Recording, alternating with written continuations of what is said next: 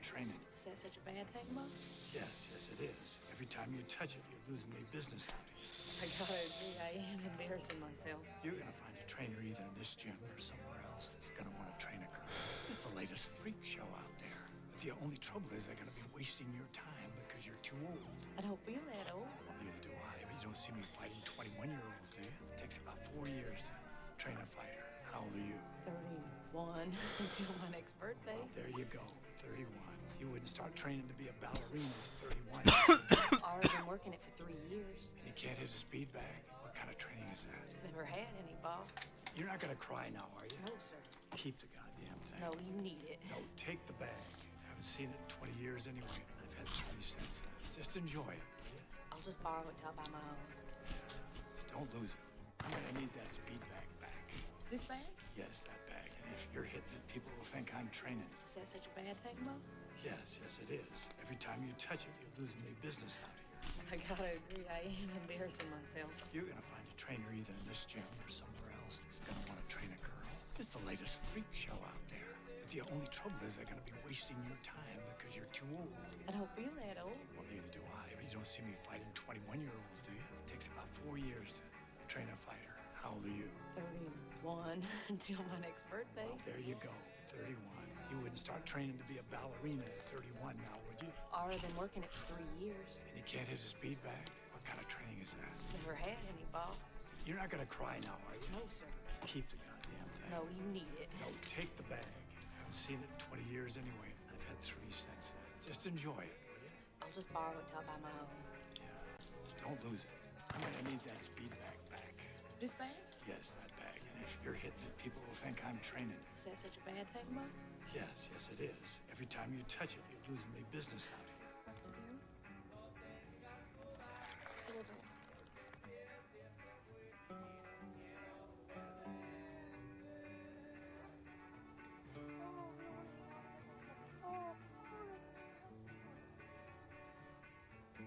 They're saying that?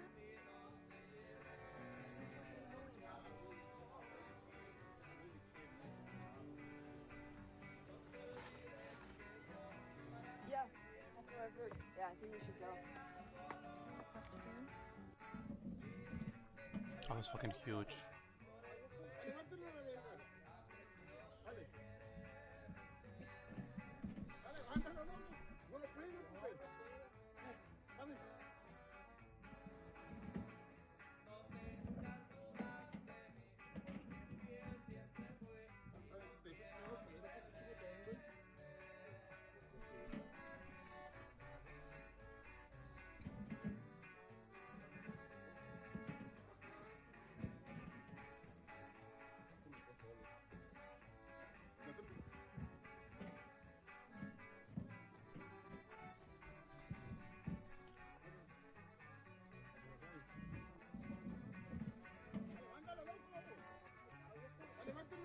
I'm standing with Superman.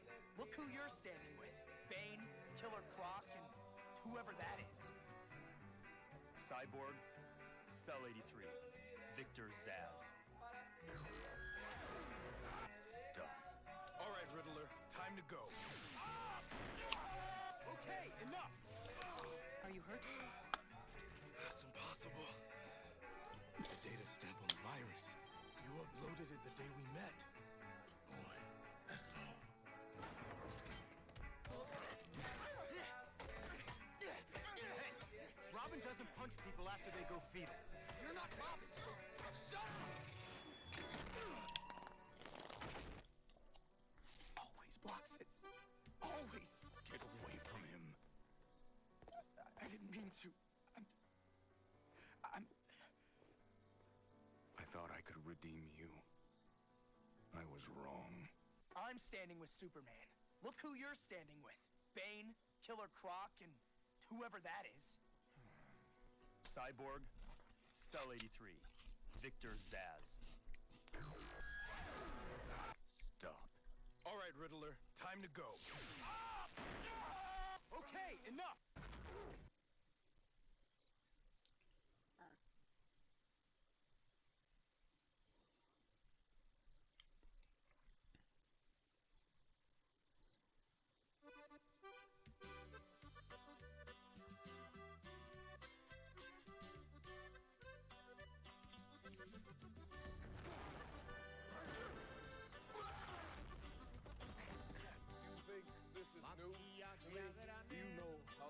rebellion I've put down, how many worlds I've conquered, how many Avengers I've killed. And you think you can beat me? I am Kang! You poke to ants.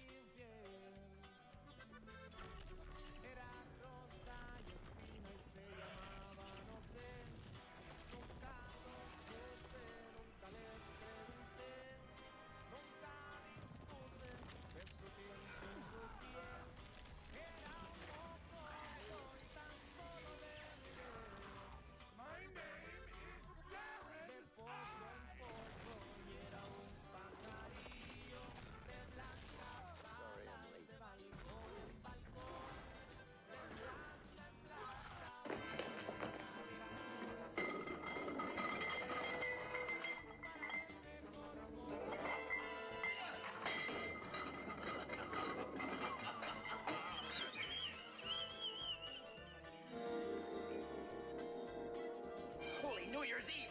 He's got me in his famous trick streamers!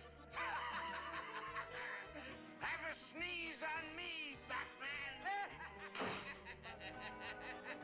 No use, Joker. I knew you'd employ your sneezing powder. So I took an anti-allergy pill. That is crazy.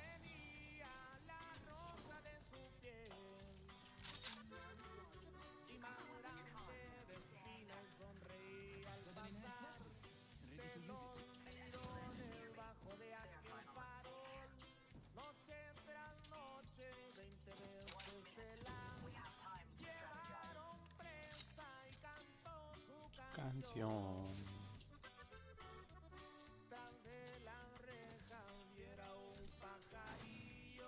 De blancas alas.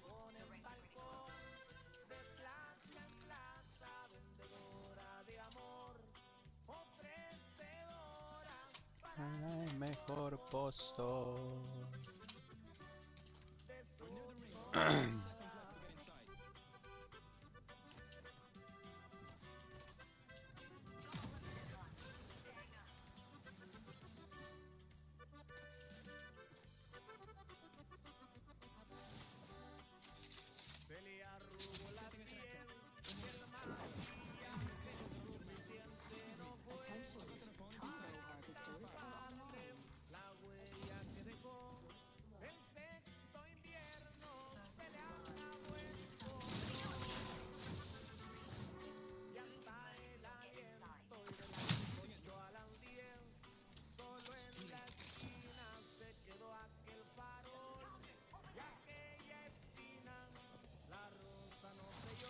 Oh, that did so much damage from that far.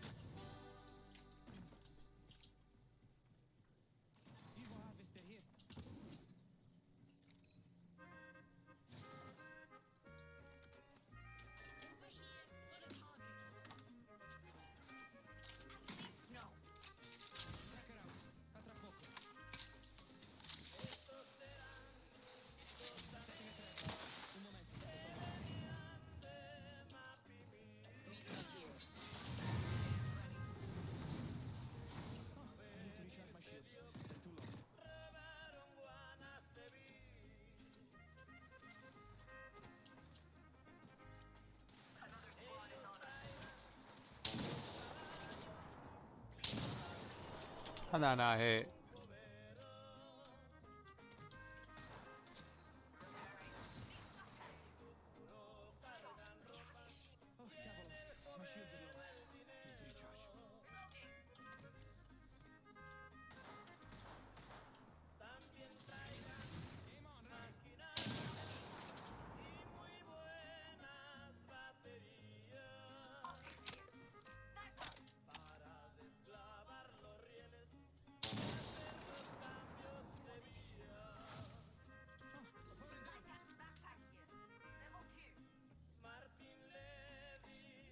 think he's solo.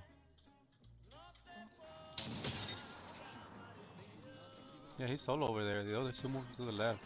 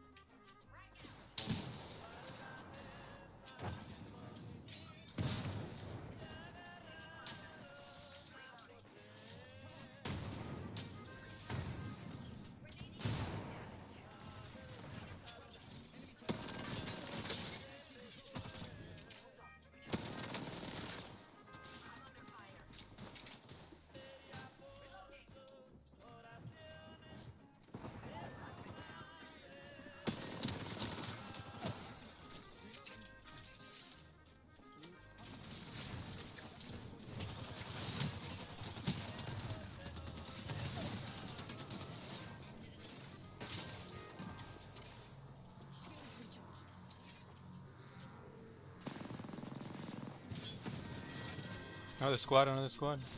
It's his dip.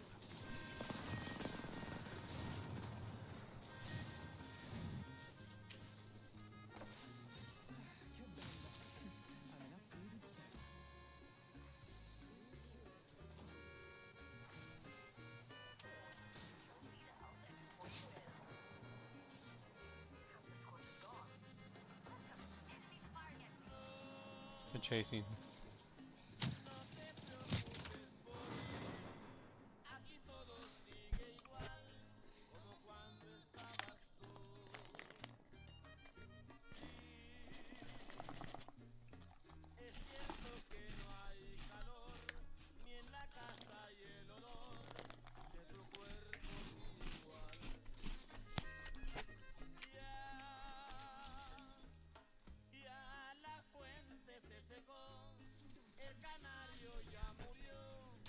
Pero aquí no hay novedad.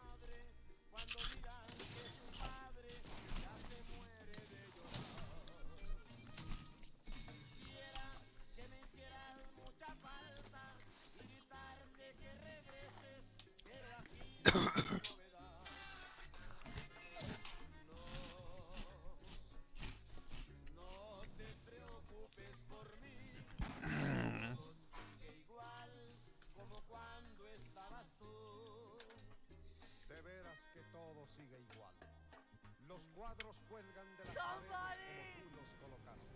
Tus sandalias están en tu mano y hasta tu bata de baño está donde la pusiste. Lo único que ha cambiado es el espejo. Ahora, cada vez que lo veo me refleja una figura con una y unas arrugas que empiezan a amenazar mi rostro. El rostro que tantas veces acariciaste. All right, I got you. Stop fighting, please. All right, turn around. Grab the side. Grab the side. Right there. All right. Okay. All right. Come on.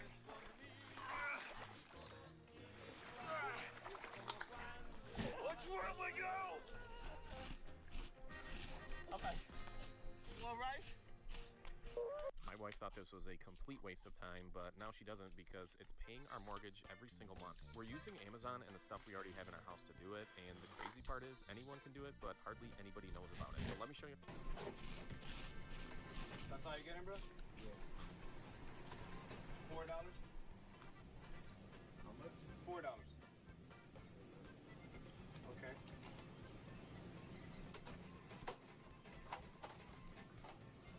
There you go. Work.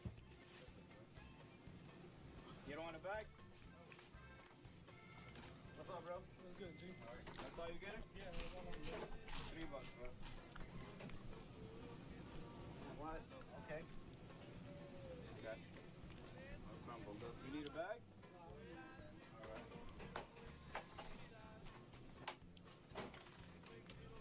That's it, right? Yeah, that's it. There you go, bro. All right. Oh, wait, you dropped one. Again? Come on, bro. Have a good day. What's up, Mom? All right. What you want with this, bro? Give me 2 5s. 2 5s?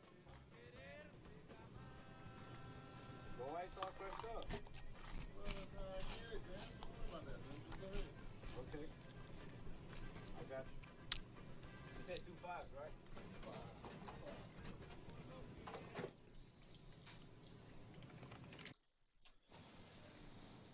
That's a better fucking landing spot, I guess.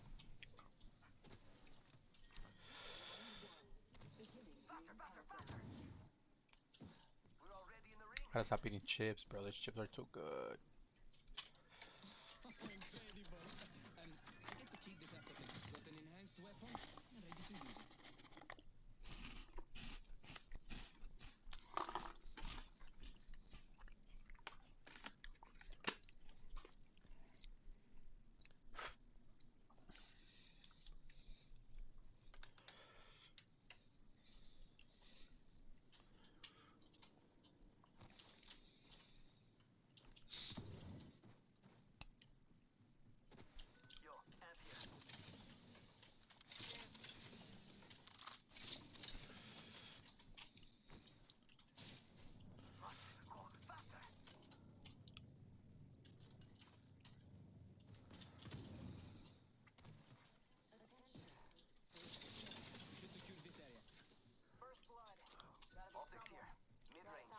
Save that for me, please. eBay harvesters are now available. Arm up. Tracker dart out. Laser sight here. Level 7. Enemy locations are on your map. Stick with me. Barrel stabilizer here. Level 3. I can use that. Save that for me, please.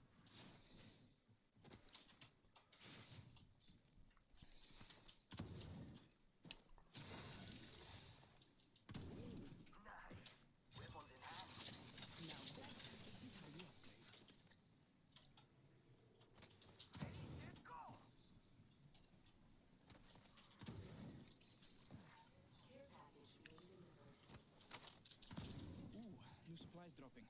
I could use more stuff. Care package over there. Let's get on that.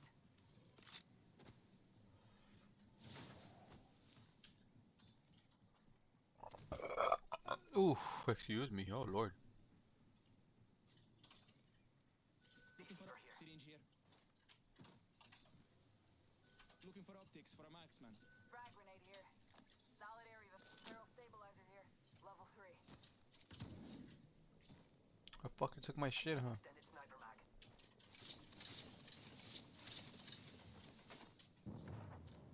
Backpack here. Level 2. Here. Amp here. Save that for me, please.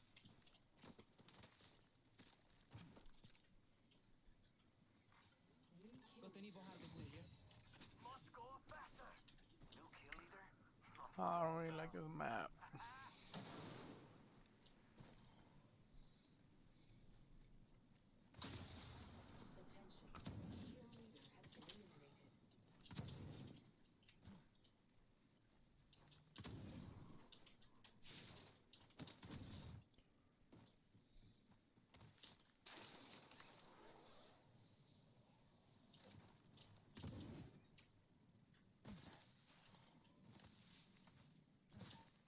Gonna hit this heavy artillery real quick.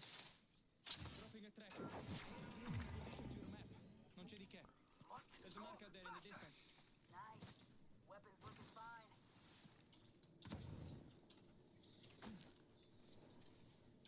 Optics here. Mid-range.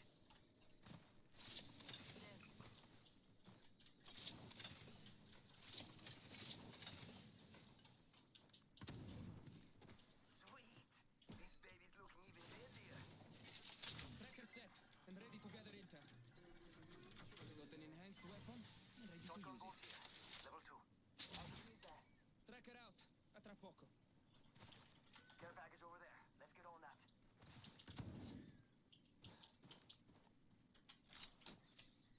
Fuck, I didn't even fucking ping him, bro. See someone out there.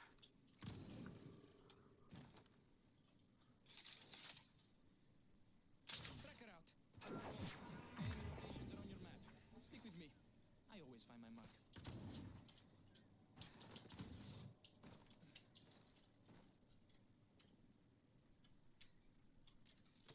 Opponent there.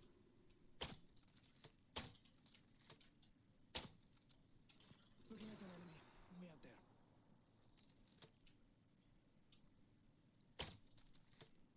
Bullseye. Hey, they're shooting at me. One's here and two made it here. Yeah, he's alone. Guarda, enemy tracked. Tracker out. Opponent here, guns up. Enemy tracked. Opponent found and tracked. Recharging my shields, cover me. 43 on him, flesh.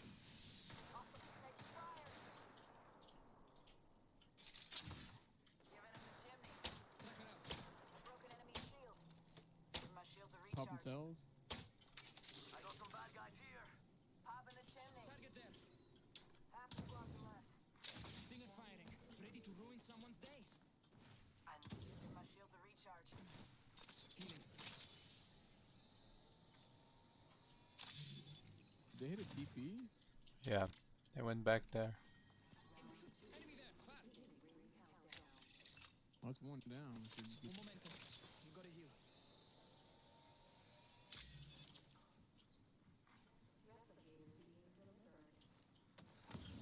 Oh no, there's another squad. Faster, faster, faster. Charging up my shields. They have a Loba thing in here. God damn. Spotted an opponent out there. Opening fire. Charging up Watch my out. shields. Opponent there.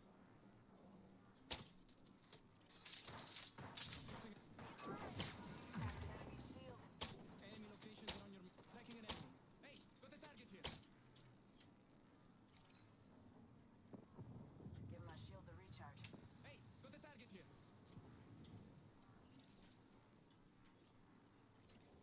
1 minute. Things nearby. Hey, raga. Let's go there.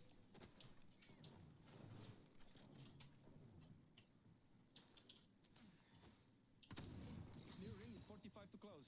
Una passeggiata. Need lead. They're coming up. Spotted. They've got a Gibby. Let's check out this area. Ooh, that's got a kick. Let's go this way. Come on in. We should see what's up over Just here. waiting. Ring ain't far. Half of one. Tracker scanning.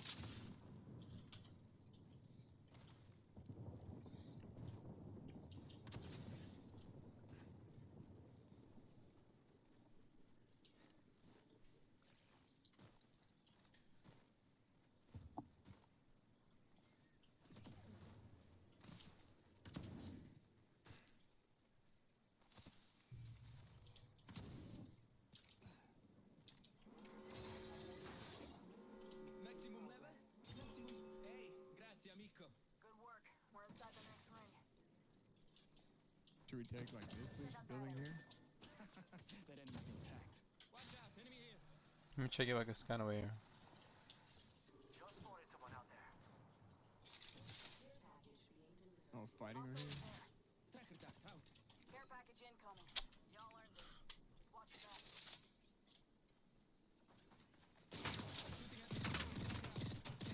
On me? Firing. Oh, you fucking. No way.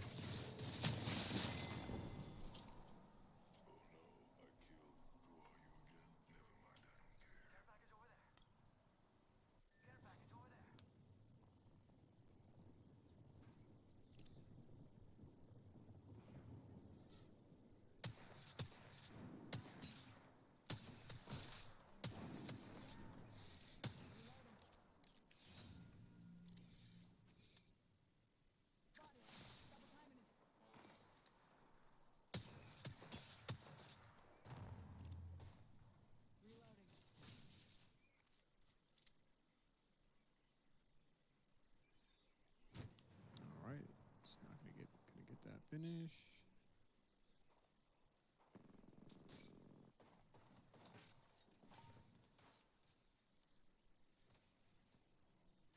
I might need to leave this.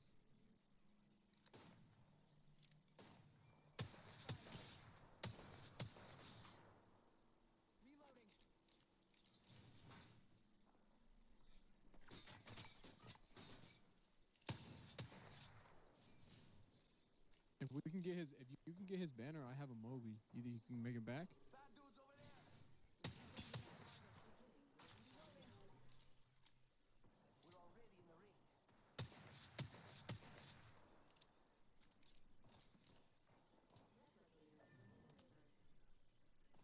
Replicator, touch him down.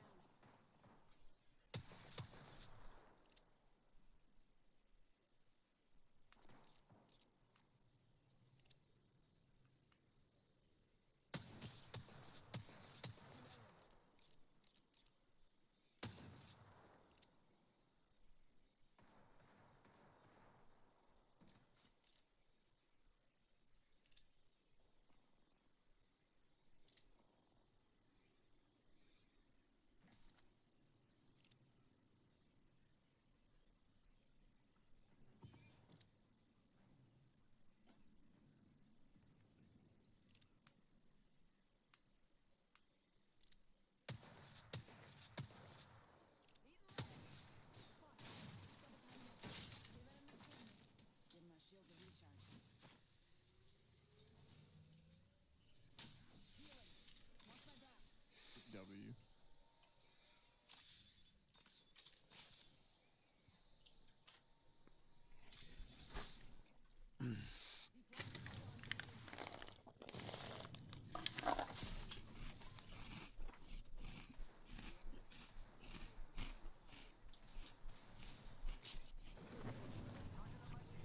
Thank you.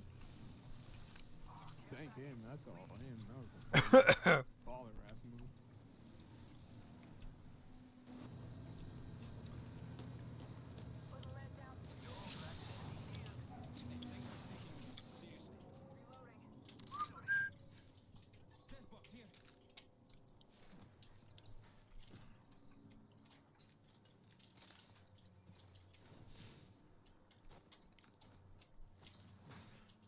Time to move! This way! Attack here!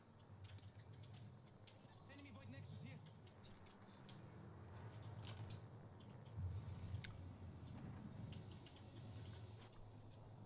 Probably theirs. Let's go see what's up over there.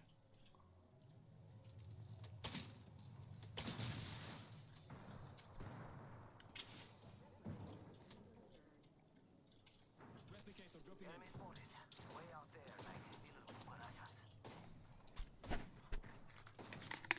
Come on, none of those hitting, bro. Want some more? Reloading. Oh shit! I need to res quick. I need to res quick. We've only got a minute. Right there. They ported. They ported. They ported.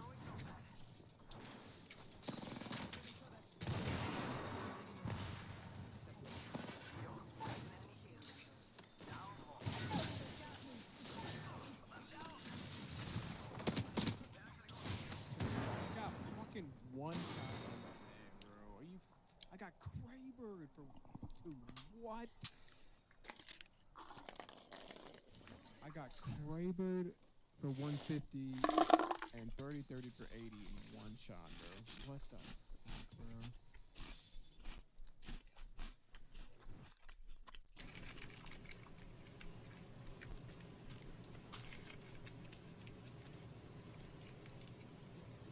That's one. What happened? What? 2 5s. Here. 2 5s. You said 2 5s.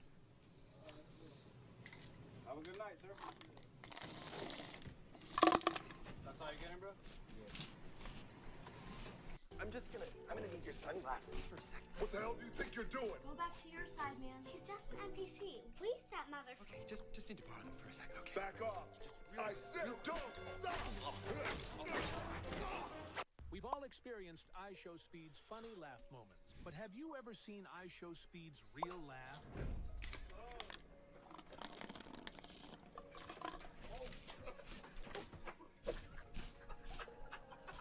I'm making something called coffee and donuts. So it'll hopefully take the appearance of a takeaway coffee cup. Oh no. It's cracked. Yeah. Watch this master chef try to outplay the judges by his smart mind.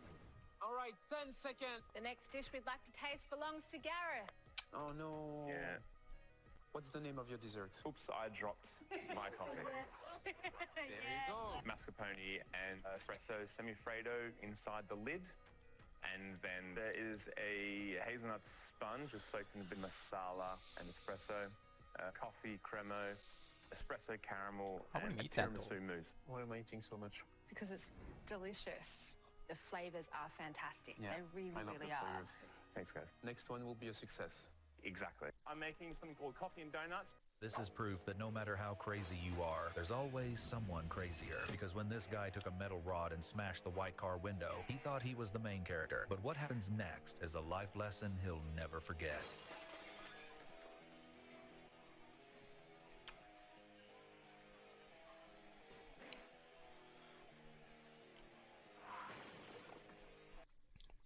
No, pendejo.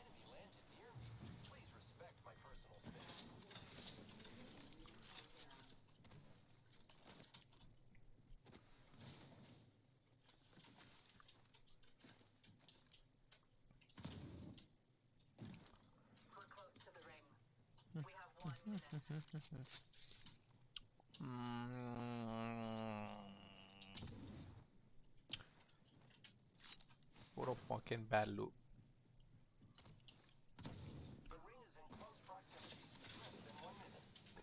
Ouf, excuse-moi.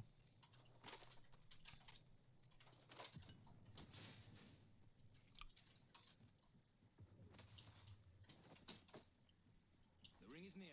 Closing in 30, amici.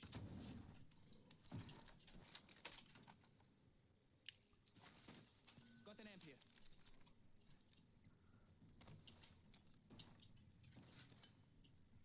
Optics here. Close range. A useful tool. We have 10 seconds. Move with purpose. Evo harvesters are now available. Reconvene here. Should you, sir? Adequate. Amp here. If what is required. Andiamo. In ring. Roll outside. Ideal. Attention. First blood. First blood on the enemy. Extended energy magazine here. Level 3. They're shooting at me. Reloading. Amp here. Tracker duct out. There is a new kill leader. Opponent here. Guns up. New kill leader. Cost with no way out. Hostile out. Frag out. Care package open. Opponent found. Cracked. What? I shattered an enemy's shield. Reloading. There's two inside. Throwing frag. The one around. Target here. Taking fire. Recharging shield. On my door. Fire console. I'm there. I've been down. Behind you. Whoa. Getting shot at. Took down an opponent. New level, new upgrade. Where? Reloading. Frag out. I've been down.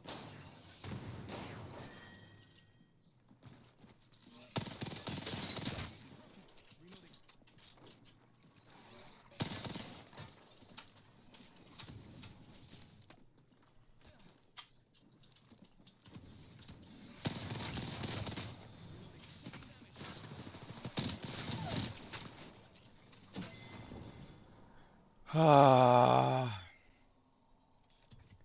I'm so mad that shit didn't work.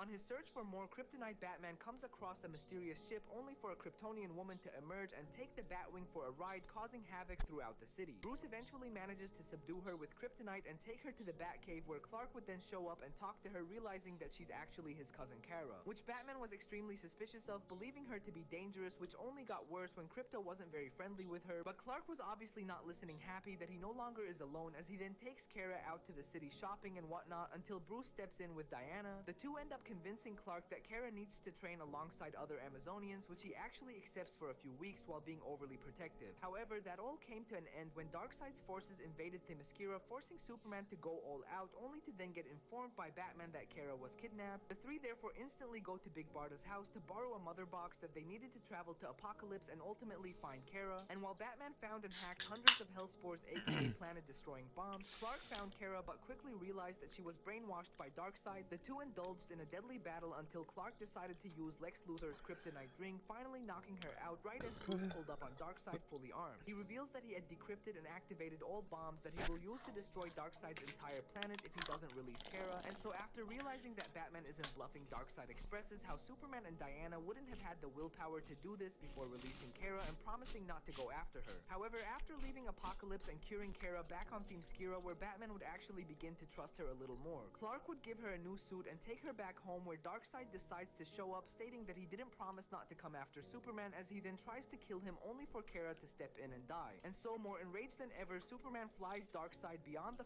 I didn't know that. That's crazy.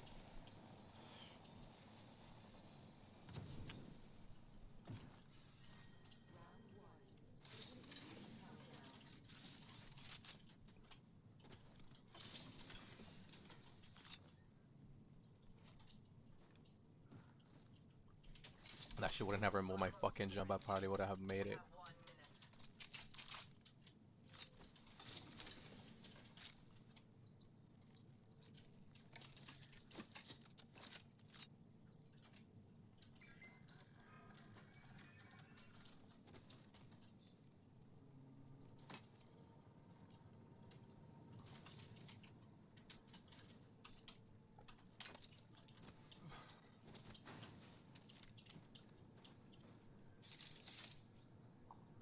It's somewhere on this side. Setting a tracker.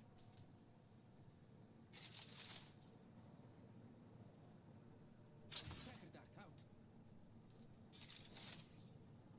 Tracker out and scanning for enemies. How close was that one? Oh, that one was closer, so it's like right there.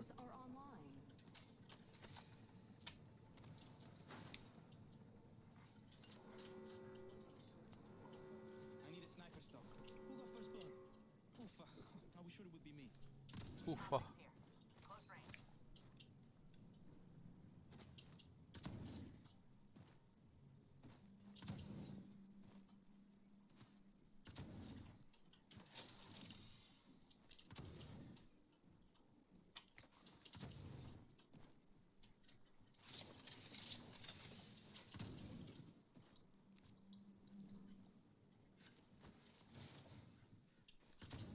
Attention, delivering care package. Got a care package dropping. Extended heavy mag here. Level 3. Upgraded and ready to fight. Extended energy mag here. Level 3. Optics here. Mid range. I can make use of that. Oh, we're scattered. You need some alone time. Tracker scanning. Shield battery here. Tracker dart out. Enemy locations on your map. Enemy track. There's a mark out there in the distance. Thank you.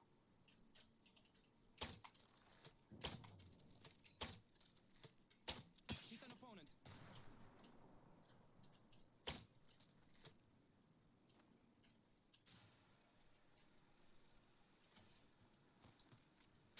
How did I not hit him when he was standing there, but I hit him when he wasn't?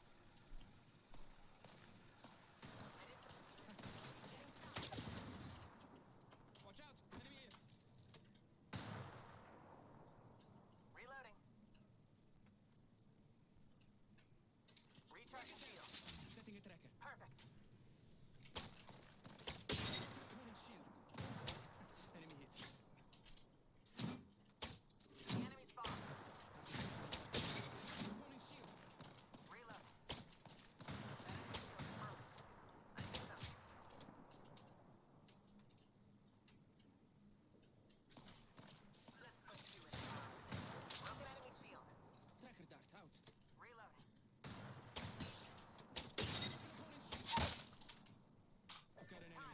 That was wild.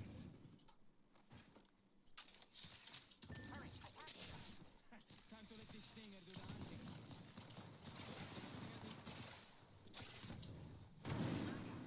Frag out. Setting a tracker. Un momento, por favor.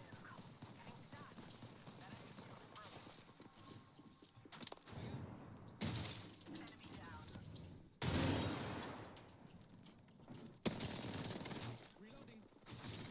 Their defenses.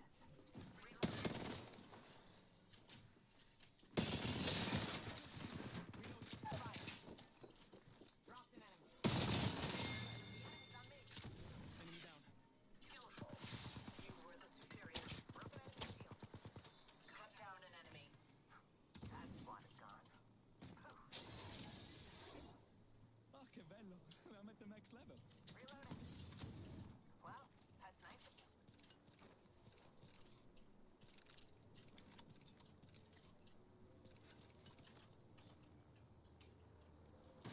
It's like the game is kind of telling me like I gotta let you have this one.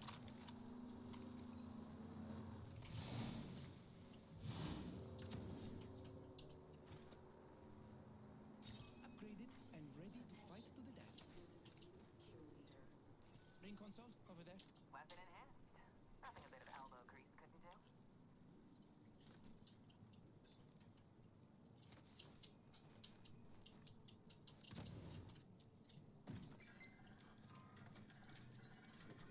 Ring console over there. Healing. Hold on. I'm healing.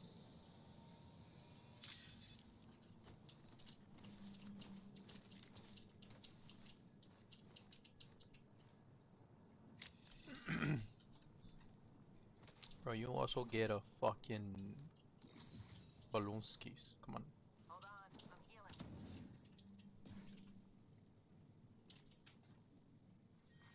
Round 2. Beginning ring countdown. The next ring is far from our position. Hold on. I'm healing. Attention. Delivering replicator. Replicator incoming. Let's exercise our craft.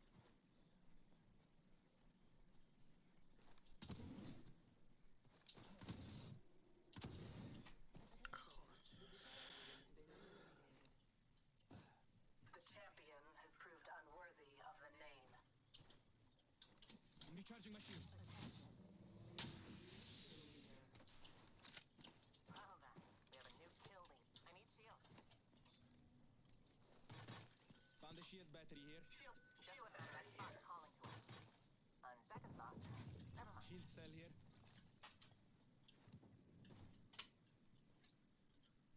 Found the shield battery Well, here. that's nice of you. Shield cell here.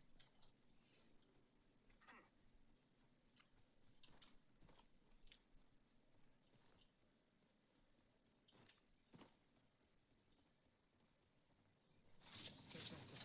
45 seconds and we're right next to the ring.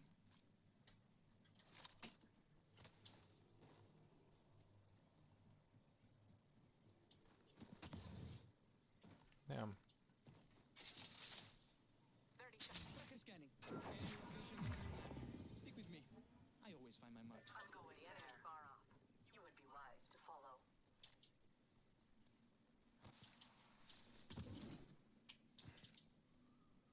Found the ring console here. If one is required. 10 seconds. Adequate.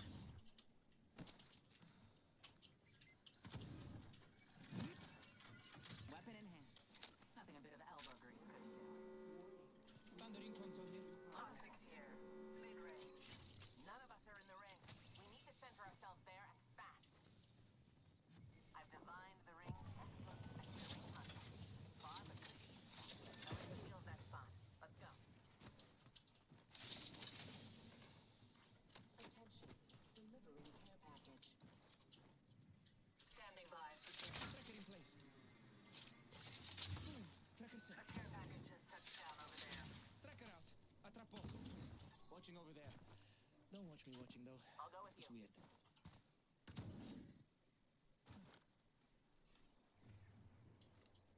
I think I hear an enemy. That way. Far. Well chosen.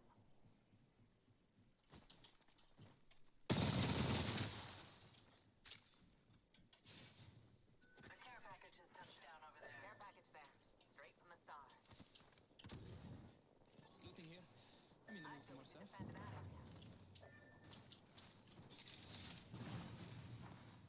Tracker out. Locations are on your map. Stick with me. I always find my mark. I now have an enhanced weapon. Opponent there. Huh. They should not have given up their position. Hey, Raga. Let's go there. Replicator there. Stock up. Better safe than sorry.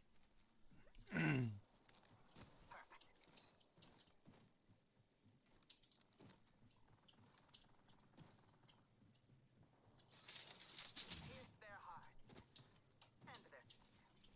Setting a tracker. Un momento. We should scout that area. Bullseye. Enemy tracked. Enemy here. Maybe I should introduce myself. Pierce their hearts. And their feet. Round 3. Beginning ring countdown. Enemy there. Wow. Looks like the next ring. Casting a frag. I'm under fire. Shooting. These bombs are easily broken. Frag out. Recharging shield. Broken enemy shield. Replicator falling to earth. Reloading.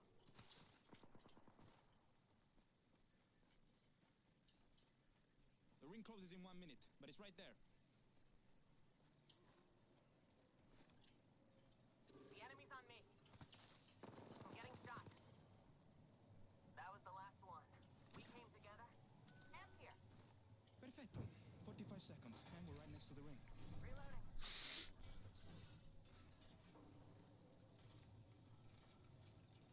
Come on, heal. Getting shot. I hit them. We have Another squad is on us.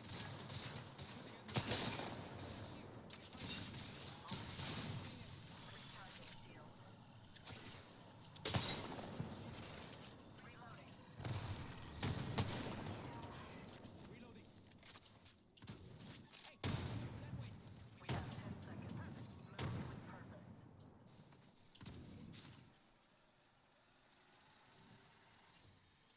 Enemy in there. Watch out. Shooting. Reloading. Target scan Enemy intact. over here. Up there. Andiamo. Whoa, they're shooting at me. Seems like enemies were there. Strong enough. Setting a tracker. Un momento. Tracker in place. Recharging my shields.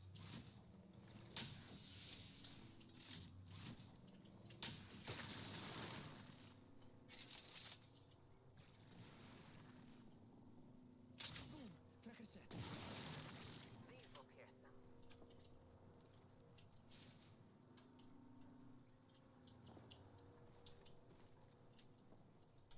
A care package has touched down over there. Round 4. Beginning ring countdown. Tracker dart out. Oh shit. Replicator getting breakthrough. Let's cover this zone. Replicator incoming. Not alone you won't. We'll be well positioned here. Yeah.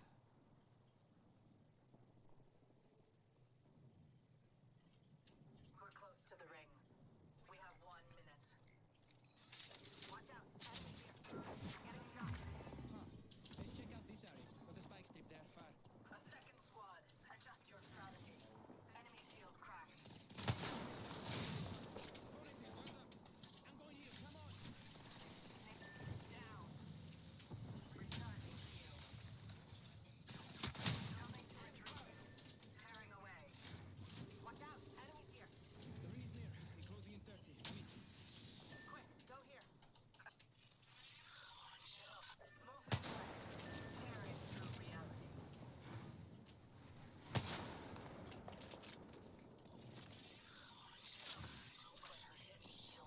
Tracker out. 10 sec. My shield. Thank you. It's good to have support. No way. Hold on. I'm healing. Un momento. Gotta heal. Taking time. The ring is moving and we're all outside. Enemy on me. I've been down. Unacceptable.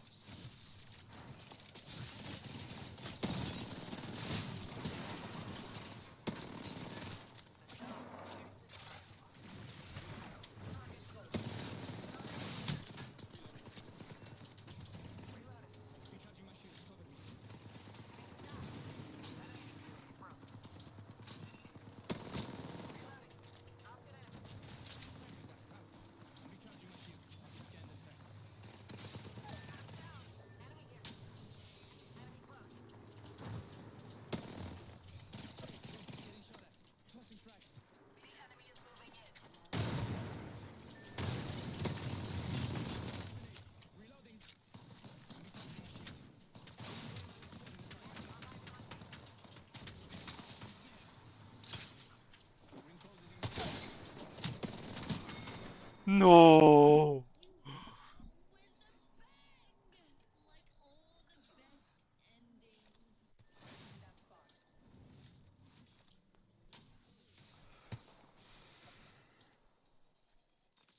No way this gives me XP.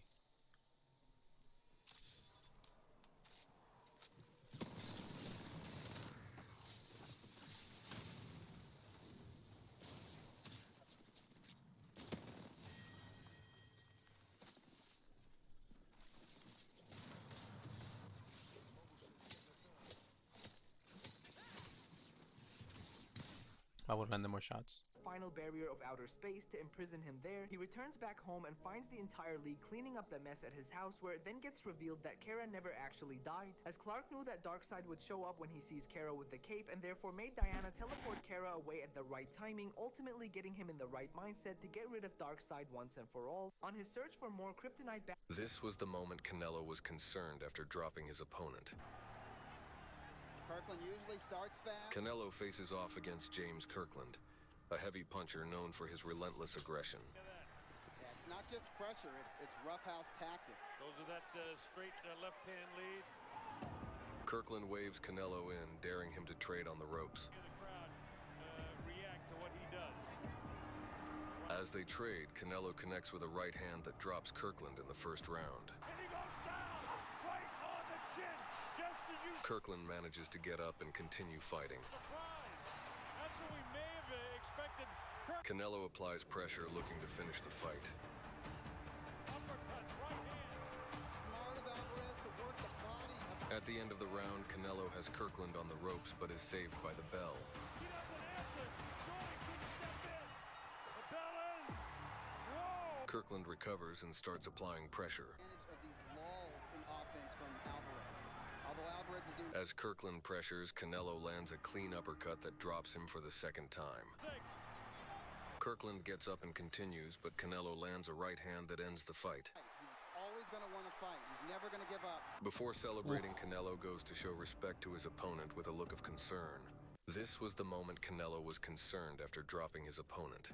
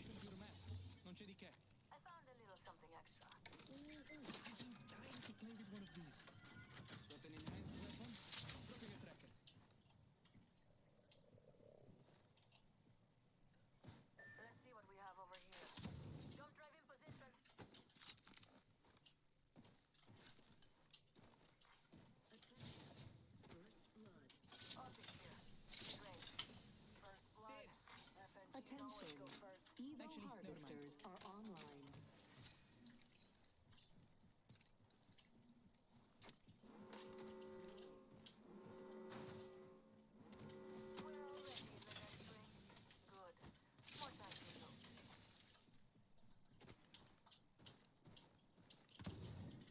Welcome to the shop.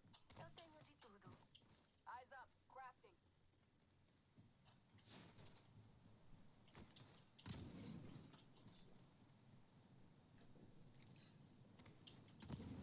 Tracking an enemy.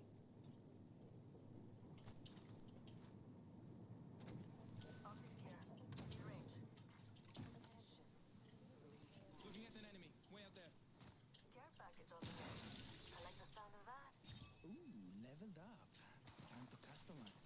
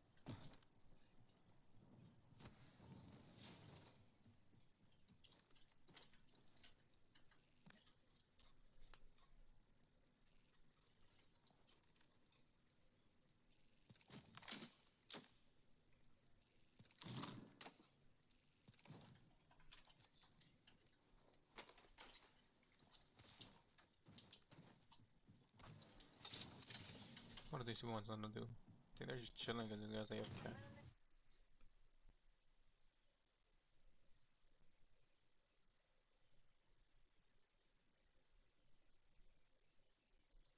What started as a professional rivalry over who the best magician was turned into an all-out obsession when Chris Angel realized he was living in the shadow of David Blaine.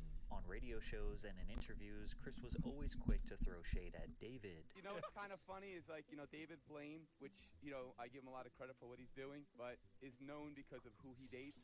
I want to be known for what I do. Chris even dedicated an entire television segment to mocking Blaine, using a full hair and makeup team to transform himself into his arch nemesis to sell the joke. Years of tension kept building until Chris finally decided to confront David face-to-face backstage, and Blaine's response was more brutal than anything Chris Angel could have imagined. David Blaine had a vision for magic that nobody else did at the time. Most magicians relied heavily on visual spectacles, big sets, elaborate props, flashy costumes, and exaggerated theatrics designed to overwhelm the audience. David did the opposite. He wore plain clothes, was emotionless in the face, and gave small, focused crowds of people magic on the street for free. Stephen Chow, a former Fox executive who was chosen to produce Mr. Blaine's special, put it this way: "He's the only magician I've seen who wasn't a geek." Blaine's approach made every trick feel personal and more real. It wasn't happening on a stage far away, it was happening right in front of your face. He famously said in 1997, "The reason for magic is to enlighten people or make them happy, or let them forget their problems for 2 minutes." David's style and his mindset were authentically humble, and it made him stand out. He walked around New York City filming himself performing tricks for regular people and tried to pitch it to television networks. ABC executives decided to take a chance on him, and it paid off. David Blaine's street magic was packed with tricks and Weapons looking fine. New kill leader? Huh, I don't know. Sounds like too much pressure for them.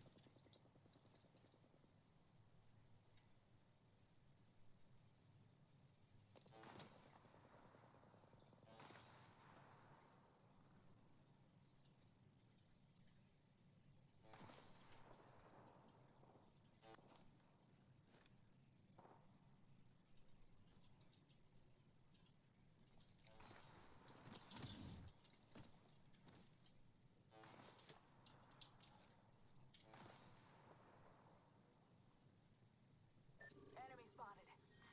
Round 2. Beginning ring countdown. Rings far. Move back. Tracker out. A tra poco.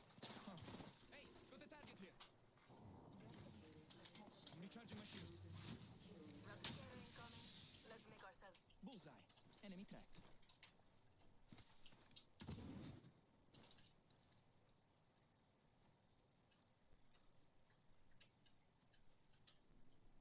Let's move there, andiamo.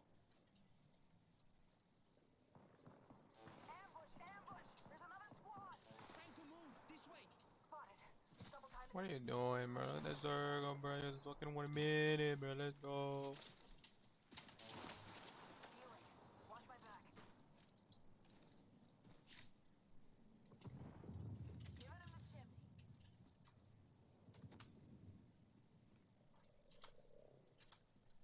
Rings closing in 1.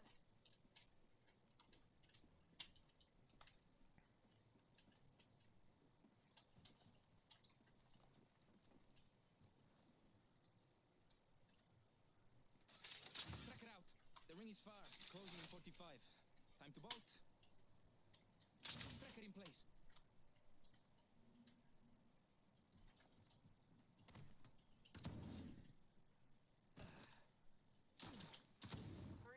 Rings close. Enemy here.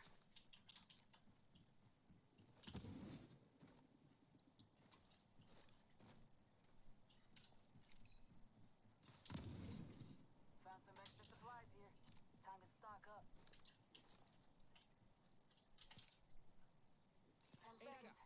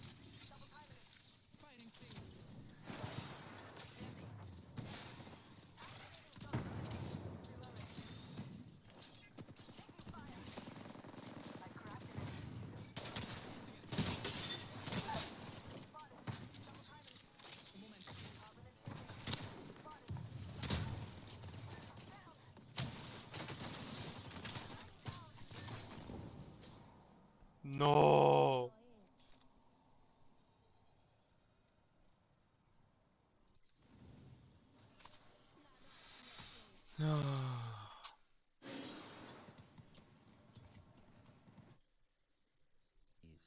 magicians were very cheesy, quite honestly. I was much more about the generation of MTV, you know, Zeppelin and, you know, some of the 80s bands and, you know, music and that culture and that vibe and that energy that you got from it, and magicians weren't doing that. Now, there was no structured career path to being a successful magician. Unlike musicians or actors, magicians didn't have a thriving mainstream pipeline. There were no Netflix specials, no social media clips to go viral overnight, and TV networks only greenlit magic shows sparingly. If you weren't already a big-name magician, such as Copperfield or Penn and Teller, you had to get extremely creative to market yourself and make money. And for someone like Chris, who basically wanted to be the first rock star magician, the market was even narrower. Despite the odds being stacked against him, Chris had an incredible drive. He was well into his 30s, still fully dedicated to making this dream into a career. Meanwhile, David Blaine rapidly passed him in popularity. Blaine's ABC show made him a household name, and he quickly shifted from simple card tricks to unbelievable endurance stunts that blurred the line between illusion and human survival. Unlike a magic trick where you know there's some secret method behind the illusion, Blaine's endurance feats felt brutally real. Although certain precautions are set to ensure that he doesn't die, there's no obvious trick to things like being buried alive, which is a stunt Blaine dedicated to his idol, Harry Houdini, who was buried 6 feet underground without a casket almost a century earlier. In 1999, David spent 7 days sealed inside of a glass coffin under a water tank in New York City. His friend Bill Kalush initially suggested that he fake the stunt, but Blaine refused because he thought it would actually be easy. So we got a coffin from Queens where actually Houdini was buried. I bought a coffin, we brought it back to his house, and then I would just practice sleeping in the coffin. Then suddenly, I know, but then suddenly I realized you don't eat food, and then if you have a little thing to go to the bathroom, I did 4 days like nothing, so I'm like, okay, I can do a week. Blaine did not eat for 2 weeks before the stunt, but continued drinking water prior to and during the stunt. He was sealed in a see-through coffin beneath 6 tons of water. Oxygen was transferred in and out of the holes above his head. A catheter was inserted into Blaine's bladder to safely drain any urine, and spectators could come and go whenever they wanted. He said people would shine flashlights on him at 2 a.m. to make sure he was really in there. This was no trick. This was the real deal, but he took it even further. The following year, he executed his Frozen in Time stunt. David Blaine was fully encased in ice in the middle of Times Square while lightly dressed in a long-sleeve shirt, pants, and a beanie. He had a tube that supplied air, water, and another that removed urine. The ice was transparent and elevated so people could see that he was inside the entire time. He couldn't sleep or move because touching the ice for too long would cause frostbite. He just had to stand there, freezing, alone with his thoughts. Around hour 55, his eyes went out and he began hallucinating. He was talking to imaginary people, felt like spiders were crawling all over him, and said that minutes took hours to pass by. On the brink of death, medics were forced to remove him from the ice after 63 hours. This time, the critics were silenced. There was no way to fake this. Whether you saw it on TV or in real life, you knew this guy was on a different level.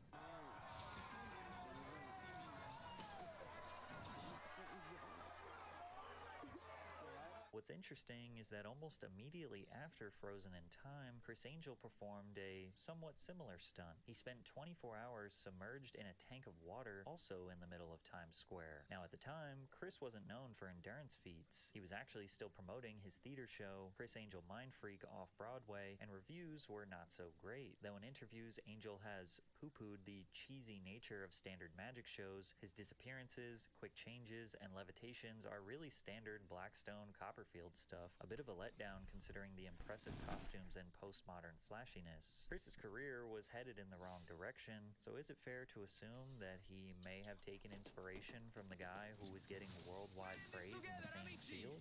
In 2002, Criss put himself in handcuffs and shackles, then submerged himself underwater in a cramped chamber. The entire time he breathed through an air hose and occasionally interacted with spectators through the glass. And of course, in the video edit, they had to include someone saying that David was inferior to Criss Angel. I think he's better than David Blaine in my opinion. However, even though Chris's challenge was physically demanding, it lacked the life or death edge that Blaine's challenges carried. In his post-stunt interview, he seems entirely fine and full of excitement and energy. Then, in a moment, he is seemingly lifeless, being hauled into an ambulance. Thank you so much, everybody. Thank you, everybody, very much. New York is the greatest place in the world. New York City.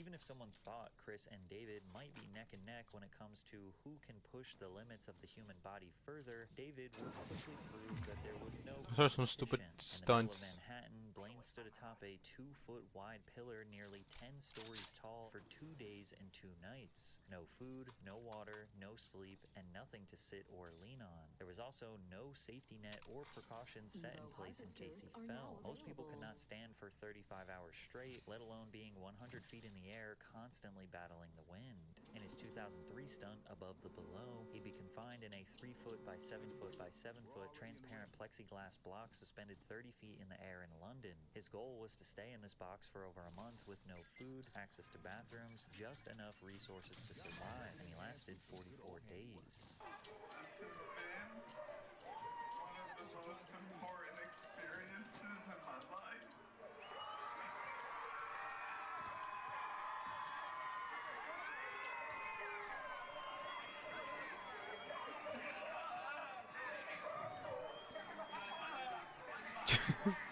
No.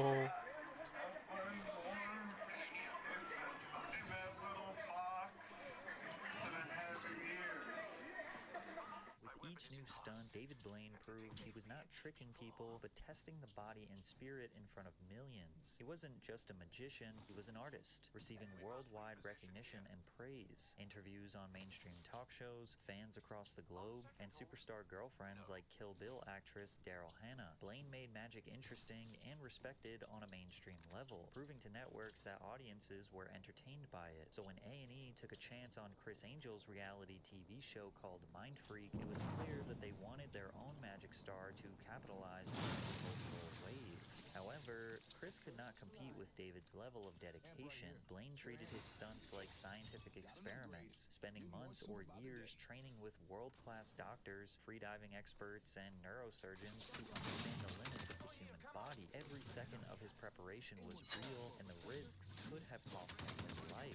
Chris, on the other hand, was producing dozens of Mind Freak episodes per year. The further you look into the formula behind it, the more you realize it is the furthest thing from magic. Chris Angel blew the minds of anyone under the age of 12 with the release of his show, Mind Freak.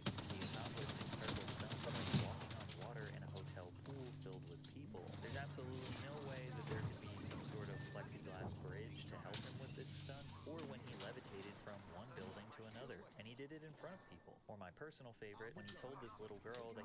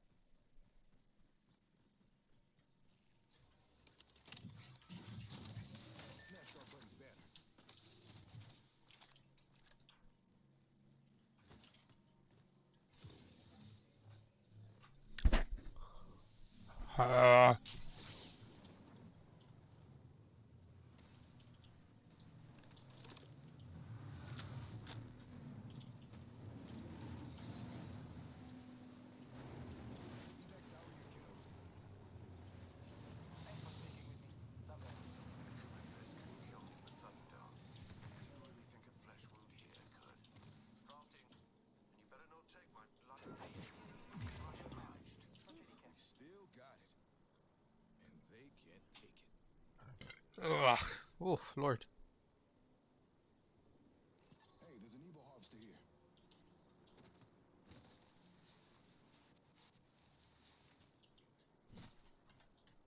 would transform into a 10-year-old boy by sliding down this slide at a playground. Maybe I could be 10 years old again. My weapon is in hot. That's a PK. How'd you do that? Momento. Gotta heal. Chris Angel also consistently claimed that he could walk through solid objects, such as doors or closed windows. I've proven that a solid can pass through a solid. I've demonstrated it literally when I passed through a storefront window.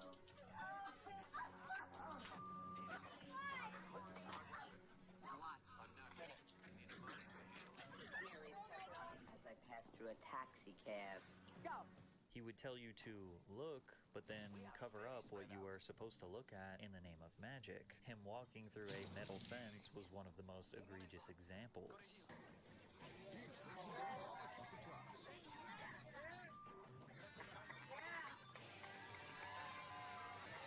And of course, a magician is never supposed to reveal his secrets. But the problem is, magicians have an unspoken agreement with their audience. We know it's an illusion, but we also know it's possible with skill, misdirection, or ingenuity. Mind Freak didn't feature illusions you could admire or potentially recreate. It was nothing more than a product of crappy reality TV. The key components that made Mind Freak work had nothing to do with Chris Angel actually defying physics. Firstly, the show relied heavily on stooges, which is the term for paid actors pretending to be random bystanders who would gasp and scream right on cue.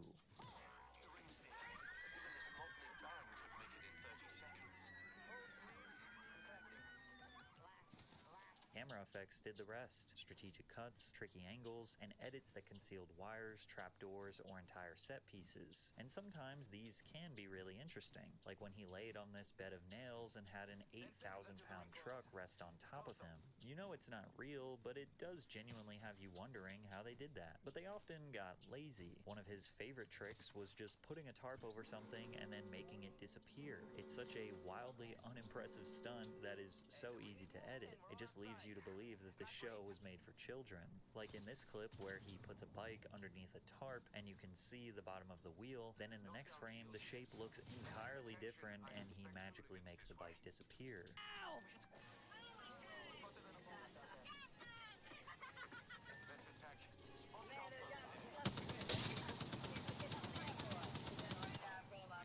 I swear half of this show was just him covering things up with a tarp and making it disappear. Why, bro?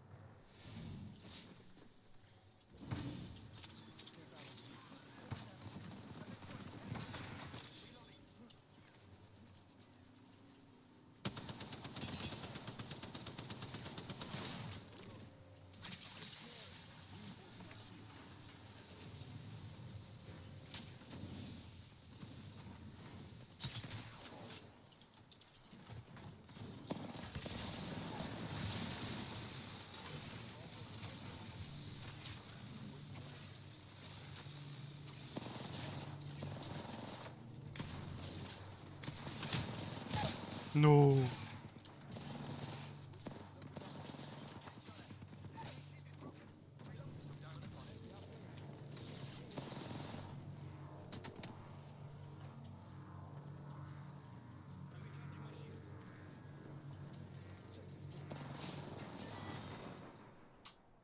Your mind should be as sharp as your blade. It's clear you lack both.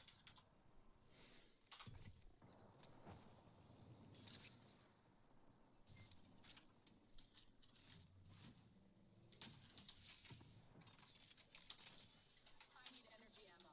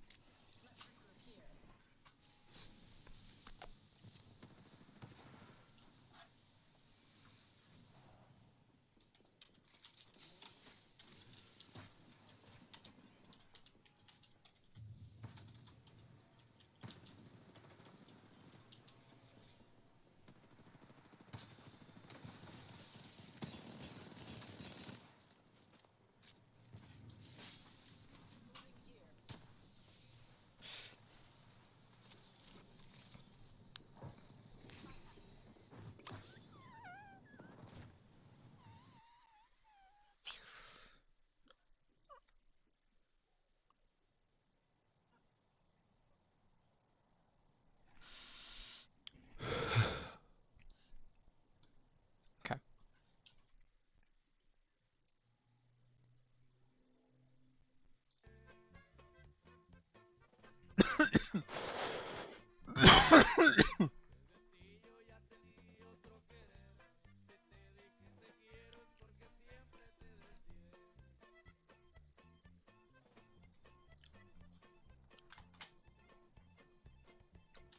I don't want to be demoted. We gotta win this one.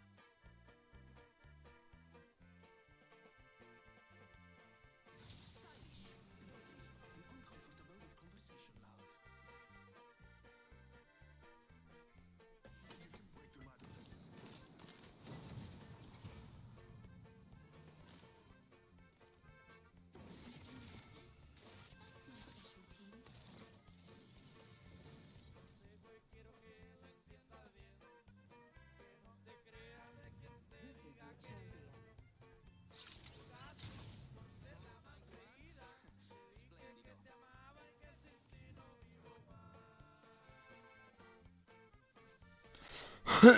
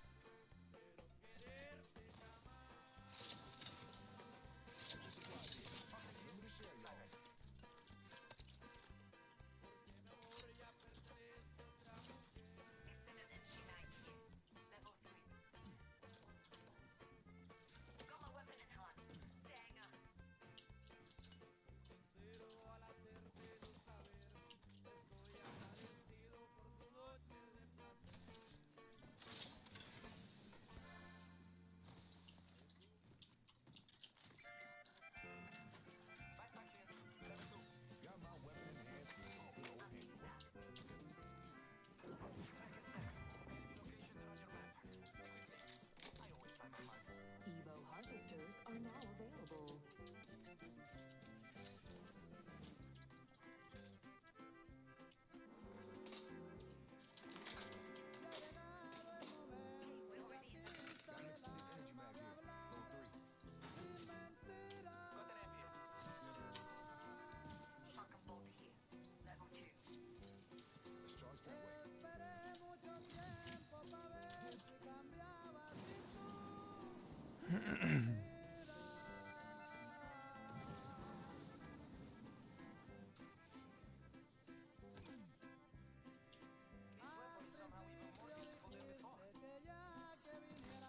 Las nieves de enero. Okay, okay.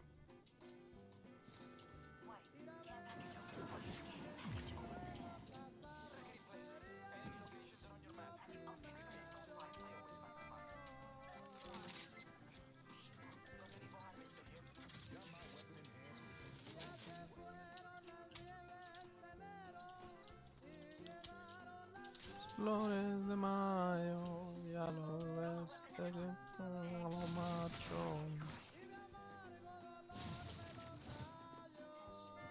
Are you fucking serious?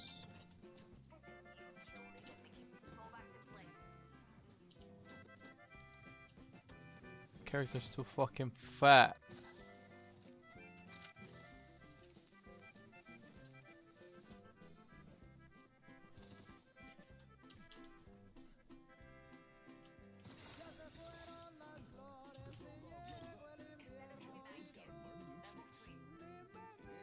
You don't even watch me.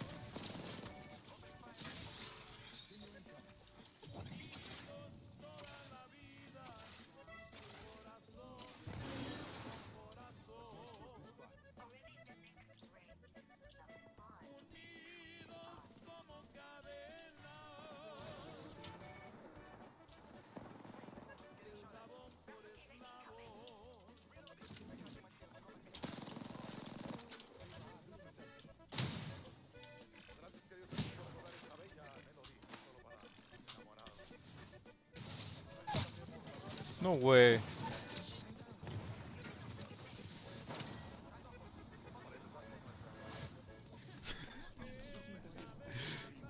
Damn, we got fucked.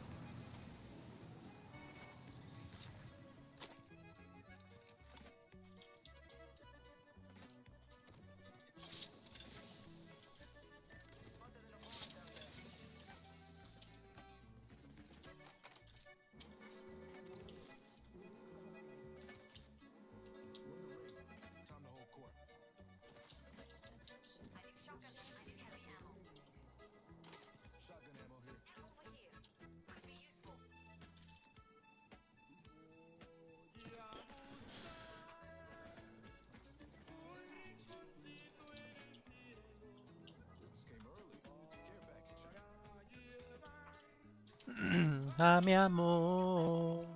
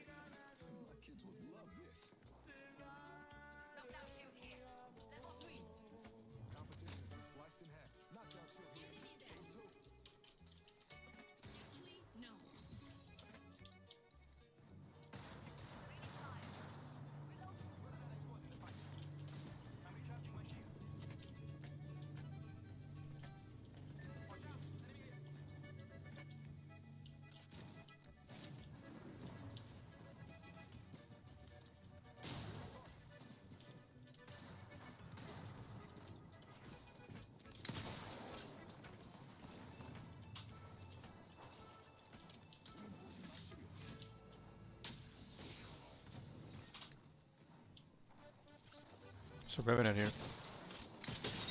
Oh, that one's low. She's one low. He's 1 HP.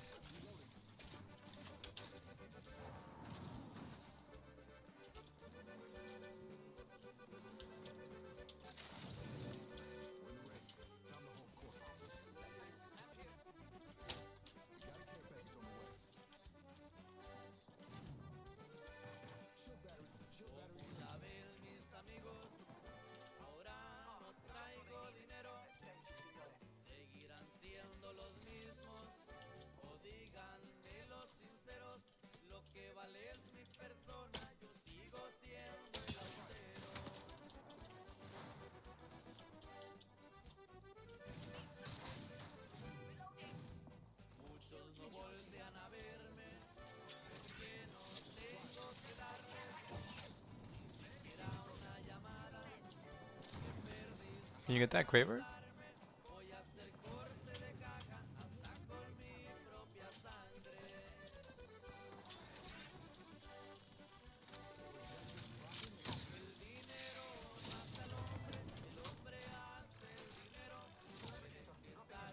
On me.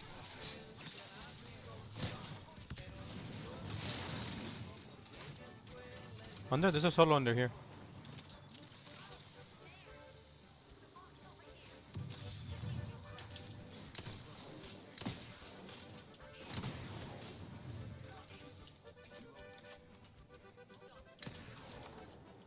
Oh fuck.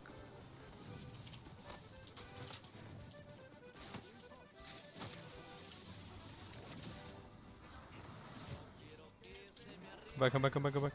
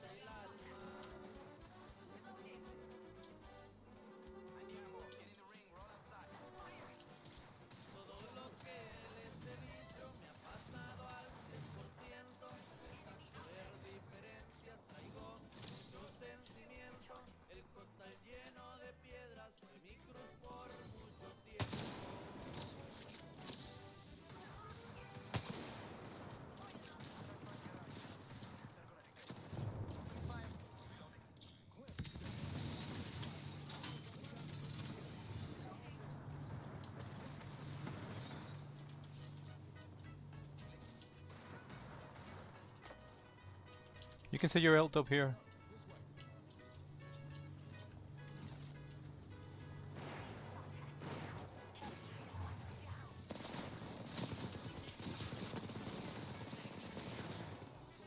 You could throw your ult, put your ult thing in right here. Put your Q there. You put your ult.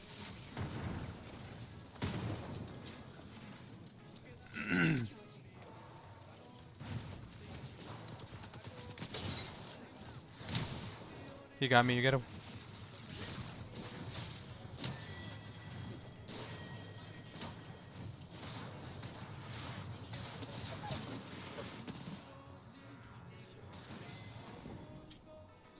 I try.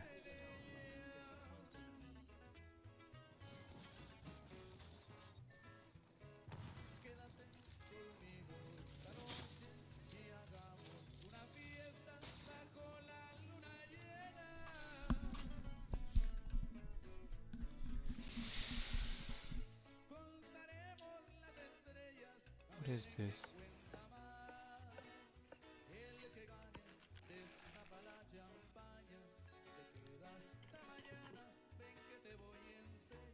Nah, I thought it was cheese.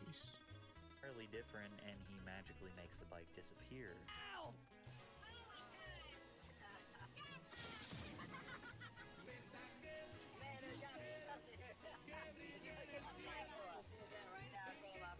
I swear half of this show was just him covering things up with a tarp and making it disappear, and then levitating to his next stun. And then there were the Mind Freak consultants, which were basically just actors that were hired to provide testimonials that everything he was doing was real and high stakes. There's real danger involved with this, and I try to talk them out of doing this. Safe is certainly one to help people escape from the everyday mundane with the stunts that he performs. Chris has played with fire before. A little bit, but not hurt himself. This time, he's put himself in a situation because it's not enough. It's amping things up. As the seasons went on, the episodes got more insane, unbelievable, and uncreative. Like, look at this clip where he acts like a forklift went through his stomach.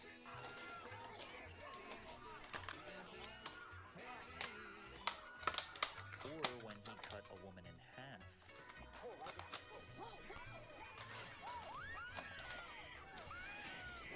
He seemed to be obsessed with the idea that he could defy or cheat death. And so was David Blaine, but the difference was David was actually doing it. Chris was just making it look like he was doing it. Now, was it wildly unhinged and entertaining TV? Yes. When Mind Freak aired in the summer of 2005, it drew in over 1 million viewers on average before peaking at 3 million during the third season's premiere. However, the biggest problem with the show is that Chris insisted so hard on presenting everything as authentic and real, because when you hear him taunt and challenge David Blaine, it starts to make you think his ego got to his head. The beef started when Blaine attempted to break the world record for holding his breath underwater. The record at the time was just shy of 9 minutes. He could already do a few minutes easily, but his theory was that if he could spend 7 days submerged in a tank of water, his body would adapt to the conditions, and then he would remove the oxygen and escape from the tank slightly over 9 minutes to break the world record. After 7 days submerged in a tank at Lincoln Center, Blaine removed his breathing apparatus and attempted his escape. However, the movement of his body caused him to waste additional oxygen. He blacked out at 7 minutes 8 seconds and had to be saved, making the stunt a failure. Chris Angel took this moment to claim that David was copying his 24 hours underwater stunt from 2002. With the orb thing? In water. It was like, dude, it's like, what's in a big, like, goldfish bowl? Yeah. Or what? It was 2 days? 3 days? It was a long time. The thing is, I did it already, and it's just weird why he would have whatever. You know, he's a good guy. I wish him the best. You could tell he had been waiting for a reason to call him out. You know what he's going through, and I just, for the life of me, I don't understand why he is doing something that's been done before. I don't know if he's running out of stuff. Now, the two stunts were very different. Chris did 24 hours underwater just to make a grand escape, whereas Blaine did 7 days. Plus, he was trying to break the record for holding one's breath. And Chris's 24-hour stunt came after Blaine's stunt, where he was encased in ice for over 2 days. It is wild for Chris to compare the one time he did an endurance feat to any of David's, but he didn't stop there. You know, just to cut to the chase, I respect David. You know, he is a creation of television and did a fantastic job doing what he does. I'm willing, and I've said this before, I think his biggest fear is me, because I'm the real deal. The guy who pretends he can fly and cut people in half for a living, who hires actors to react to it, and uses heavy special effects to create the illusion, calling himself the real deal, is bold. He also claimed that David talked badly about him in the press, and I looked extremely hard to find proof of that, but I could not. I'm going to put everything on the line because, you know, the truth of the matter is he talked a good game in the public about me. It was on the radio, and, you know, but when it came down to it, we tried to contact him to set it up. He wanted no part of it. So I'm just the type of person that, you know, what I do is what I say, what I say is what I do, and I just expect people to, you know, be the same. And unfortunately, he wasn't. But anytime, you know, I'm willing. I'll quit my career if I lose. I'm totally serious. I mean, I have anything he'll do, you'll do. Anything he wants to do, anytime, any place. Chris was hell-bent on having some sort of trick-for-trick magic duel like they were boxers in a ring. He insisted on turning magic into a competition, and no true magic fan is sitting at home saying, my favorite magician could beat your favorite magician. It's not like sports where you keep score and crown a champion. It's about creating wonder, mystery, and letting an audience suspend their disbelief for a moment. Plus, I found no evidence of this magic duel that he claims David was running from. He even had the audacity to claim that David Blaine, who was much more famous than Chris Angel, was only popular because he was dating superstar models and actresses. You know, it's kind of funny is like, you know, David Blaine, which, you know, I give him a lot of credit for what he's doing, but is known because of who he dates. I want to be known for what I do. What makes this criticism even worse is that Chris Angel was the one dating way more high-profile women. Britney Spears, Cameron Diaz, Lindsay Lohan, Paris Hilton, just to name a few. It was starting to look more and more like Chris was just jealous. David had performed for sitting presidents in the White House, like when he had a funny interaction with George Bush, shaking his arms and managing to steal his watch with some sleight of hand. Say a number from 1 to, well, think of a number from 1 to 20. Yeah, got it. 17? Here, I got a present for you. Was it 17? Right, it was 17. Yeah, but I have a present for Mr. President. Oh, God. I took my watch off. Meanwhile, Chris Angel brought in a Barack Obama impersonator and acted like it was really him. David never responded to any of Chris's criticism, but Chris was on a warpath. He was determined to send a message to Blaine, something that he would have to respond to, so he dedicated an entire segment on his show Mind Freak to making fun of David Blaine. In the episode, Chris did a full hair and makeup transformation to make him look exactly like David. Then he mimicked his stoic voice and demeanor in a way that made him seem boring and dry. I don't know if I can get off.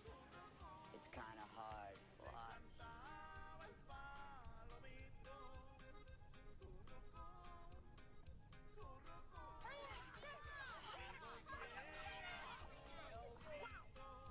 Chris seemed really bent out of shape that people still talked about David Blaine's levitation illusion from over 10 years ago at that point.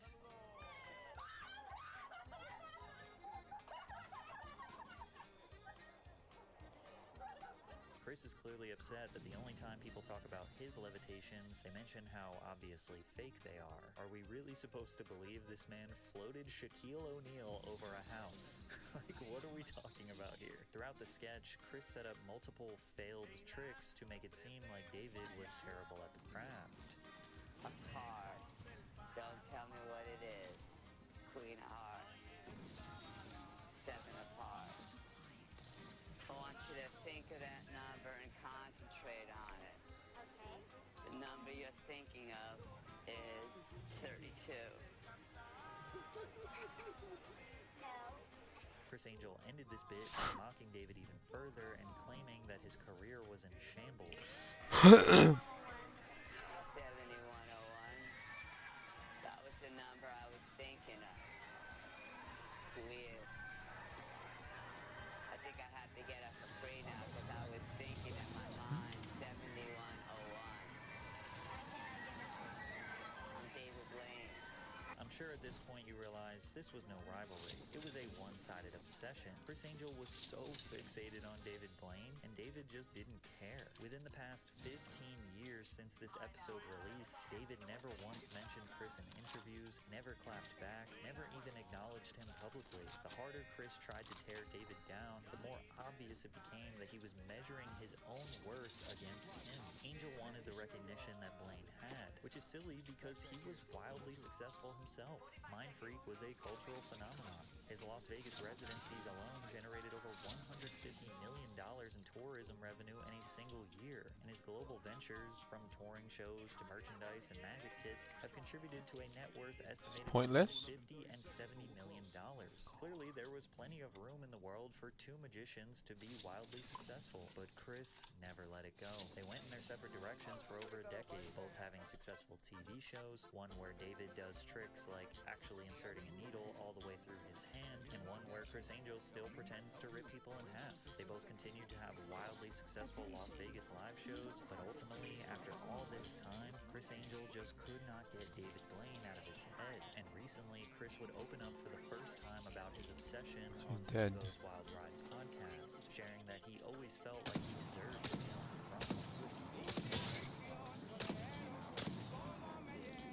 Damn. Before I could give him all the props in the world. When he was coming up, you know, I was I'm gonna add 2. I had a vision in my mind. I wanted to accomplish whatever David is doing, I can do, and I'll do it side by side with him. I guarantee you that whatever he does, I'll last longer, I'll do it better, whatever, because I was committed to give my life to beating him or anyone else, because I was so bad. This is the most honest Chris has been with himself in a long I hate you.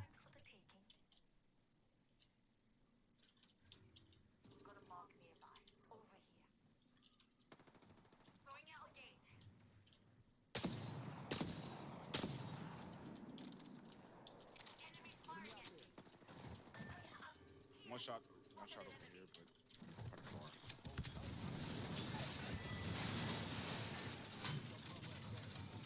It's 2v2. 1 HP. Shots.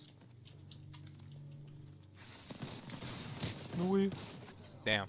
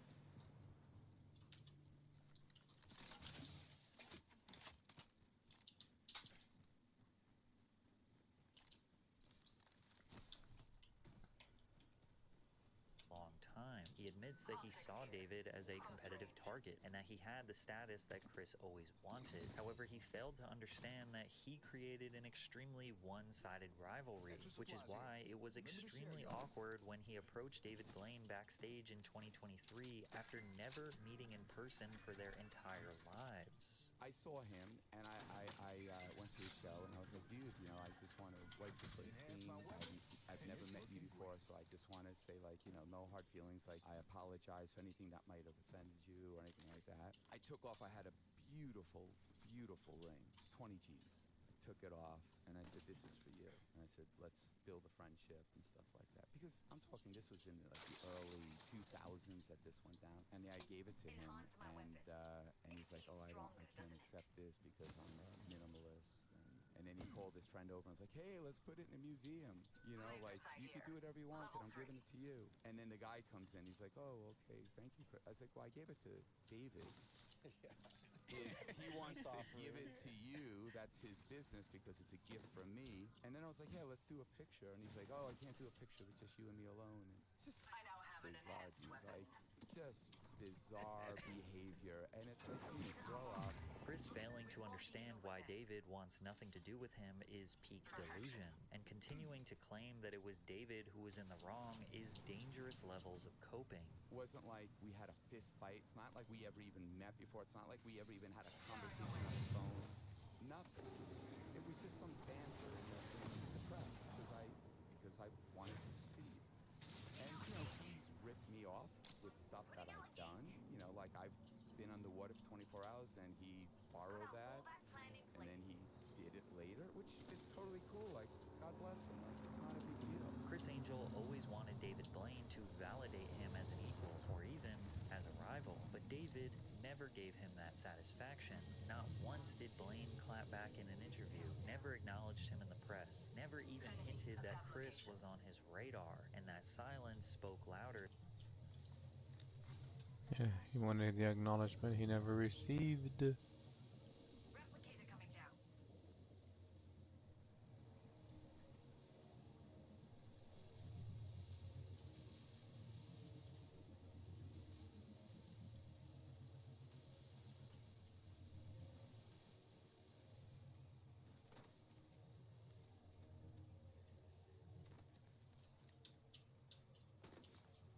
Target spotted. Far off. Looks like we got an enemy.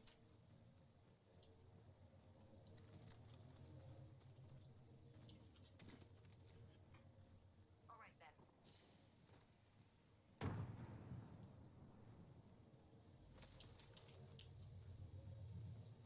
We're close to the ring. We have 1 minute. Facing a gate.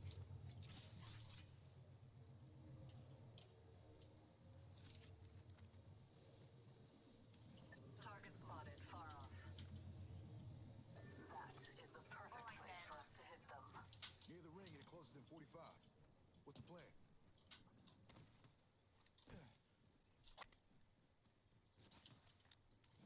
Over there. Got him off.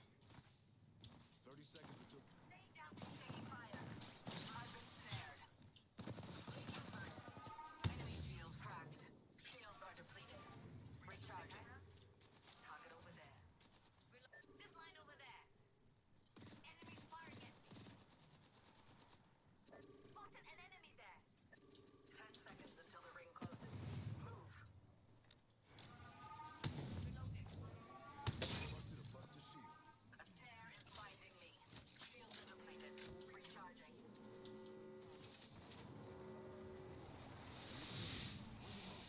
Charge to safety.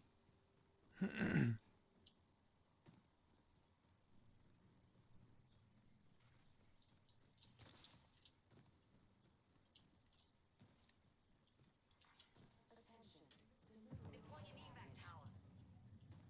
Care package incoming. Extended light magazine here. Level 2. Care package over there.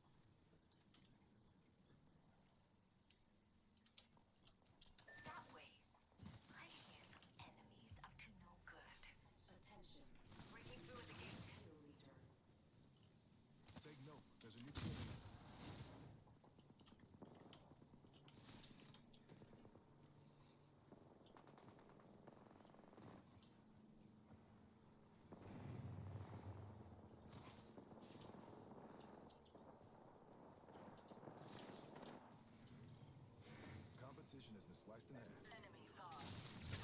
Flip away. Putting out a gate. Frag out.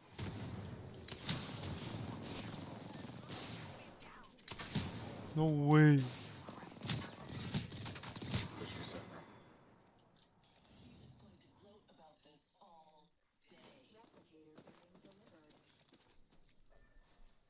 You could craft this right there.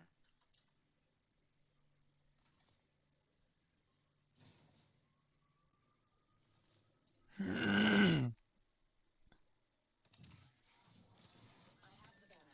must correct their failure. I've secured the banner. They get a second. You can take the teleporter back. Yeah, take the teleporter back there, right? There's a couple teams on B. 45 seconds until the ring closes.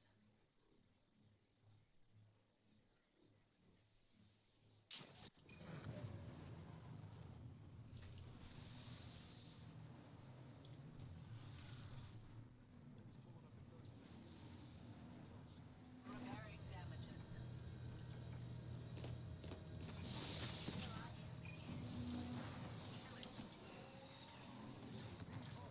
Reloading. Another squad is on us. Enemy shield cracked. Recharging shields. Reinforcing my shield.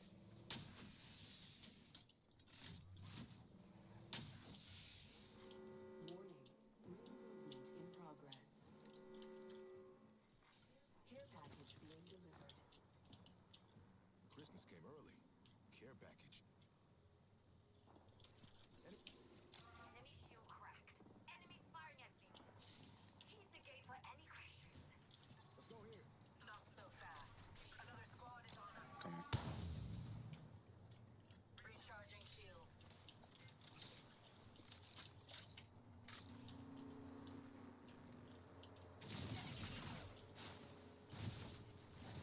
Shields recharging. My void nexus is lost. Wanna bag me for another?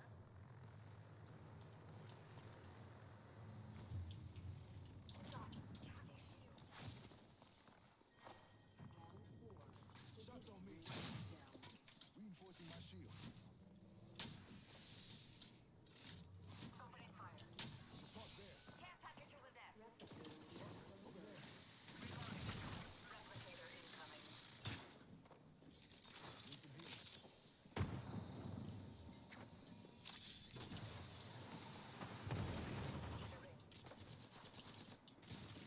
Talk there.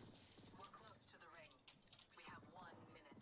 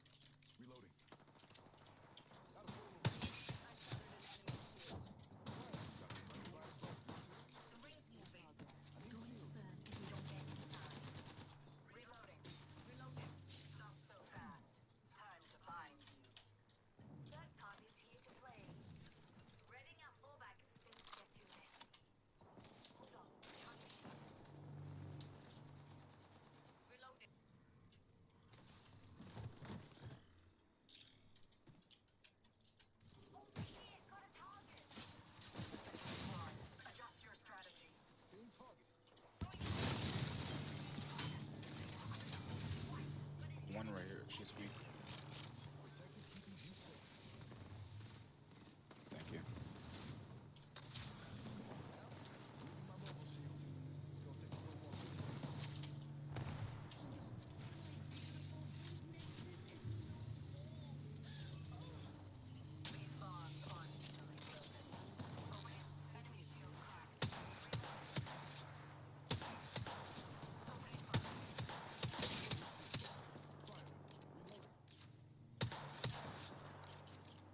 We sit close to the ring and it collapses on us in 45. These ties bind. Pitiful, allowing themselves to be caught. Reload. Stand my out. Caught with no way out. Reload. We finished off the last enemy. Joe the Hoa. Close ring. Solos. 30 seconds.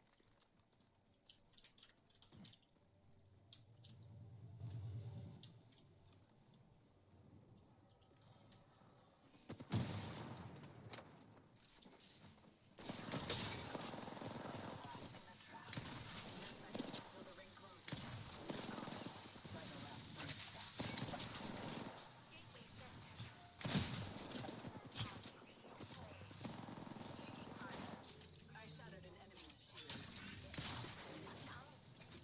Shields are depleted. Not so fast. Time to bind you. Upstar out. Let's go here. Hey, what's up with the Yep. I'm under fire. Enemy shield cracked. We'll fight right now with them. Knock one in there. The roof, the window that has Kraber is low. Binding them. What's this drone? He didn't destroy it. Beautiful shot. Enemy shield cracked. Cut down an enemy.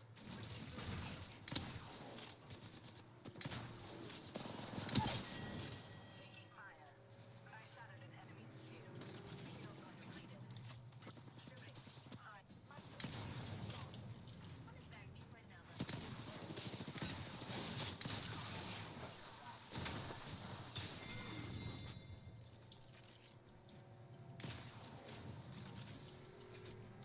GG's.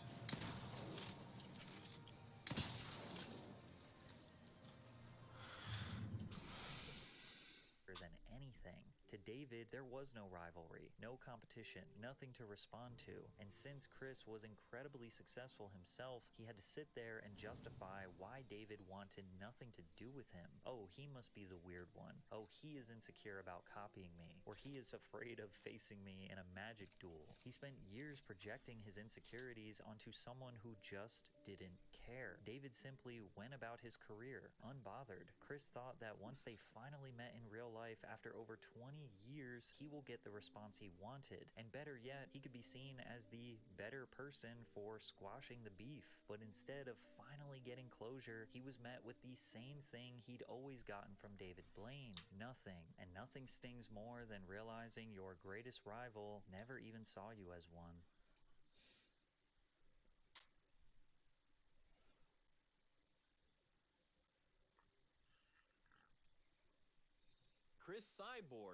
Chris Cyborg had power, aggression, and a highlight reel of knockouts. But she also had one of the rockiest relationships with Dana White in UFC history. It all started before she even got to the UFC. I'm gonna get watermelon. Back in 2009, Cyborg crushed Gina Carano in Strikeforce, becoming the most feared female fighter on the planet. But 2 years later, she tested positive for steroids and got stripped of her title. That was strike one in Dana White's eyes. By 2012, Dana had his golden girl, Ronda Rousey. Fans wanted Rousey versus Cyborg, but Dana kept saying Cyborg had to cut to 135 pounds, knowing full well she could barely make 140 without looking like she was auditioning for a zombie movie. Meanwhile, Ronda made fun of Cyborg's appearance, and Dana piled on, saying she looked like Wanderlei Silva in a dress. Real classy stuff. Cyborg fought at 145 pounds. Ronda held the 135 title. Dana and Ronda demanded Cyborg come down. Cyborg said she'd die trying. Literally. There were talks, rumors, even call-outs, but every time things got close, Dana put the brakes on. The truth, the UFC didn't want Ronda's unstoppable image shattered. Cyborg was too dangerous, too unpredictable, and too much of a risk to the Ronda brand.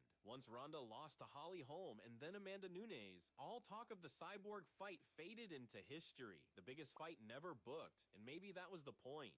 Eventually, in 2015, Cyborg joined the UFC, but not in her real weight class. Nope, they had her fight at 140 pounds, a weight cut so brutal it made fans question if she was being punished just for existing. Finally, the UFC gave in and opened a featherweight division, pretty much just for her. She won the belt, defended it, and looked unstoppable again. Then Amanda Nunes happened. At UFC 232, Demetrius Mighty Mouse Johnson might be the most technically perfect fighter the UFC has ever seen. 11 straight title defenses, dominance, IQ, creativity. He suplexed a man into an armbar once. But when it came to how the UFC treated him, it felt less like a reign, more like a cold shoulder. The flyweight division was never a promotional darling, and Johnson knew it. He was headlining cards that felt like afterthoughts, pulling bonuses that didn't match his pound-for-pound greatness. But things came to a head in 2017 when the UFC started pushing for a super fight, Johnson versus TJ Dillashaw. Mighty Mouse wasn't opposed to super fights. He just wanted the terms to be fair. He wanted pay guarantees, assurances TJ could even make weight, and some basic respect. Instead, Dana White went public, accusing Johnson of turning down fights and not being a real draw. The headlines weren't Mighty Mouse defends title for the 10th time. They were Mighty Mouse won't fight TJ.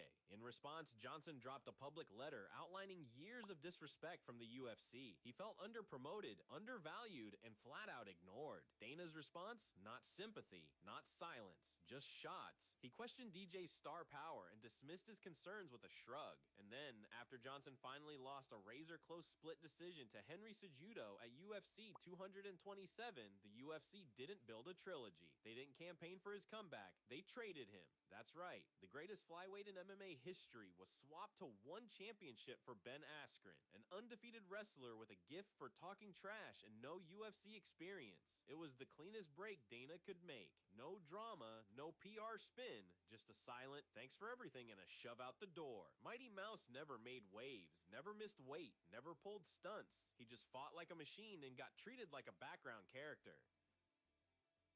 Tyron Woodley's reign as UFC welterweight champion came with a belt around his waist and a target on his back. Only this time, the arrows were coming from the top. Even before he won gold, Dana White wasn't exactly hiding his doubts. He said Woodley choked in big fights and that his style wasn't crowd-pleasing. But when Woodley knocked out Robbie Lawler in the first round at UFC 201 to claim the title, that narrative should have shifted. It didn't. In fact, it got worse. Woodley immediately felt the UFC wasn't marketing him fairly. Ahead of UFC 205, he told ESPN he was the worst treated champion in UFC history and blamed part of that on race. Dana responded by calling him a drama queen and suggesting he was driving fans away. Then came the Thompson fights. One draw, one close win, and the criticism intensified when Woodley outpointed Demian Maia in a tactical shutout. Fans booed. Dana publicly slammed the fight as boring and accused Woodley of playing it too safe. Woodley fired back, threatening to air the UFC's dirty laundry if he didn't get more respect. He pointed to double standards, promotion bias, and a pattern of Dana undercutting him every step of the way. When rising star Darren Till got fast-tracked to a title shot, many saw it as the UFC trying to move on, but Woodley crushed Till with ease, and Dana didn't even show up for the post-fight presser. No handshake, no spotlight, just silence. Then there were the repeated failed negotiations for a Nate Diaz fight, disputes over minor injuries, and Dana's growing impatience with his availability. The tension wasn't subtle. It was the entire undercurrent of Woodley's championship run. In the end, when Woodley finally lost to Kamaru Usman, there was no love lost, no red carpet, just another problem solved. Francis Ngannou didn't just leave the UFC, he escaped it. The heavyweight wrecking ball went from sleeping on gym mats in Paris to becoming the most feared puncher in the sport. But his real fight was never with an opponent, it was with the UFC itself. After winning the title by knocking out Stipe Miocic at UFC 260, Ngannou thought his life was about to change. In a way, it did, just not how he expected. The UFC booked an interim title fight only 5 months later without him, claiming he wasn't ready to fight in August. Francis felt blindsided. He'd told them he could fight in September. Didn't matter. Cyril Gane was crowned interim champ, and Dana praised him like he was the future. The message to Ngannou was clear. You're replaceable. Then came the contract battle. Ngannou wanted fair pay, the right to box, and the ability to control his career. The UFC wanted silence and signatures. When negotiations stalled, Dana went cold. Ngannou fought out his contract at UFC 270, beating Gane on a torn knee with wrestling, something nobody expected. But even after defending his title in dramatic fashion, Dana White skipped the post-fight press conference and didn't wrap the belt around him. That's UFC speak for "we're not friends anymore." In January 2023, Ngannou officially left the UFC, the reigning heavyweight champ walking away. Dana called him delusional, said he was scared to fight John Jones, and told the media they'd offered him the richest deal in heavyweight history. Francis said otherwise. He later signed with PFL, got a high-paying boxing match against Tyson Fury, and earned more in one night than he had in his entire UFC career. He didn't just bet on himself, he cashed out. Dana didn't take it well. In 2024, he went full scorched earth, calling Francis not a good guy, saying he wasn't someone I wanted to be in business with, and accusing him of being dishonest. Francis responded like always, calm, direct, and devastating. Dana has lost in this situation and he cannot stand it. Colby Covington? Colby Covington was supposed to be Dana White's kind of chaos. Loud, polarizing, a heel with cardio. But somewhere between the title shot he earned and the title shot he expected, things went off the rails. It started after UFC 225. Colby beat Rafael dos Anjos for the interim welterweight belt and immediately turned into a walking headline. He trash-talked half the roster, the entire country of Brazil, and even called Dana Uncle Fester in interviews. Entertaining? Sure. Stable? Not even close. When the UFC wanted him to unify the belts against Tyron Woodley at UFC 228, Colby said no. He needed nasal surgery. Dana wasn't thrilled. Then when Woodley ended up fighting Kamaru Usman instead, Colby wasn't thrilled either. He got stripped of his interim belt and kicked into the contender queue like none of it ever happened. That's when Colby turned the volume up. He crashed UFC 235 fight week with a bullhorn, heckled Usman, and confronted Dana at a blackjack table demanding answers. Then he waited outside by Dana's car, like a stalker, but with credentials. Dana kept it professional for a while, but the real turning point came when Colby told the media that if Dana tried to wrap the belt around his waist, he'd hit him in the head with it. Dana's response? Good luck with that. He's a big mouth idiot. Colby eventually got his title shot twice. He lost both, but the tension with Dana never quite healed. Even when Colby did what the UFC asked, it felt like he was just one microphone away from detonating again. He wanted to be the UFC's biggest villain. He ended up annoying the boss so much that being champion almost seemed like a security risk. Turns out there's a fine line between being a sellable heel and being the guy Dana White actively avoids. Jermaine Durandamy. Jermaine Durandamy made history at UFC 208, becoming the UFC's first... This will bind them. Opening fire. Reloading. Shield battery here. Care package being delivered. Care package coming in.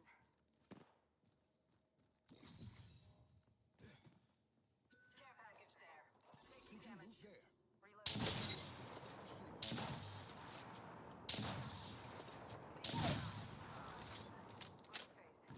Took down a fool. Leveled up and got a new tour.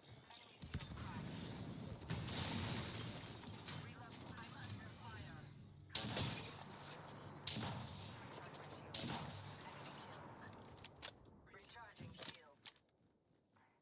Patching myself up. Reloading.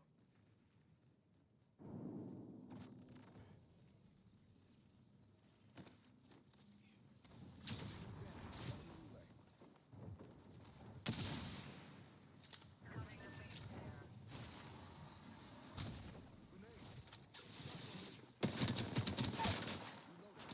Eyes open, grenade. Depleted. Recharging. That's one more kill for new cat. Healing.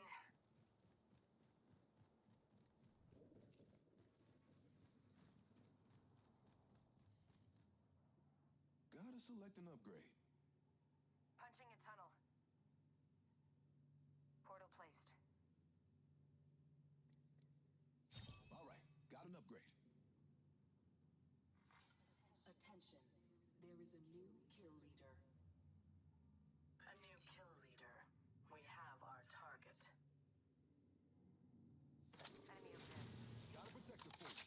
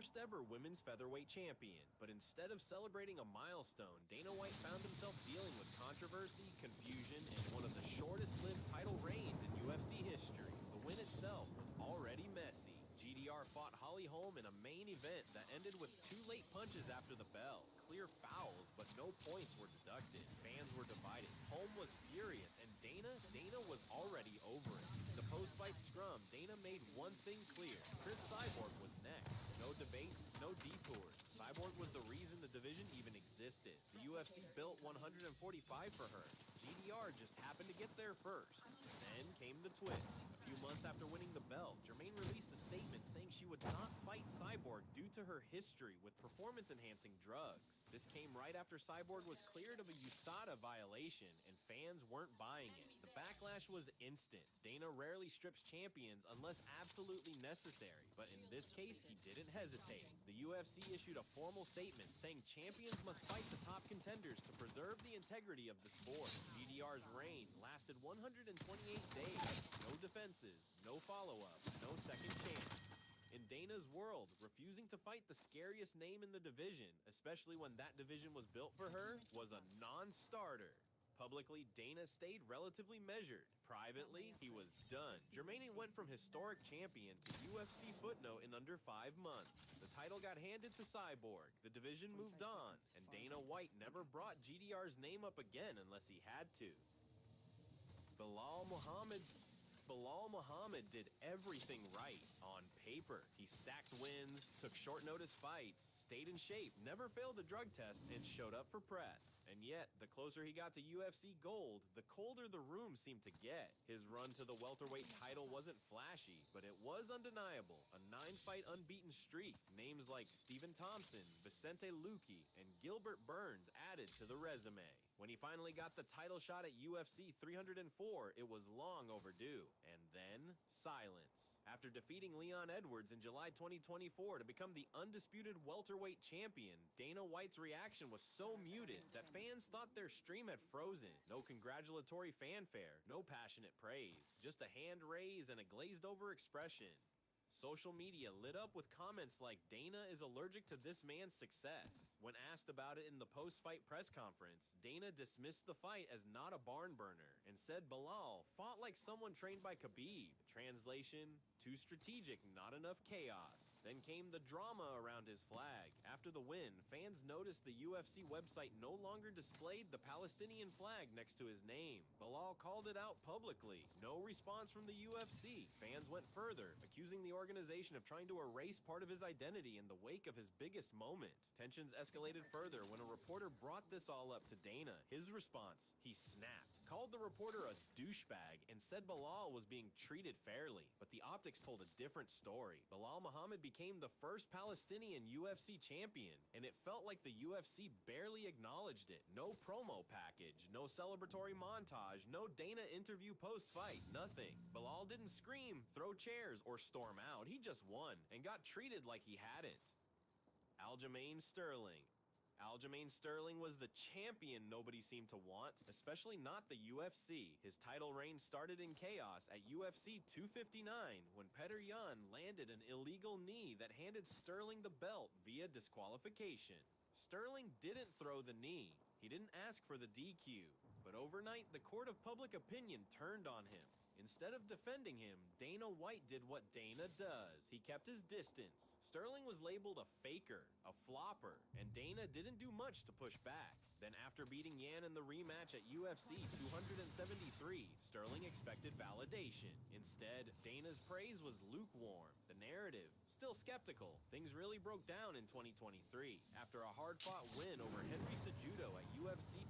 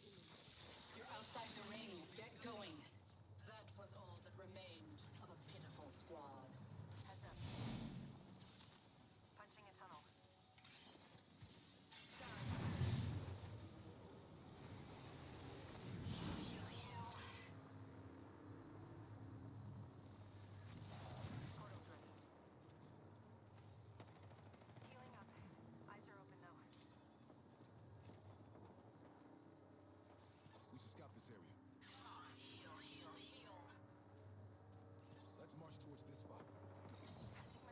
Low on health. Get some heal. Guard here. Channel your inner Newcastle. Ultimate accelerator.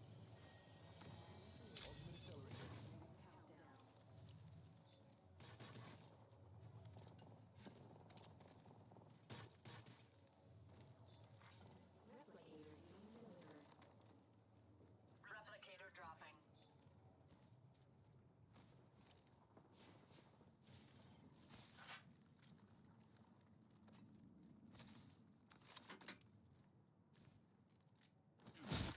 One minute. We have time to strategize.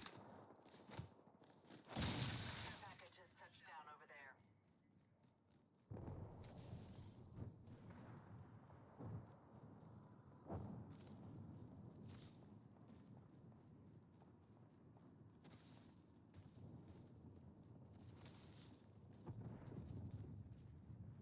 Enemy in the distance. Hey, there's an Evo harvester here.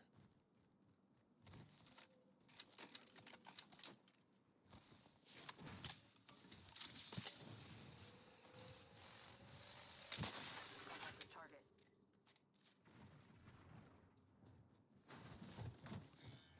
Watching here. Nothing. Enemy void nexus here.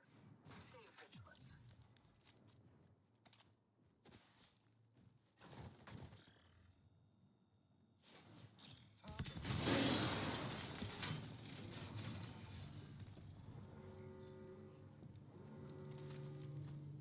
Making contact with enemy.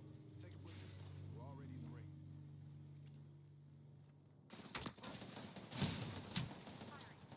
Recharge my shield. Reloading. Phoenix kit going off. I'm under fire. Shields on. Recharging.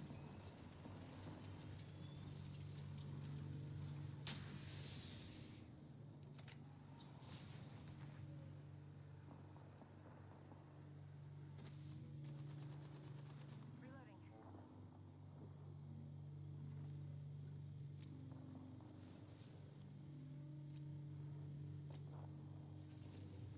Found.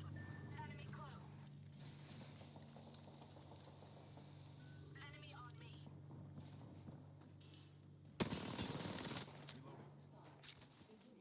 Enemy shield. Squad attack. Focus. The entire squad falls. A second squad. Adjust your strategy.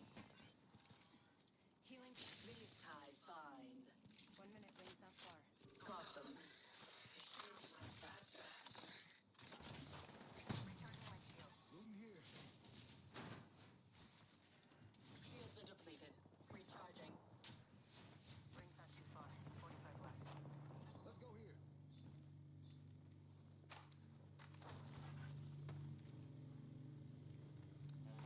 Let's put you in a bind.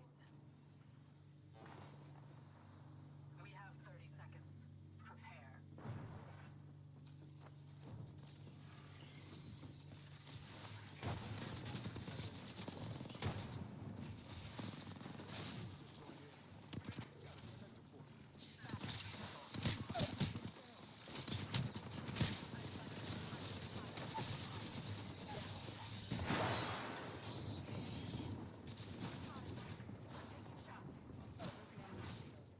Another enemy down. 1 second, we got this. Heads up, the ring's moving. 1 second, we got this. I'm recharging my shield. Shields are depleted. Recharging. Hey, watch out. Newcastle's at max. Repairing damages. Eliminate the enemy.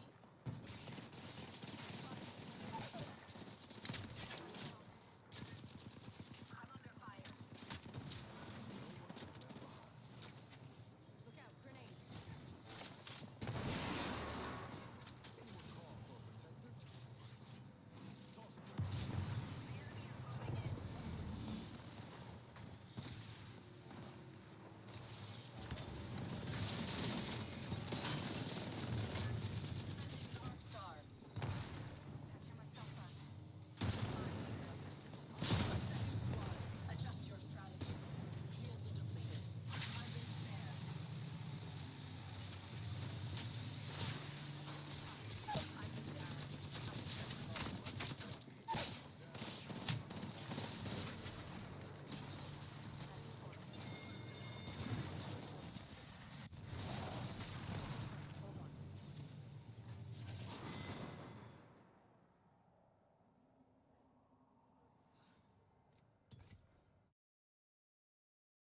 UFC 288, Dana announced without consulting Sterling that he would be defending again just 3 months later at UFC 292 against Sean O'Malley. Aljo pushed back publicly, saying it was too soon. Dana responded with a jab. Aljo can't get out of his own way. Sterling fired back, calling the comment ridiculous and demanding to know how exactly he wasn't doing his job. He reminded everyone that he took short notice fights, fought through injuries, and was active during his reign, but Dana had picked his side. After losing the title to O'Malley, Sterling announced plans to move up in weight. Dana seemed indifferent. Even when Sterling made a successful featherweight debut at UFC 300, the praise came late and only after media pressure. And then there was the flag. Like Bilal Muhammad, Sterling saw the Jamaican flag beside his name disappear from the UFC website. Another quiet shift never explained. Sterling didn't get into brawls, didn't ghost media, didn't miss weight, but his relationship with Dana White became a case study in Cold Wars. Public smiles, private shade. Georges St. Pierre never raised his voice. He never missed weight, skipped media, or trashed the UFC in public. But somehow, he still managed to frustrate Dana White more than almost anyone. It started after UFC 167. GSP defended his welterweight title in a razor-close decision over Johnny Hendricks. Many, including Dana, thought Hendricks won, but what really set Dana off was what came after. In the post-fight interview, GSP casually said he was stepping away from the sport, not retiring, just gone. Dana went nuclear. You owe it to the fans, you owe it to that belt, you owe it to this company. He called the decision not right and pushed back on GSP's reasons, saying they were personal but not that bad. 1 month later, GSP officially vacated the belt. No press tour, no big send-off, just silence and an empty throne. When he returned in 2017, it was to fight Michael Bisping at middleweight, a weight class he'd never fought in. Dana agreed, but only if GSP promised to defend the belt. GSP won the fight, then immediately vacated again, citing a health issue. Dana's reaction? There's a reason I put that clause in the contract. Translation, I knew this would happen. In 2019, talks ramped up for a dream fight between GSP and Khabib, but the UFC shut it down. GSP later revealed that Dana didn't want to risk another belt being vacated. He didn't trust him to stick around, so GSP retired, quietly, on his own terms, again. No outbursts, no feuds, just a guy who kept walking away while holding all the cards, and that, more than anything, drove Dana crazy. Fabricio Werdum pissed off Dana White without even trying. He just had a habit of ruining plans. In 2010, while fighting for Strikeforce, Werdum submitted Fedor Emelianenko, the man who had the longest unbeaten streak in MMA history and was the white whale Dana never managed to sign. Hold on tight. It's time to drop, shot, and rock.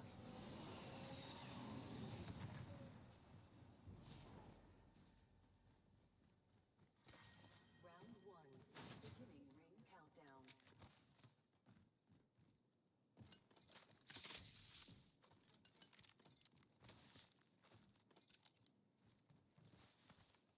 We're close to the ring. We have 1 minute.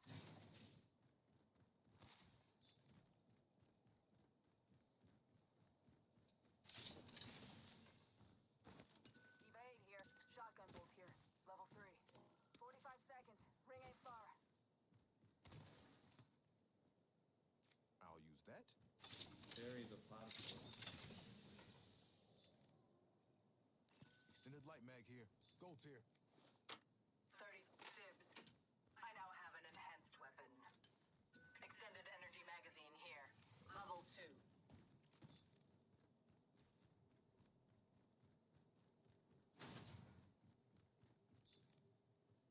Ready to rumble, dude. Let's go up divide.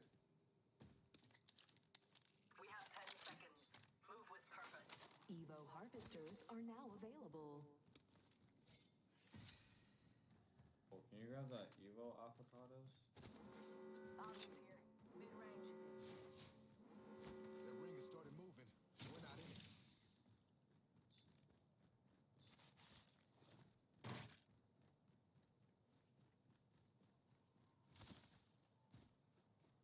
Just months before, the UFC had tried and failed to book Fedor versus Brock Lesnar. Werdum killed the dream with one triangle choke. Dana's reaction? He dismissed Werdum completely. He's the guy we cut from the UFC, he said. The subtext, if Fedor lost to that guy, maybe he was never that great. Werdum a convenient way to bury Fedor's legacy and dodge the sting of never securing him. Fast forward to 2014, Werdum returns to the UFC and goes on a 5-fight win streak, capturing the interim heavyweight belt. The stage is set. He'll face Cain Velasquez, Dana's favored heavyweight, in a title unification bout. The UFC goes all in, booking their second ever event in Mexico.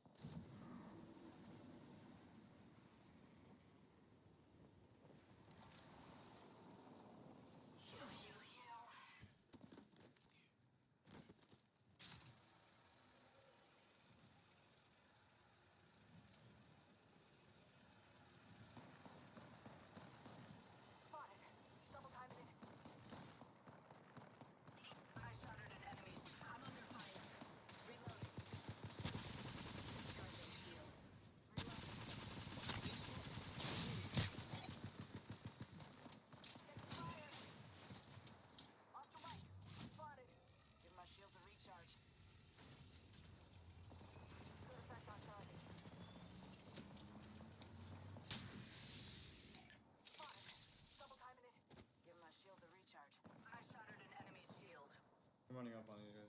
Tearing away.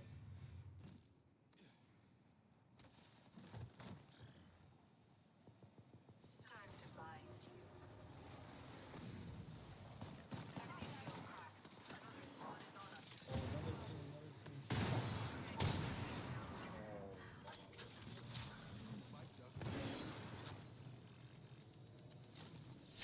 Shields are depleted. Recharging. Target spotted. Confirmed hit on target. Good. Watch my back.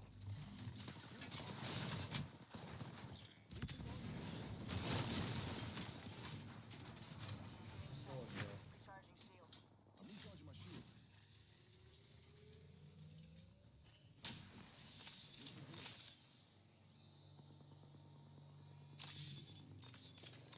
Shield cracked.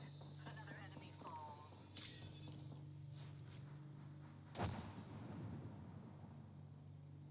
Enemy shield cracked.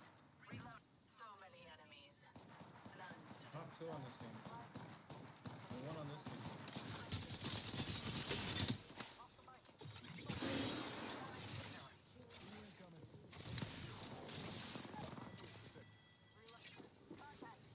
One less enemy.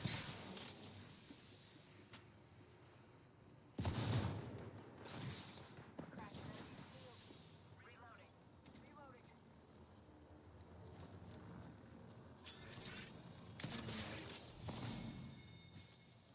One less enemy. Let's displace here.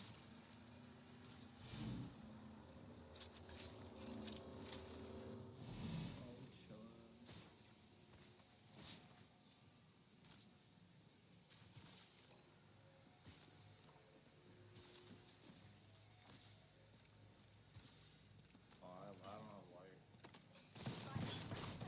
Another squad is incoming. Cracked enemy shield. Spotted. Taking a knee. Patching up. Healing up.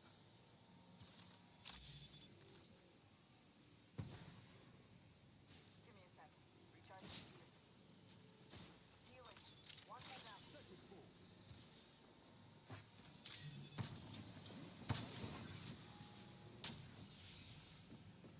Oh my god, it would be right. Need some healing. Give my shield a recharge. Look at the shark. It's right. Healing. Watch my back. The next ring's far. Do not get caught outside of it. Bonds are easily broken. Heal, heal, heal. Adair, give us an edge. Eyes up. Incoming replicator. Enemy. A second squad. Adjust your balance. I shattered an enemy. I'm the new kill leader. Watch my back. Mexico City to capitalize on Kane's Mexican Massive heritage. And then Werdum ruins everything. At altitude in front of a crowd built for Kane, Werdum outlasts him and submits him in round 3. The UFC hasn't hosted a pay-per-view in Mexico since. To make things worse, Werdum never played by the UFC's rules. He publicly criticized fighter pay, ripped into Reebok deals, and even got suspended for a USADA violation in 2018. Dana didn't rush to defend him. He barely mentioned him at all. When Werdum finally left the UFC, it wasn't dramatic. It was quiet, but the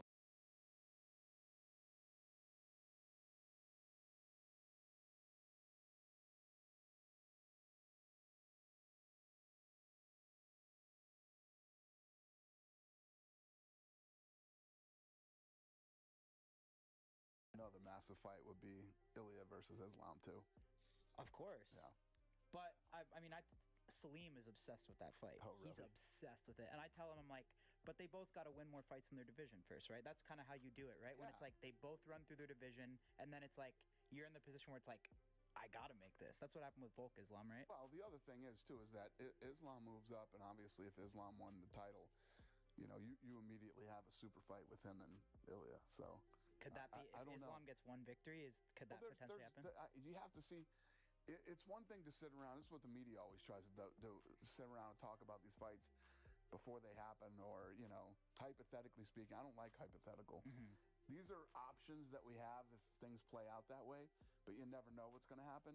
Islam Makhachev has created buzz in the MMA world by sharing his desire to fight Ilia Topuria after winning the welterweight belt. All the MMA fans wanted to see this fight, and finally they've got some hope. At the Eagle FC press conference, Islam Makhachev revealed that after handling business against Jack Della Maddalena, he's got his eyes on a potential super fight with Ilia Topuria. Makhachev admitted there is real intrigue in that matchup and even called it a fight that excites him, hinting that fans could see one of the biggest champion versus champion clashes in UFC history. Champions eliminated.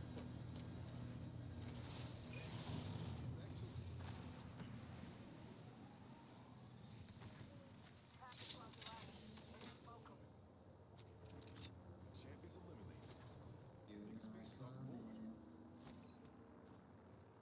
So you're off Discord.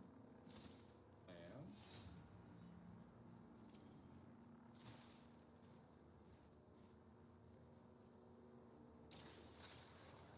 Shooting. Enemy shield cracked. I have caught them. I'm under fire. Cut down an enemy. Caught with no way out.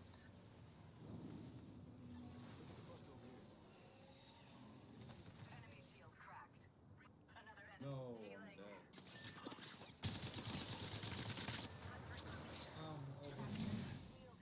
Reloading. Reloading. Moving here.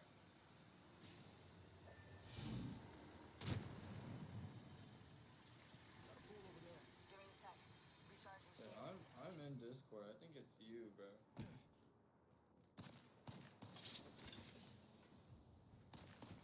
Extra supplies if you need them. Beginning ring countdown.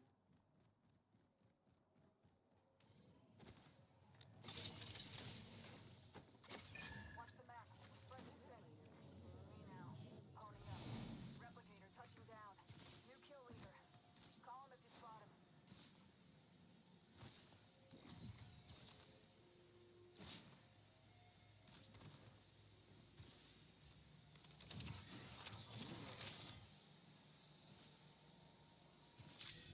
Proves our comrades banner.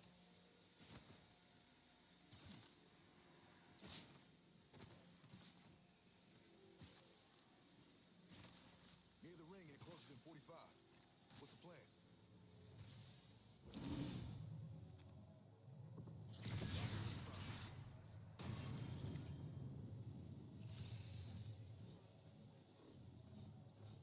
Seconds until the ring charges at us. But we're close. Need some healing.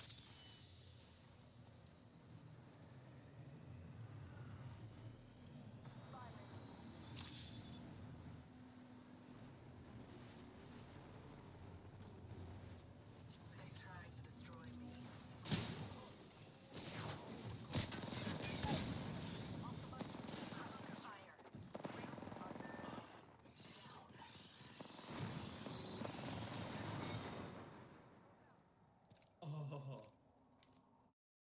После Маддалены пройдет 77? Не могу сказать точно. Есть Топурия какая-то интрига. Мне самому тоже интересен этот бой. Может получится сделать какой-то супер бой. Или, как я сказал, посмотрим по весу. Islam Makhachev hinted at a return to 155 to face Ilia Topuria after someone at the press conference asked if he would go back down and destroy Topuria so he can finally shut up. His reply was savage, which instantly set the crowd buzzing. Также хотел бы попросить тебя вернуться в легкий вес, чтобы ты уничтожил Топурию, и он наконец-то заткнулся и не говорил ничего о бойцах из Дагестана. Все, как Ислам Махачев чемпион! Как ты хочешь, все сделаем. Islam Makhachev also talked about his current weight and how comfortable he feels at welterweight. At the Eagle FC press conference, he revealed that before his last camp, he was walking around at roughly 183 to 185 pounds, but with the right training and nutrition, he now sits at about 189 pounds. Makhachev said this is the range where he feels strong and sharp and sparring with natural welterweights. He added that putting on more size isn't his main focus anymore, since the working camp already prepared him to compete at a higher weight. Islam, what is your weight now? How much did your weight change, and how did your physical condition, your physical preparation change? You know, up until last camp, I think my weight was about 83, 84. But now with the right regimen, with the right diet, my weight is now 86 and a half. Yesterday was 86 and a half. I think right now I'm where I need to be. I'm at the right weight. I'm at the place where I feel comfortable with working out, sparring, and working with the guys that usually fight at 77. To continue to gain the weight from now on is not necessarily the goal of mine. I mean, it might go up by 1 or 2 kgs in training still, but we've already done plenty of work during this camp with heavyweights to make sure to gain the proper weight that we need. The former lightweight champion further spoke about a possible return to lightweight after his welterweight debut. He admitted that cutting down to 155 was never easy and said the decision would depend on how his body responds after the fight. Makhachev explained that if he goes up to 85 or 86 kilos, he and his team will need to sit down and decide the next move. Ever consider going back down to lightweight? Because with everything you said, most likely cutting weight is going to be only harder. Depends on how much weight I'll gain after the fight. So if I'm going to go up to 83 or 84, that's possible. But if I'll go up to 85, 86, then I'm not sure. I mean, it was never an easy thing to cut weight, so we'll have to sit down with the team and we'll have to figure out what the next move is. Similarly, Ilia Topuria also expressed interest in facing Islam Makhachev at the White House, describing it as a special stage to showcase a fight for the American audience. He made it clear he was ready if the chance came, but doubted Islam would ever return to lightweight, pointing out that once fighters move up in weight, they rarely decide to cut back down. You versus Islam on the White House card would be insane. Would you want to fight at the White House? Or why not? I would love to fight in front of the United States of America. Yeah. I would love it. We'll see what's But it's a gonna year happen. away, right? It's a year away. That could be perfect timing for you and Islam, though. What weight would that go down at now, though? Like, what do you mean? When it Like could what happen? weight? What weight class? Yeah. I don't care with him. He couldn't come really back care. down to 155. Once you try to go up, you never want to come back. Yeah. It's like It's hell, right? it's hell. Yeah. It's hell. I had to go through hell when I was cutting the weight in 145, and now that I decide to stay in 155, it's like two different worlds. I have been able to enjoy the whole process. I've been more happier. However, Arman Sorokian stressed that Ilia Topuria needed to face him before being compared to Islam Makhachev. He argued that Topuria's rise had been less demanding, with his biggest victories coming against opponents past their prime. Arman also claimed that if Topuria had fought Alexander Volkanovski years earlier, the result would have been very different, with Volkanovski dominating the matchup. If he beat me, he's gonna be on the same level as Islam. He That would gotta be the beat like someone like me, you know, who can wrestle. He just had easy fights on his career, you know. He beat legit fighters, but not on their prime. If he met Volkanovski 5 years ago, 4 years ago, Volkanovski just eat him. Islam Makhachev also admits that the matchup that makes the most sense at lightweight right now is Ilia Topuria versus Arman Sorokian. He explains that Arman has already proved himself as a top contender and deserves the opportunity. Makhachev adds that if Sorokian goes into the fight with the right mindset, he has the tools to beat Ilia. But На твой взгляд, сейчас самый справедливый бой за чемпионство в легком весе между кем? Между Ильей Топурей и Арманом Цурукяном? Ну да, конечно. Если кто-то когда-то, не знаю, в истории страховал бой, делал вес, он всегда дрался почти. Ну, я не помню в истории, чтобы не давали бой. Арман сделал последний турнир вес, подстраховал бой, и я думаю, он должен быть следующий.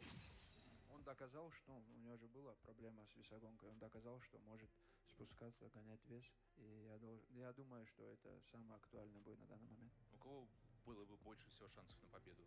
Ну, я думаю, если честно, если Арман выйдет с правильным настроем, то он справится. Charles Oliveira also thinks that Arman Tsarukyan should be the next challenger for Ilia Topuria's title. He pointed out that Arman is the #1 ranked contender and has already earned the shot. Oliveira also reminded that Arman was scheduled to fight for the belt before, but had to pull out with an injury, which makes him the rightful choice now. O que você imaginaria que seria uma luta interessante e que causaria talvez uma dificuldade pro Topuria? Cara, não vou te falar nem de dificuldade, nem interessante. Eu acho que o cara que merece ser o Armão, número 1 do ranking, então o Armão merece essa luta. Sabe, tá esperando ali, ele lutar pelo título, teve a lesão, saiu, então acho que o Armão. Meanwhile, the new middleweight Khamzat Chimaev has been training alongside Arman Tsarukyan to help him prepare for his upcoming fight, and he was also spotted motivating Arman to push past his limits, and fans praised their bond, calling their support for one another unmatched. There we go. This is your champion. Let's go, Arman! Let's go, Arman! Come on, boy! Armansky! 400, coach. He's only keeping on 400. Only 400? Yeah. Smart boy. Bro. Smart boy, bro. Here has to be made records to be a smart. In the cage, you can't be smart. But here, bro. What's wrong with your friend here? Only doing 200. Give me this. How are you stuck on me? Take 2 minutes. Optic mid-range. 400, брат, как говорит рыжий. I need 400. Khamzat Chimaev also shared that the fight between Ilia Topuria and Arman Tsarukyan needed to happen this year. He called it a perfect matchup, with Arman's wrestling against Ilia's striking showing who was truly the best. Though close to both fighters, Khamzat admitted he would be eager to watch them face each other in the cage. We know you're kind of friends with Ilia too, and you know you're friends with Arman. Do you see them fighting this year? I hope so. It's a good fight for the both guys. So fighting is need to know who is the best fighter in the world. So the both guys best fighters now. So I will be happy to watch that fight. Yeah, it's a crazy fight. Arman is. Sending out the tracker dart. Optics here. Mid-range. Got an enhanced weapon, ready to use it. Evo harvesters are now available.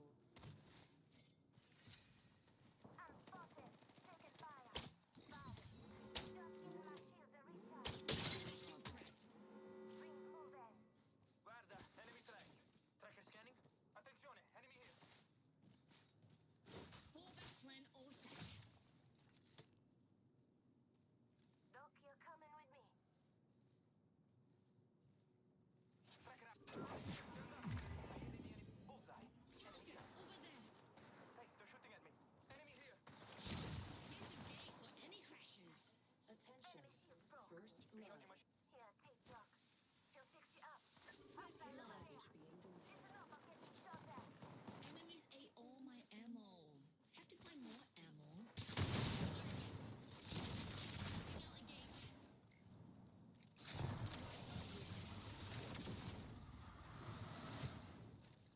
Using meds. Shields recharging. Patching myself up a bit. Doc, you're coming. Let's go that way.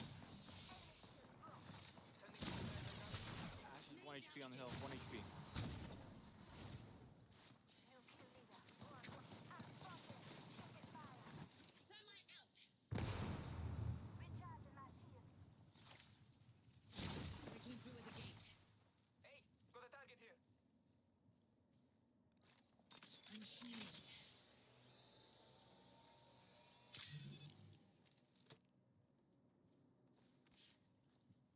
Hang on, I've grabbed it. I'm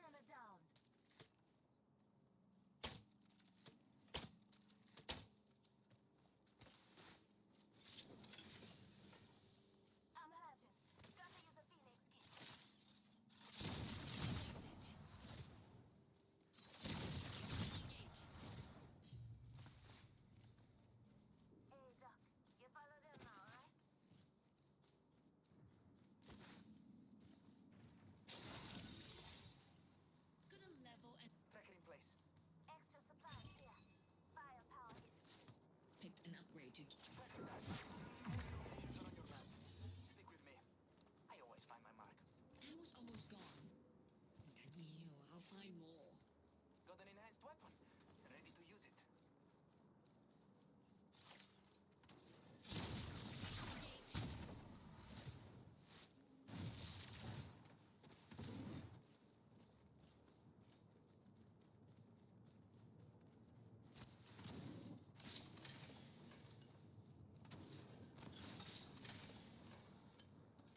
Keep an evac tower over here.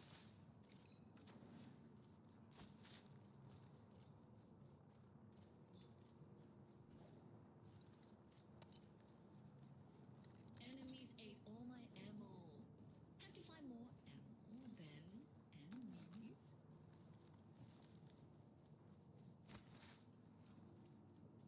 Setting a tracker. Un momento, per favore.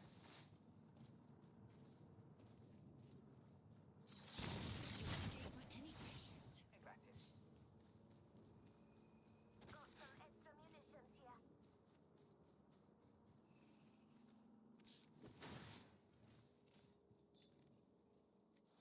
I have 3 bats, 4 bats for somebody. Attention. There is a new kill leader. Backpack heat. Barrel stabilizer here. Level 3. No, I want that. Per favore.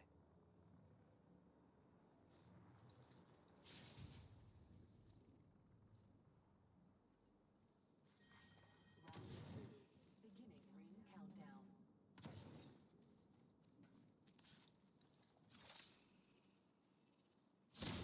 Setting a gate. Attention.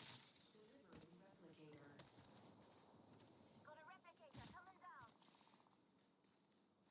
Callbacks in play.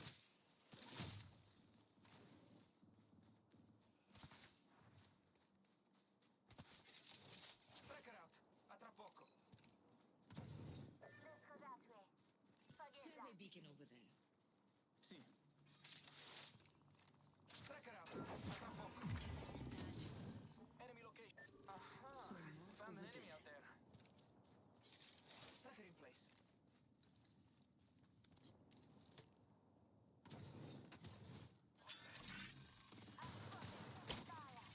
Tracking an enemy. Reloading. Throwing Oxstar. Just giving my shields a recharge. Stay with me though, and keep the healing coming. Tracker in place. I got a moving shield. Reloading. They're shooting at me. Firing. Enemy shield cracked. Recharging my shields. Cover me. Took out an enemy. Who's next? Using a Phoenix kit. Setting a tracker. We're near the ring, but only 30 seconds left to get I'm inside. coming. I'm just way too close to those guys. Opponent there.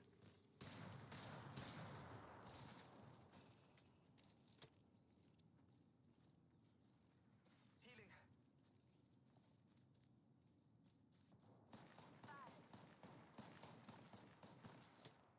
Enemy shields broke.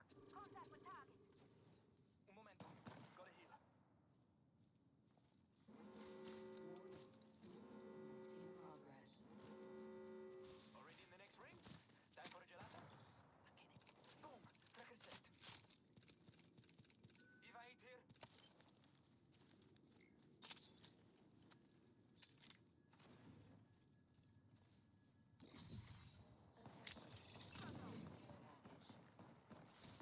Ooh, got a hit. Callbacks in play. Photo. Reload.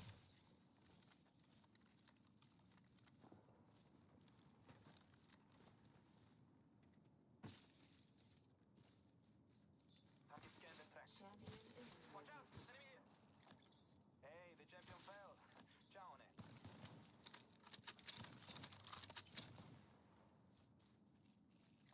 Boom! Tracker set. okay for any crashes. Target over there.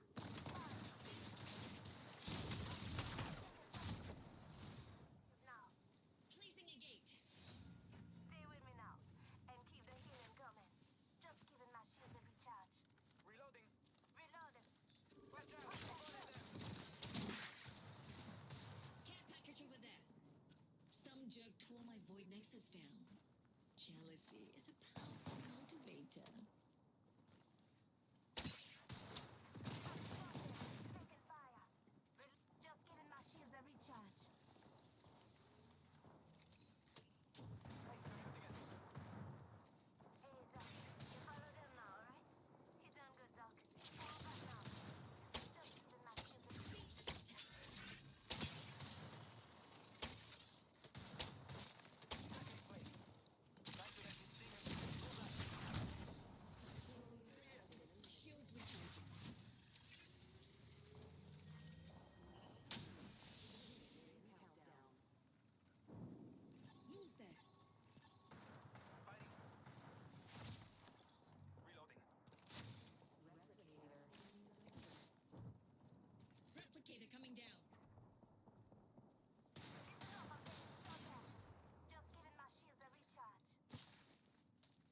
to go around.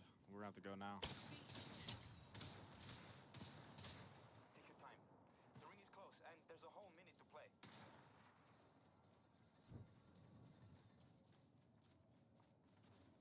Hey, Doc, you follow them now, alright?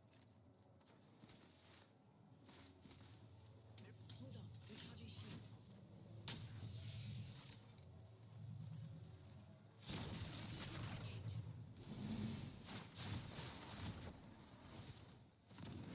Hey, Doc, come back. Not far from the ring, half a minute.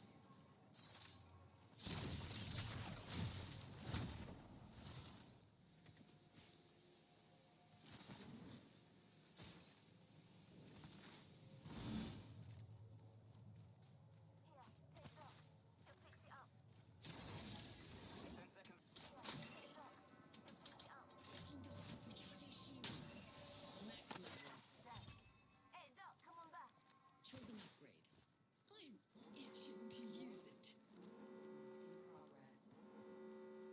We're outside the Shield ring, battery but here. the fun happens in. Thanks. You know I'll use this for good. Let's go this way. Oh, they're shooting at me. Reloading. I'm recharging my shield.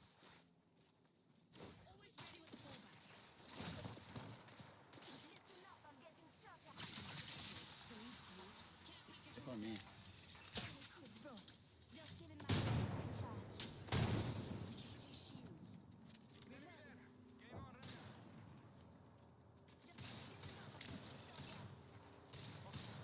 Getting shot at. Reloading. Over here. I'm recharging my shield.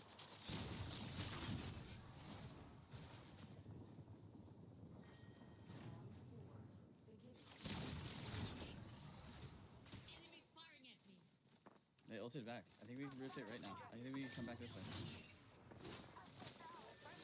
Take the ult, take the ult. Always ready with the fallback. Recklessly. I like that. Recharging my shields.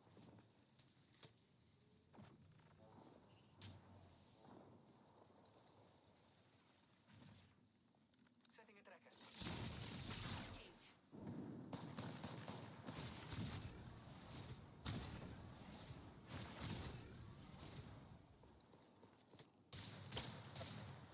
Reloading. Firing at me. And keep the healing coming. I'm recharging my shield. Un momento. Here, take Doc. He'll fix it up. I'm healing.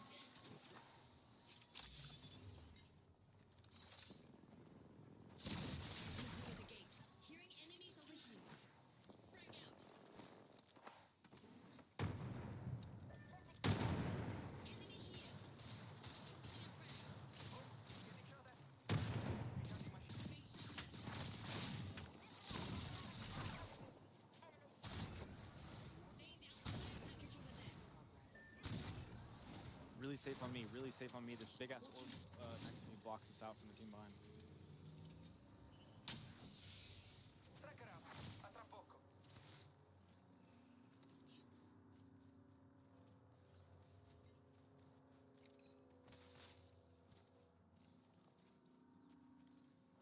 My beautiful void nexus is no more. Keeping an eye out over the. Never mind, not that. That's back to right. They're gonna regret this. Listen up, I'm getting shot at. Yeah, just crouch Just her. giving my shields a recharge. I'm recharging my shields.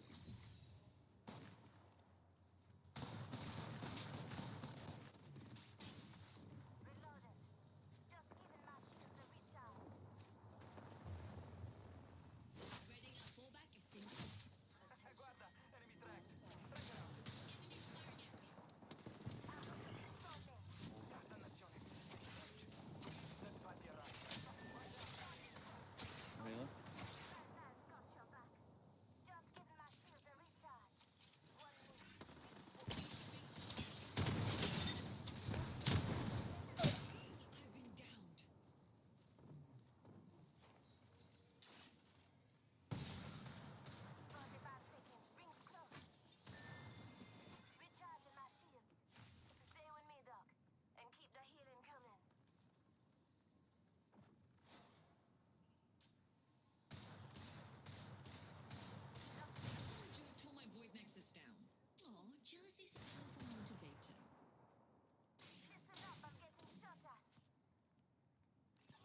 Go here. Patching myself up a bit. Recharging my shield.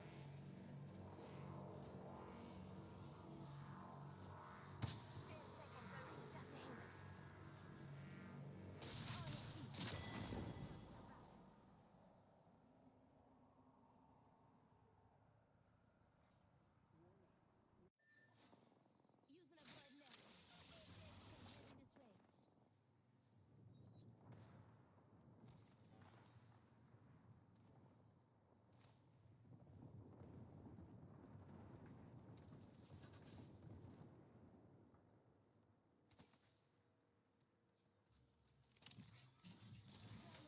I got that squad mate spanner. Setting my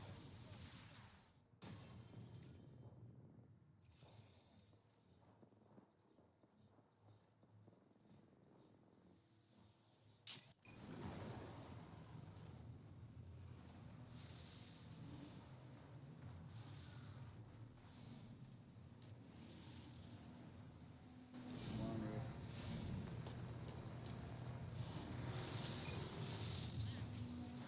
I guess that's what friends are for. All right. Love a fresh start. Cool that. Only one squad left. New kill leader. As I'll go.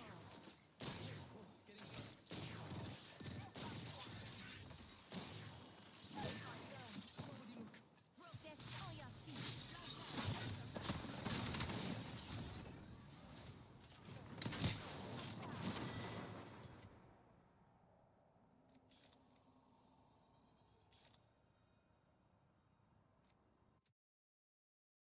It's good moves. Like he has a good kicks, good wrestling, and the other guy has a good jiu-jitsu, a good puncher. So it would be cool to watch that fight. On the other hand, former UFC champion Chael Sonnen gave his view on Ilia Topuria's next move and was convinced the UFC was setting up a fight with Arman Tsarukyan. He spoke about it with certainty rather than speculation, noting that Topuria often rejects fights publicly before eventually accepting them.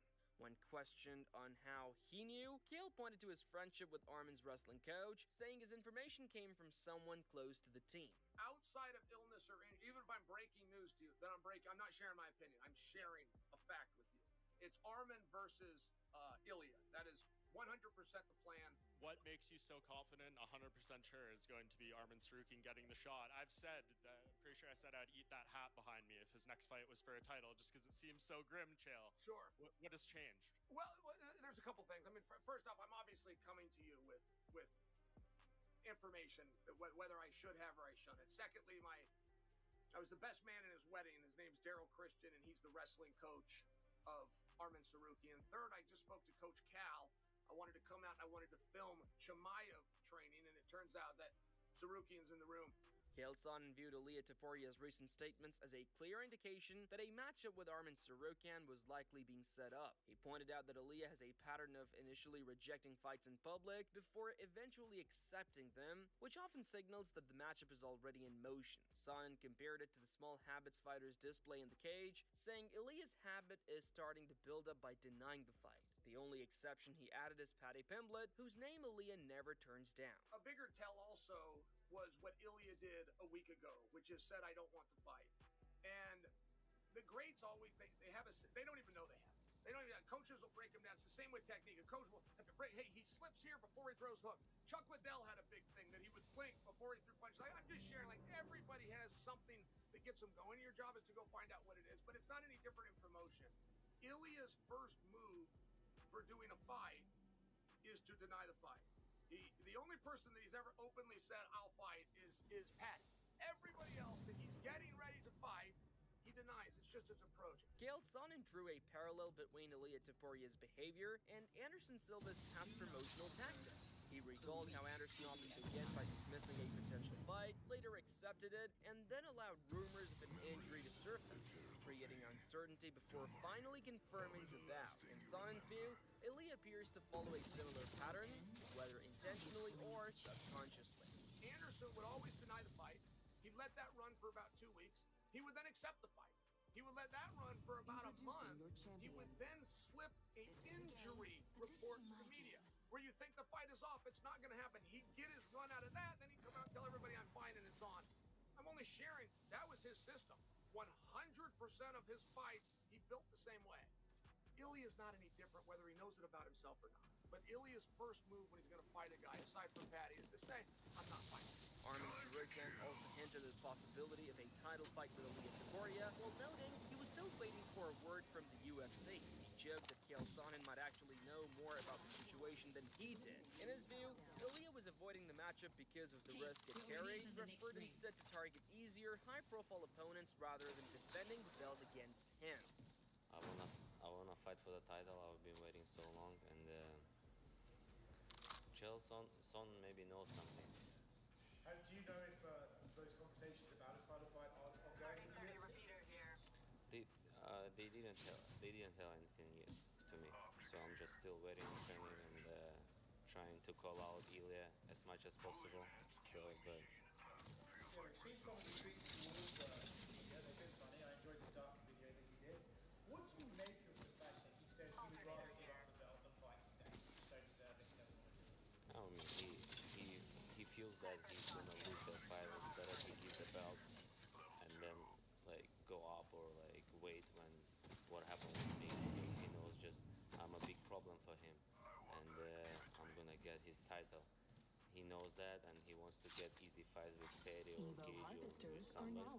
Just make money and to defend. But with me, it's gonna be hard for him. On the other hand, Dan Hooker revealed that doctors officially cleared him to return in November, and he already has his eyes on one man, Armin Tsarukyan. Hooker said there's nobody ranked between them who's even willing to take that fight, and he's ready to step in and test himself against one of the division's toughest rising contenders. He said you had ducked him, but I've heard you call his name many times over the years, so there's that chat. It just didn't work out. I'm cleared to fight in November. That fight was in October. I never even got offered that fight because I told the UFC that I don't have medical clearance. So I'm cleared for November. All he had to do was kind of sit and wait a couple of weeks. But, you know, it's just the stars in line. I want that arm. You think he's a scumbag, monobrow loser. Yeah. And I'm not seeing right in I'm Caden's face right in. That's on the cards. There's not a single other fighter in the top 5 or anyone ranked between me and him that even wants that fight. Like, no one, he's the #1 contender. No one gives a flying about. Dan Hooker earlier suggested that several top contenders in the lightweight division were trying to avoid a fight with Armin Tsarukyan. He didn't view it as personal, but believed Armin was simply one of the youngest matchups out there. In his view, many fighters gave public excuses to dodge the doubt, and the real reason was Armin's skill set that could make anyone look bad in the cage.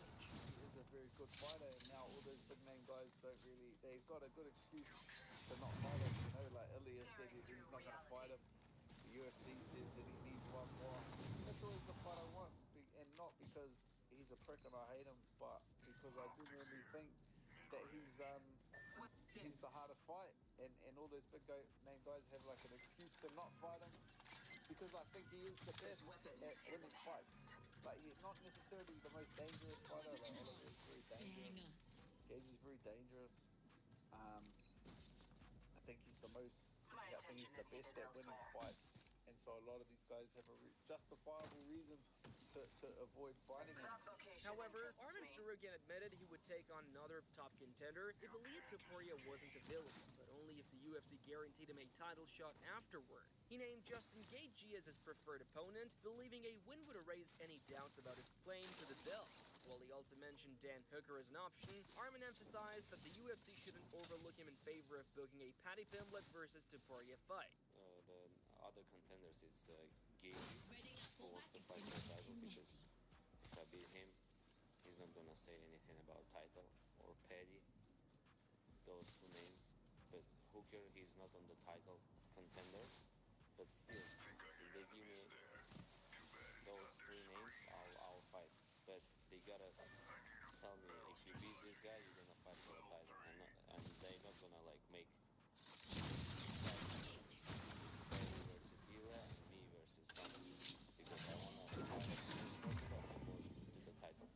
However, let's get back to the Ilia versus Islam topic is earlier. After Ilia's moves to the lightweight division, a lot of MMA pros shared their thoughts about this matchup. Michael Bisping said Islam Makhachev versus Ilia Topuria is one of the biggest fights the UFC could make. He warned that if Topuria faces another top contender first and loses, the promotion risks missing out on a blockbuster matchup with Islam. Ilia is special. I'm not saying that he's not.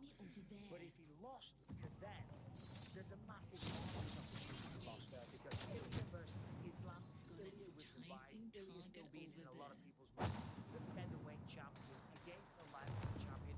There's something there. And yeah, if he loses to Gage and then 2-3 fights later gets a shot, it's not quite the same sell. The public wouldn't be quite still invested. So I think they're going to give him the title fight. I think Islam's going to take it. Michael Chandler also shared his thoughts on a potential fight between Islam Makhachev and Ilia Topuria. He praised Ilia for his unique style and skill set, but noted that Islam's experience would make the difference. Chandler believed that if the fight went into the later rounds, Topuria would have no chance of surviving against the Dagestani. Islam and Ilia Topuria may be one of my favorite guys to watch stylistically. How he doesn't force things, not getting emotional, not pushing too hard, also not taking his foot off the gas. He's just right there in the middle until he lands the big knockout punch. So I think he can catch Islam, but if that fight goes anything past 15 minutes, I think Islam beats him handedly just because Islam is a large 155er, and I don't think Ilia is that big. But 100% both those guys, especially Makhachev. He admitted Islam is a tough and highly skilled fighter, but Topuria has what it takes to flip the matchup in his favor. I'll go with Ilya because he's a striker, like my favorite.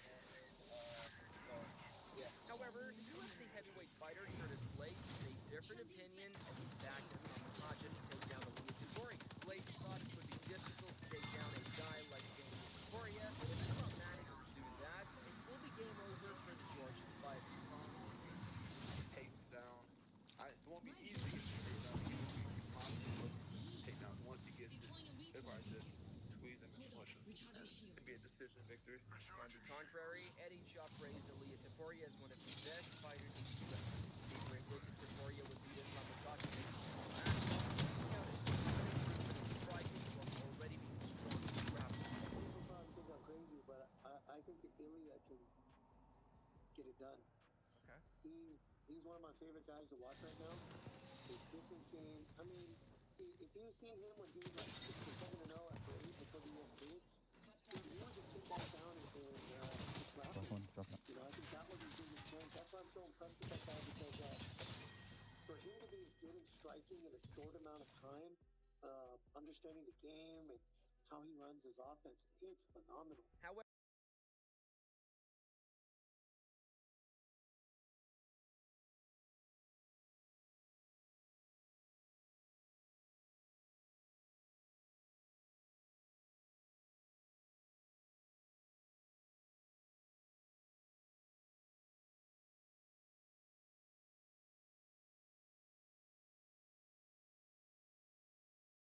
Yeah, that's our picture. Is that the one you're upset about? Yeah. This is Benjamin Austin Page, a Florida man who looks like the top of a high schooler's desk. Right now, he has been shown a picture of himself in bed with his male lover, a lover who was shot to death just 3 days ago.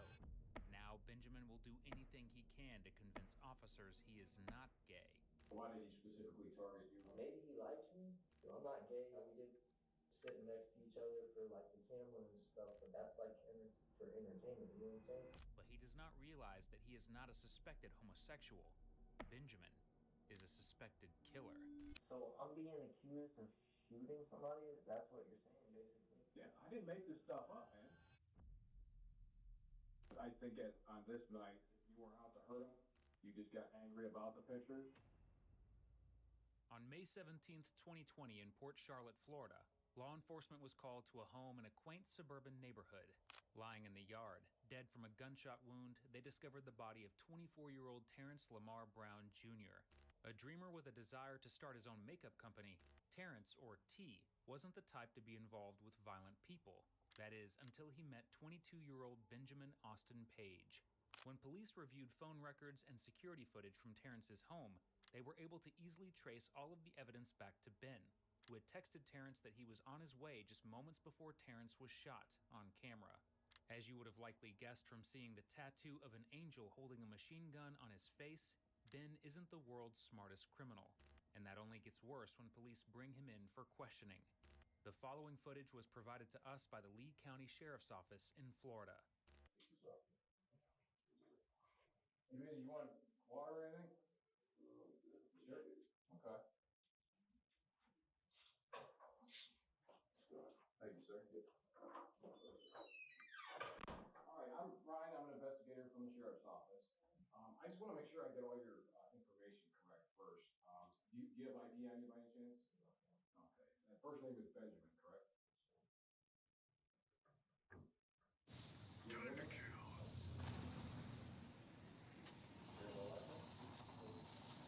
Okay.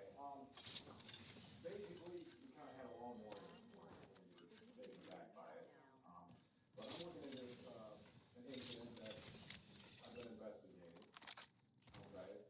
And I think you might have some information for me. But here's the thing. So you're obviously you're not created. Police station. Got my weapon enhanced. I have to Dang. escort you out. You're gonna leave. I have to leave your Miranda card before I can talk to you. Okay, I don't know if you've ever had a right to do before. Okay, so if you have any questions, go ahead and ask me. At this point in his life, at the ripe old age of 22, Benjamin Doodle Bob Page should know his Miranda rights by heart. He racked up his first arrest at just 13 years old for theft. Throughout his teens, his charges ranged from possession of narcotics, weapons, burglary, and more theft. At the time of this interrogation, he's only been out of prison for about 4 months after serving 4 years. But apparently that time in prison has taught him nothing, because by the time the detective finishes reading him his rights, Ben keeps on talking. We have 10 seconds. Move with purpose. Attention, Evo harvesters are online. Well, that's what we're gonna go over, so. Don't go thinking I owe you anything. So if you want to discuss that, that's me. We're outside the ring, but the fun happens inside. Extra supplies here. Take them. Optics here. Okay, you're going to deputy sheriff. I can take your sworn testimony. Put your hand down. Got an Evo harvester here. All right, so I understand that you're pretty big on social media. A lot of followers, I guess. What is your, I mean, compared to some people that have thousands of them, 3.5 million, I guess.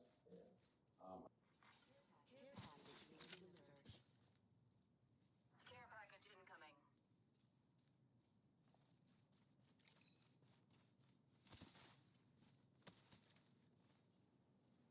Why?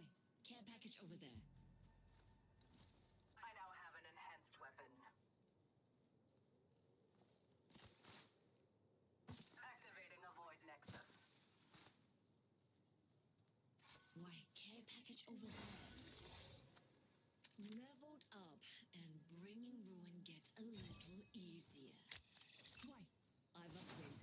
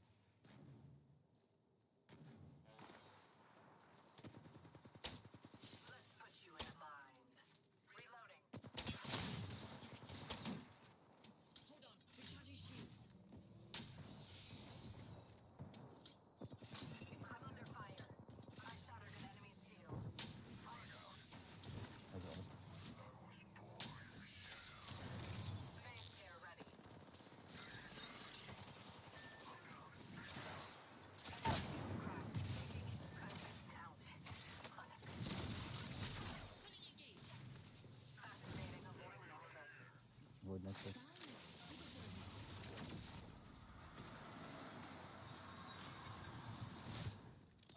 Not used to taking bodies off the ground.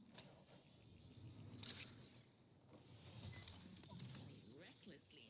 I like that.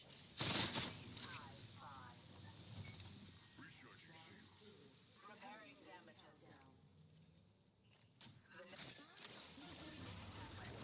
I am activating the void nexus.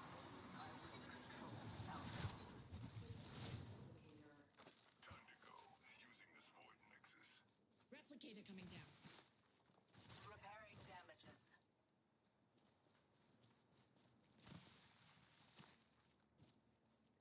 Another squad has been there. We missed the party?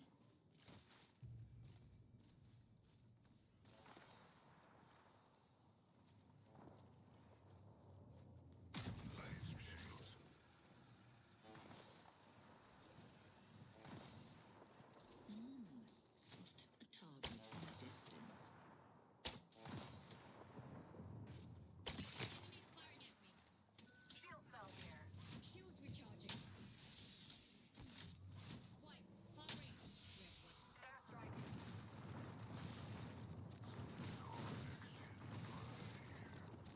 coming down. Shields taking fire.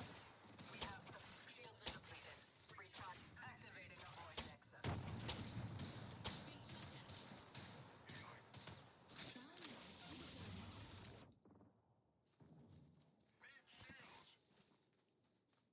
Shield cell here. Heal, heal, heal. Working through the gate. Fallbacks in play. Hold on. Party's here to play. Repairing. Go here. I am activating a void nexus. Go here. Hold on. Shield. Fire. Using meds. Reloading. Enemy trap. Watch it. Recharging White. shields. Got an enemy here.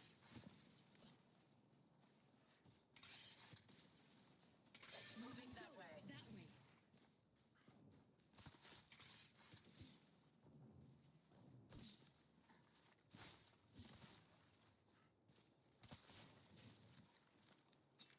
Why? Care My package over ultimate is there. prepared. Do not slow me down. My beautiful void nexus is no I'm more. going there. You would be mine. Follow. Cutting a phase tear. Enemy squad rescue. No. They're both low, super low. The other one's right here behind us. On your right, on your right. Moving in. On your right. Target close. Hold you.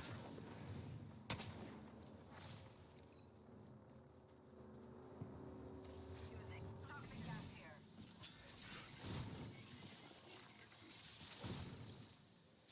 Taking right for the void nexus.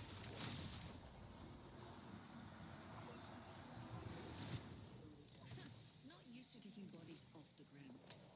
This is new trick. Void nexus is lost. You play recklessly. I like that.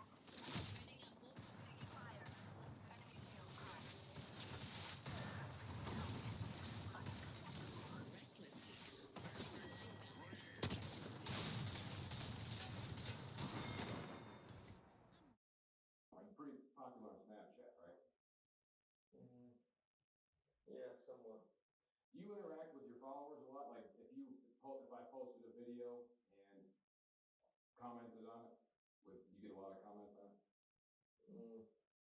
Maybe not. Maybe like maybe somewhere around like maybe 20 comments.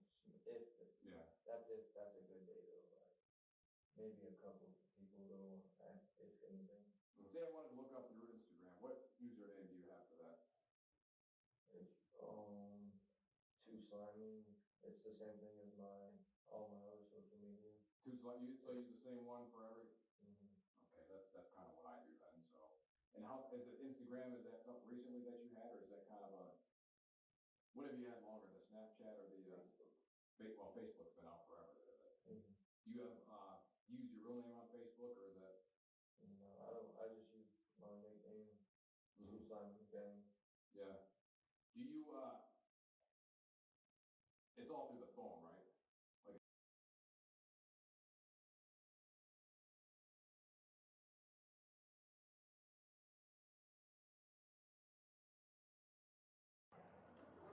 What's up? How are you? Yeah, it's a little chilly. Is there Heather here? Are you home? So what's going on? They're in the office. Huh? They're in my office. My boss in. Yes. Taking care of it, huh? Uh-huh. So what happened? He was taking receipts and scanning them and refunding them to his own card. Him? Mm-hmm. What's his name? Katie. Tahi? Mm-hmm. And he works here. Mm-hmm. He's my assistant manager. Are you the manager? I'm the store manager. You're the boss. And but that's the corporate or something, or My district manager's in the office. district manager. So my boss. So he buys products. Mm-mm.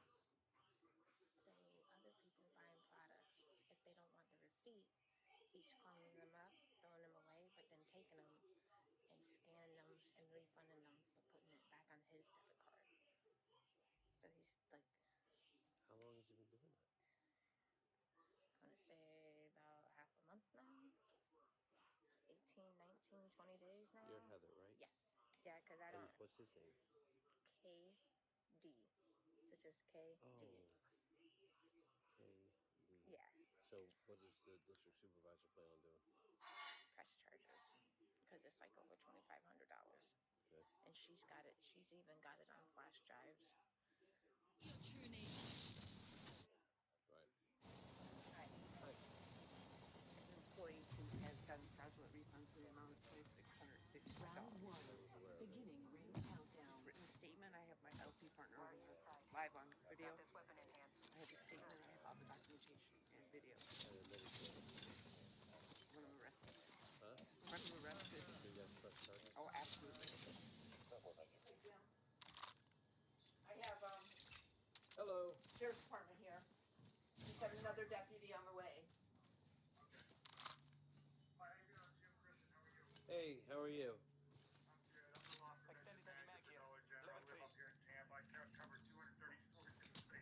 God bless you.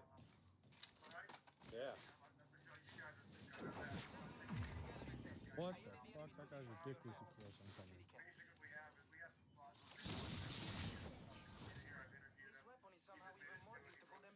I can honor that. Yep.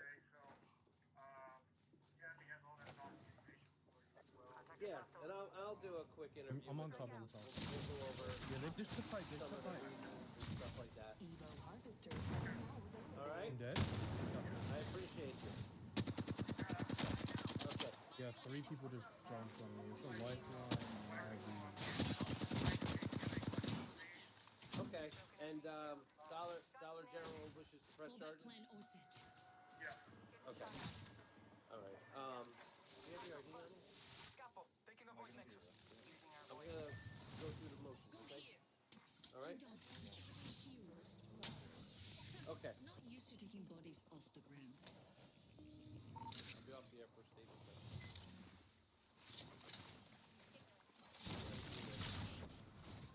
They make this work. It's policy. I don't feel like getting a phone. Care package coming down. You know what I mean? Yeah. So I just gotta read you some stuff off of this card, and then we can. All right, so today's time and date is. Oh shit! My care package over there. January 9th, Care package over there. 2025. I leveled up and it This comes is with a reference to fancy case upgrade. number 2501. I've upgraded. The location of this interview is Dollar General, located on Duncan Road and Cleveland. You want me to write them right here? 5150. 5150 Duncan Road, thank you. I'm Deputy Anderson. Person sitting here in front of me. It shows that you're talking. KD, are you under the influence of drugs or alcohol? Thank you. Do you understand the meaning of They might push us instead of pushing the one that was running on the other side. by telling lies, giving us false details? It's a crime in the state of Florida. Stay without explaining about something. All right, so prior to taking this fourth statement, I am going to place you under oath. Shields So recharging. please raise your right hand. KD, do you swear or affirm Center light Mac the here. statement you're about Level to give 3. to be the truth, the whole truth, nothing but the truth? You can put your hand down. All right, and more nonsense here. You have the right to remain silent. Yeah, they're definitely chasing some other guy. I'm not saying.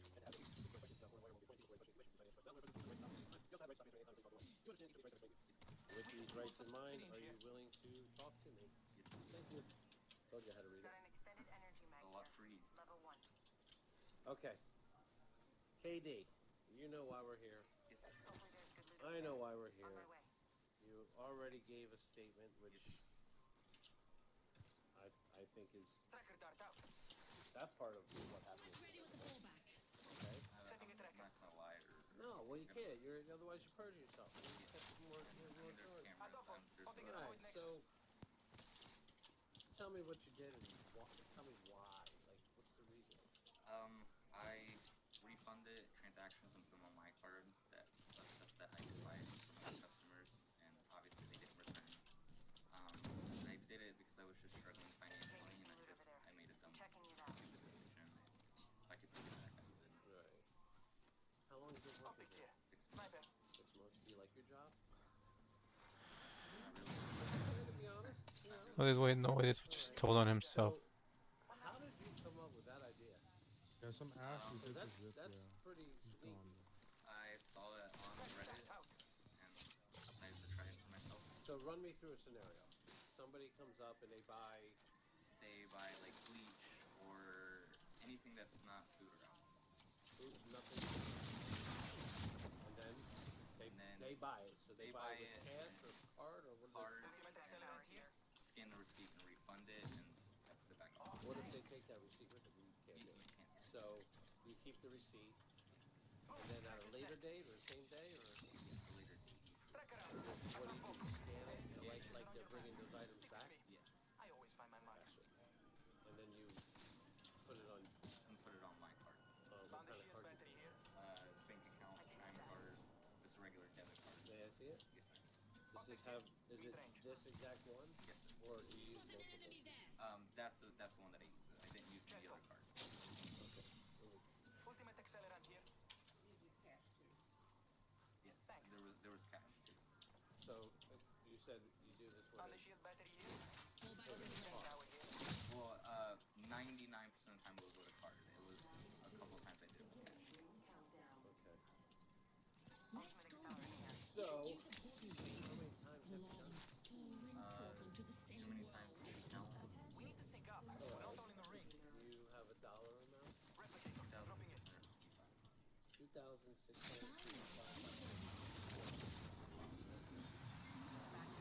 From this particular area here? Just here. Alright. Do you have a time frame of the date that you did it? Was it Maybe started sometime in November. November through what? January?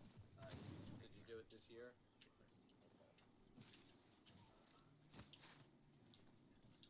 Yes, sir. Okay. And you wrote a statement? This is your statement? Yes, sir. Okay. Is this my copy? I have all your stuff in the envelope. You should have that copy too. Okay. All right. Would you mind reading that to me? I, Katie, am writing this statement of my own free will. I refunded over $2,600 to my own card. If given the opportunity, I am willing to pay back the full amount of money that I cost the company. I was struggling financially and made the wrong decision to steal from the company. I will pay back the $2,600 that I lost the company just given me the chance. With sincerest apologies, Katie. Okay, and I commend you for that. Like I said, that action that you took is commendable. Enemy spotted. Oh shit, they just read. I mean, you're taking responsibility. Almost ready with the fallback. Store manager call.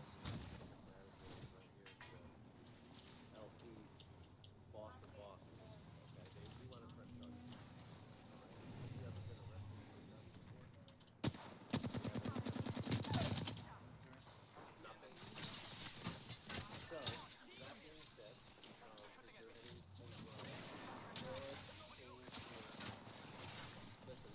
Take that thing.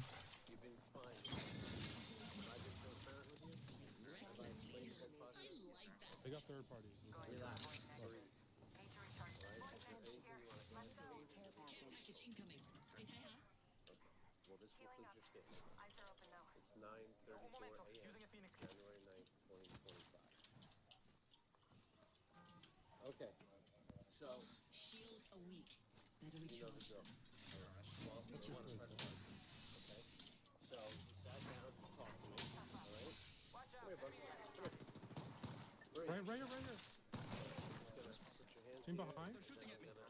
They're not saying it's a different team, so. No, it's policy. They have to do it that way. Copying order sign. Hold on.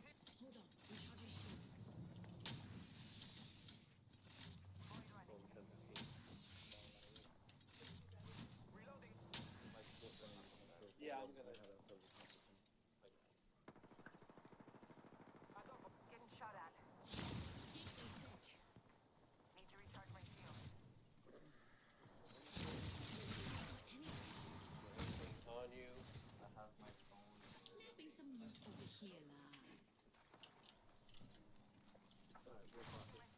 I'm gonna be searching you. There's a phone and my phone in this pocket. Okay. Anything in your pocket that will stick me, poke me, cut me. No, sir. Any kind of narcotics, anything like that. No, sir. Okay. And your vape is here? No, that's my headphone. They're gonna regret this. I'm gonna take all this with me. Let's attack there.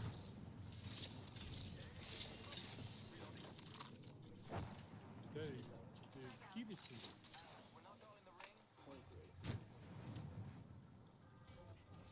Have you never been charged with theft before? Half the squads are gone. On me. Let's have Your vape? Getting shot at. Yep, on me. Forza. That enemy shield is broken. Backpack here. One HP Ash. I'm recharging my shield. Alright, just let me check the back pocket. Is there anything else on you that you didn't bring out? No? chosen upgrade. I'm itching. I need heals. Hard dip. There's tons of heals. Tons of fucking boxes. Don't be afraid to loot. Hopefully they have a fucking mag. So I get no marksman weapon. 4 batteries, 9 cells. I got everything. Nexus was ruined by some enemy. Rebuild again. Start the charge rifle, infinite bats. 5 negative. 10 seconds. The ring's close. What? I just looked for ammo my pants because I don't have a belt. No, I'm saying any narcotics, weapons, Oh, no. needles. There's a knife on the Warning. In progress. KD, I'm going to hold on to your time card. These are his. That's going to be placed in the evidence. Care package coming in. Got an M here? I haven't used any other cards. He said no other cards, just cash.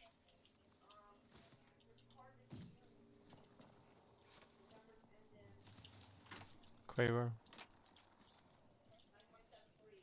If you want to check my wallet for that card, you can.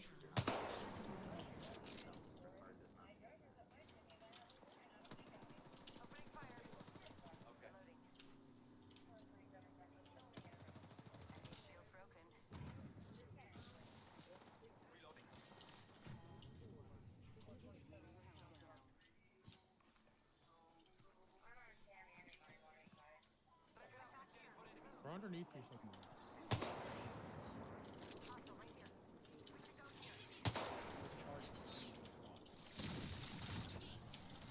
He was sentenced to 18 months of probation, 10 hours of community service, and ordered to pay $2,655 in restitution. They went back to that one. Don't key that.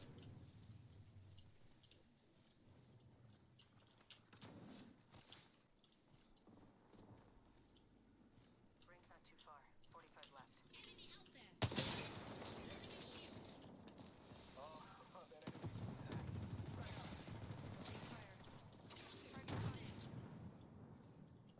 Enemy there, fast. We're near the ring. We're only 30 seconds left to get inside. I can get fucked. Enemy out there.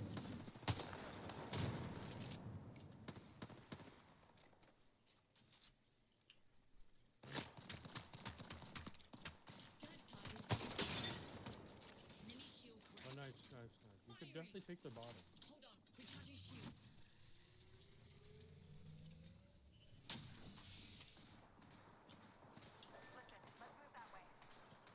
Ash going back. They're chasing. Oh, shit. Oh, shit.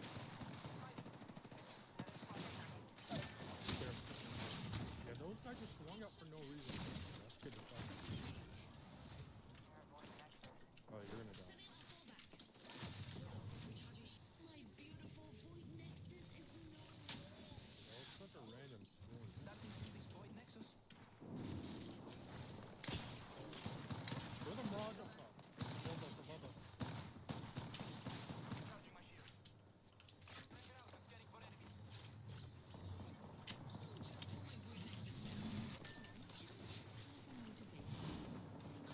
Goddamn, how many fucking breaks? Dude, that shit took 5 fucking hits. People everywhere. I gotta fucking pee. I didn't even know I was muted, bro. Fucking boy, why'd you tell me that I'm muted, dude? Eh? Hmm?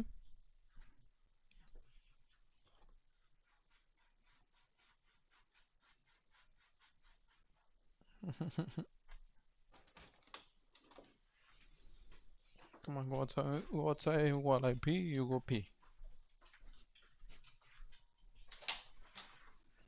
Go. No?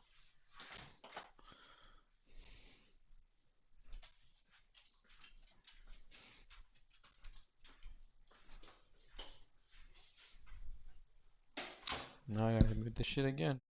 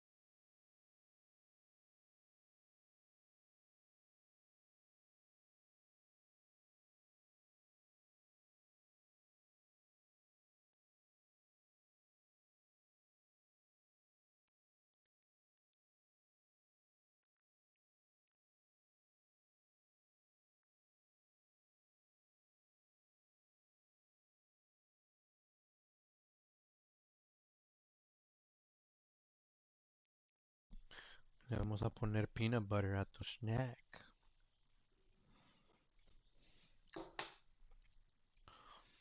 Un cheto con peanut butter. Vamos a un cheto con peanut butter.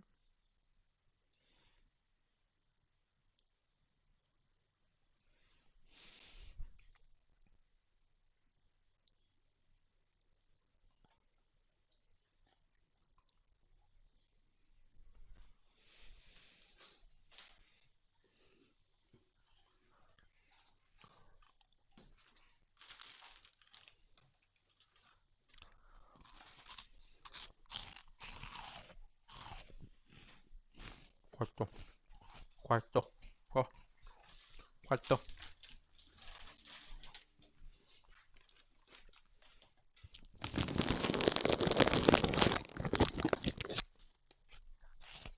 Ya, come on. Vete con tu cheto, cómete tu chito.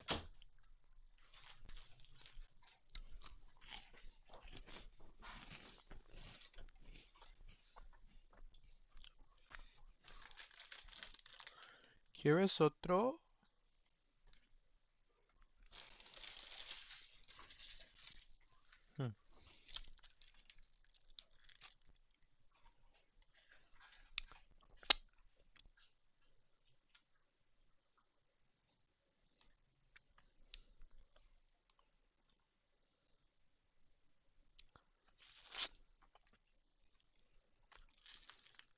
Ya, se acabaron. Ya no más chips. Se acabaron los chips. Ahora sí acabaron los chips.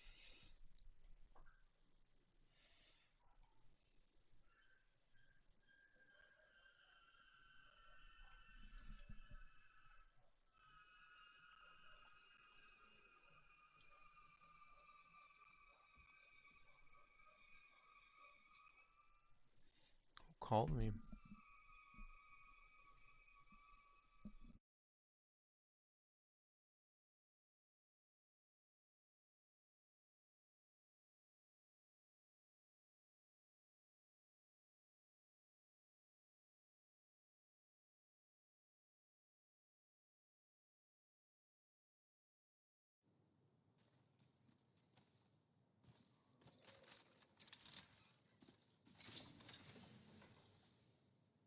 Care package over there.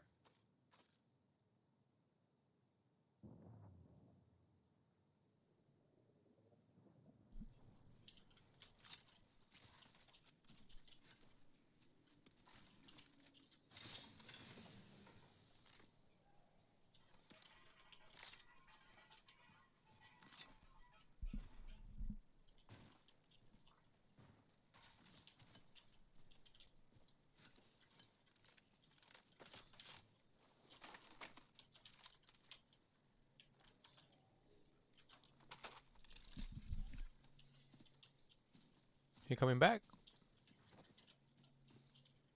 Hopefully.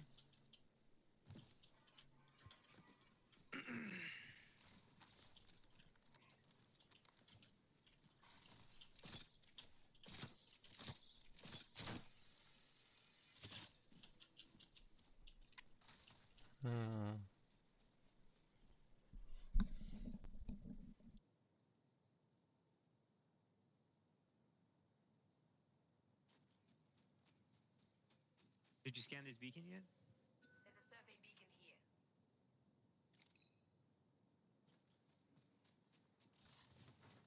Path.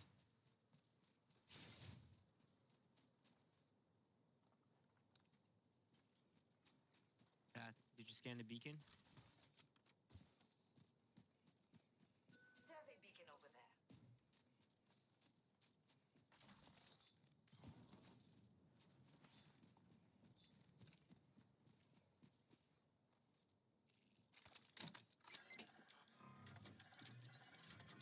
My weapon is cooler now because it's enhanced. Close range.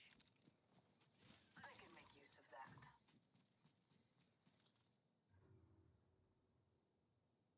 Path, did you just scan or not?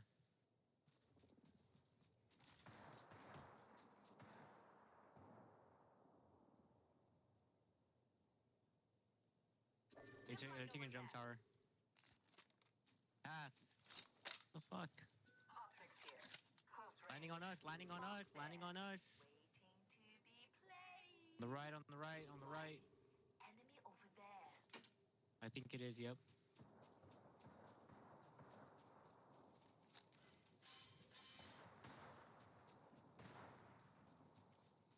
Looks like a solo. Are we gonna ape it? Let's go.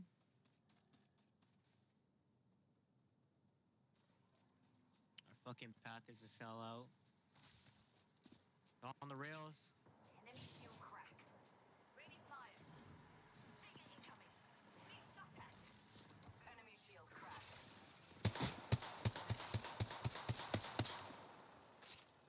Hold on. Recharging shields.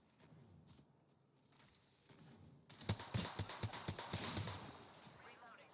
Reloading. Recharging shield. Big shot at. Hold on. Recharging shields.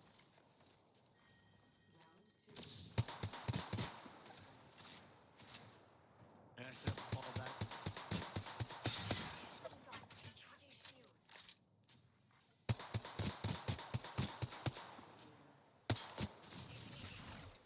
Using nets.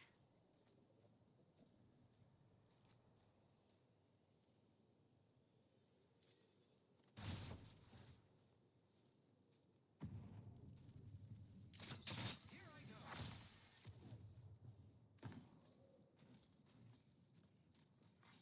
My shields are low. There is a Better new recharge kill them leader. while I can. New kill leader. Surely you can take the title from them. Go around, swing to get the Evo, and then Backpack here. rotate in a circle. Giving my shields a recharge. We're close to the ring. We have 1 minute.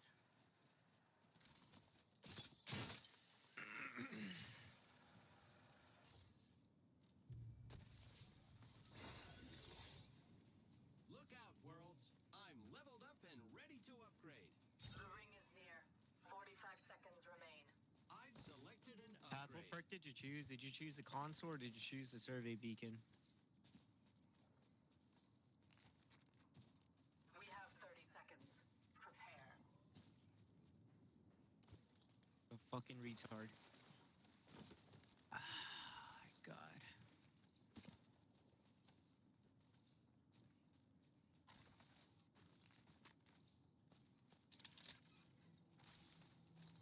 The ring's close. 10 seconds.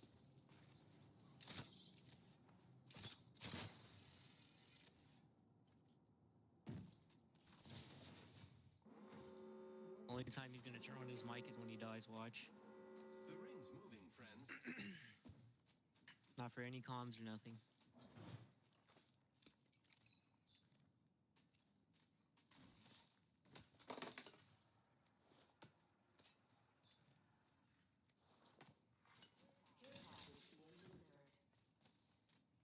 Care package incoming.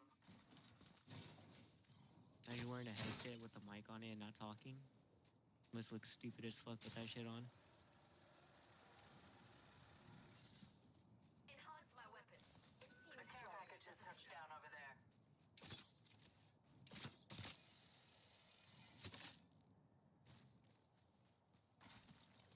Close up here. Defender, I have faith in this version of you. With the altar in there too. This weapon is What, a guy? It is a guy. broken enemy shield. Reloading.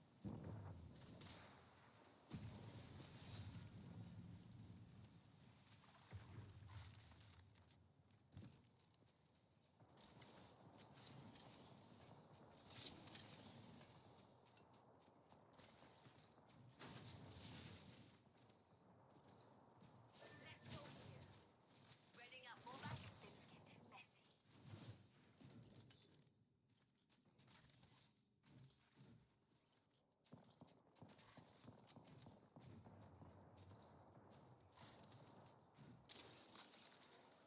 Half the squads remain.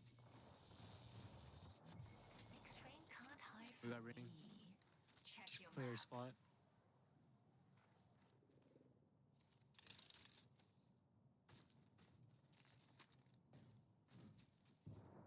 I'm gonna check outskirts, hold people out.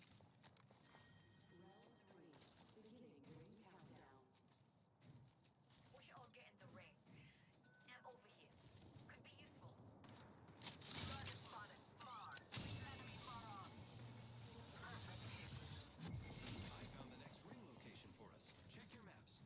Replicator coming down. Go.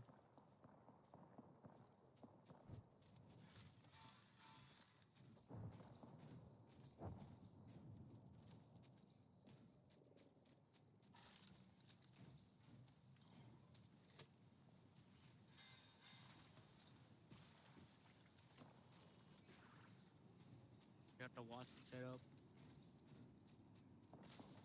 Yeah, on the right. I can alter through. Wanna alter through?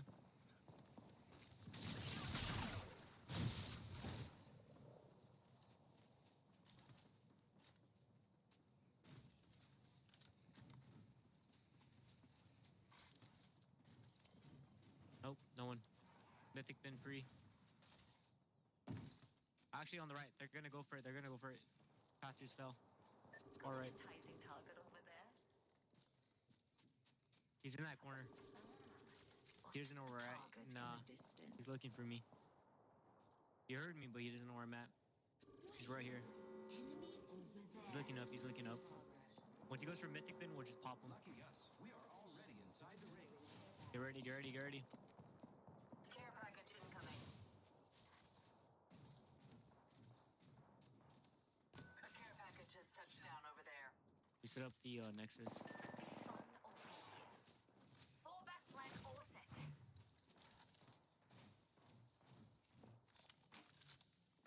Yeah, we'll just beat the Mythic. I don't have Arc. So fucking nade. I shattered an enemy's shield. Reloading.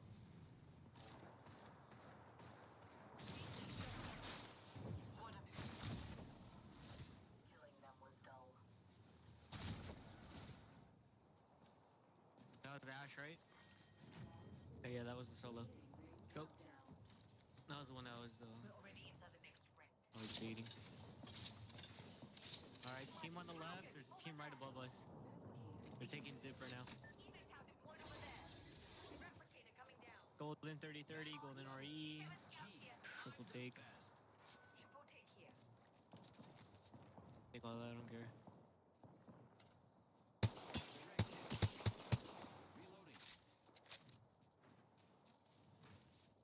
Which one's better, attack scan plus 15 seconds, or attack portal gives more speed and weapon handling? Void Breacher.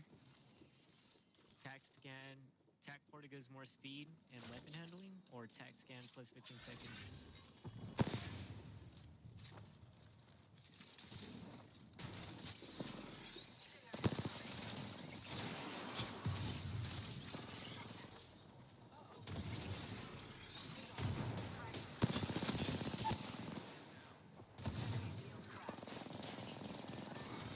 Wow. That's a fucking trash ass bitch.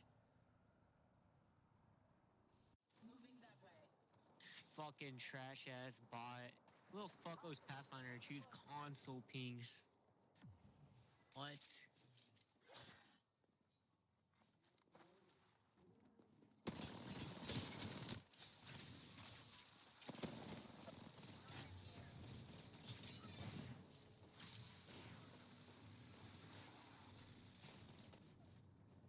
That fucking dude's trash, bro.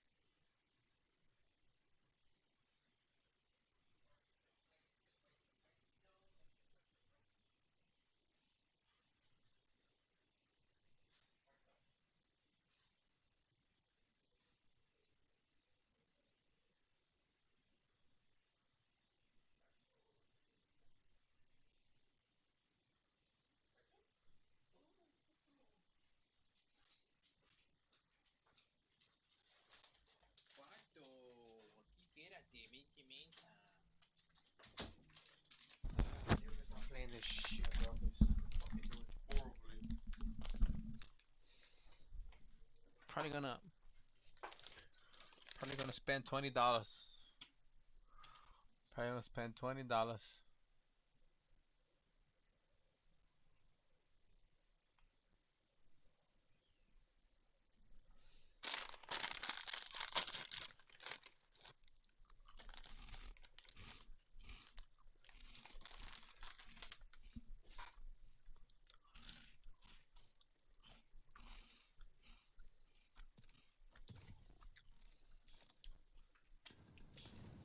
I'm gonna buy for now.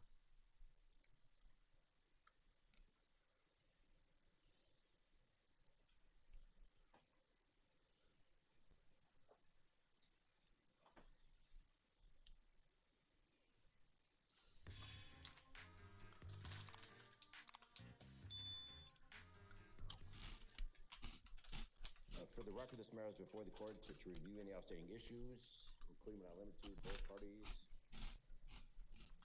monthly parenting time complaints. This hearing is being conducted via Zoom. Aaron Atkinson, the plaintiff, is present. Is Samantha Sewell present on audio? Yes, Your Honor.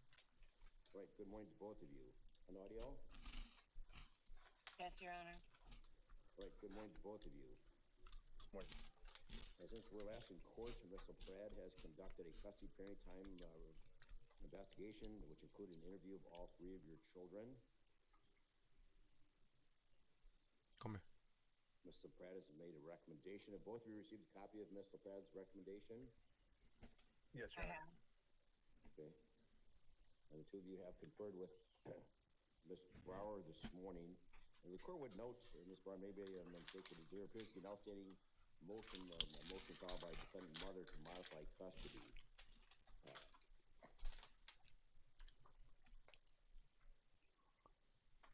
I don't know if that needs to be addressed in this recommendation, but in any event, the recommendation, Mr.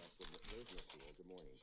The recommendation is that the friendly court recommendation, Mr. Pratt, dated August 13th, 2024, be adopted. Specifically, mother's parenting time shall be every other weekend, Friday at 4:30, and Monday to school during the school year during the summers, week on, week off, with the change that Sundays at 6 o'clock. Mother's parenting time with lunch shall be reasonable and liberal. The outstanding parenting time complaints filed with front of the court through July 8th be dismissed. It's also known that both parties have provided the court with essays, what they have learned for the High Conflict Solutions Workshop. The court appreciates both of you taking that program. Hopefully it was beneficial. I'm not, the court does not order the... When he landed close to me, must be my raw magnetism.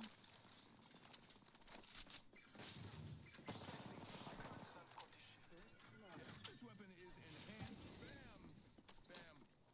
Guess I'm running out of ideas.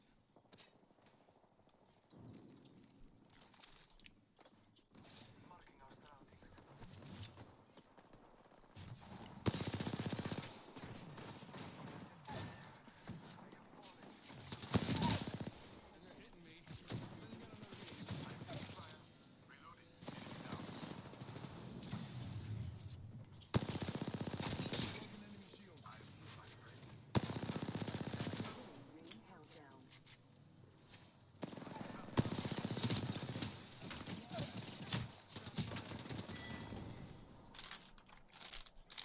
A whole different squad pushed us, bum bum. Can't even have fun when I'm trying to have fun. It's a waste of time. So I hope that there was some value in that class for both of you to make life easier for each of you.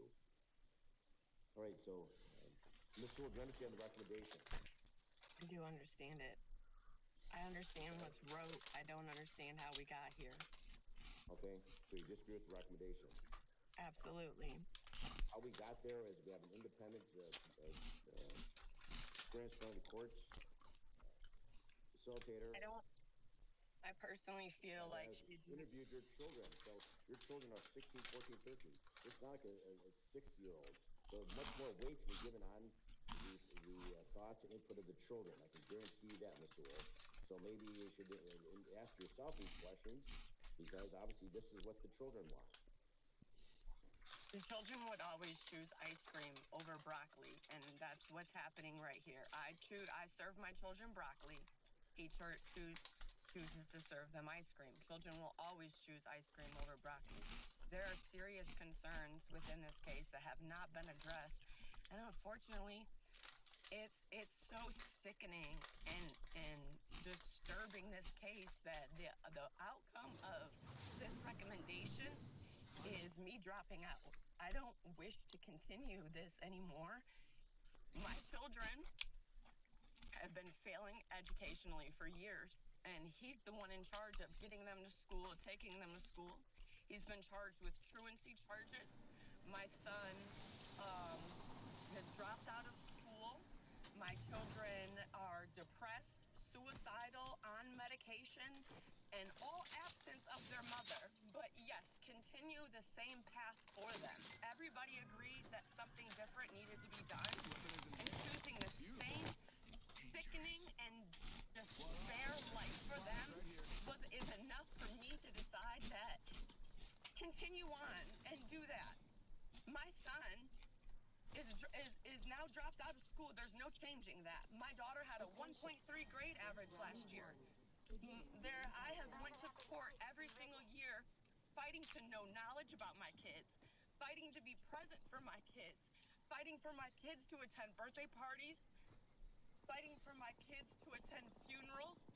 I've had to go to court to know my kids' education, to know their therapist. I've had to go to court to have you tell him that he had to keep them in school so he wouldn't take them out for acting classes. I've had to go to court for all these things, and nothing has been done. So now my children, 13, 15 years old, are on medication, failing classes, depressed, suicidal, Okay. sexual activity, talking to men online, absolute disgust, all, and he won't do anything about it. I'm not allowed to be present. I'm pushed out of the way. So, of course, the kids want to choose whether they're not parented, not governed, and he's feeding them ice cream over broccoli. Absolutely, 100%. I agree with them. However, I don't choose to be targeted. I choose to not have the police called on me when I take away my son's Xbox. I choose to not have CPS called on me when I'm trying to get help for my daughter's suicide problem. I choose to not have false police reports called on me about stalking my ex. I'm choosing, if you guys don't choose better for my kids, I'm choosing to step aside. Flat out. I have 2 other children to parent and raise and worry about. That's how I feel. This man, hold on, there's another one thing. I started all these parenting time complaints, and up until this point, because he was allowed. Care package approaches. Pitching a frag.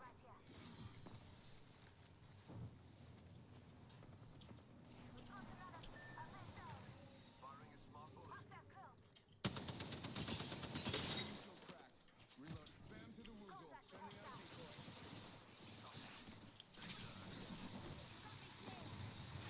Get everything under control.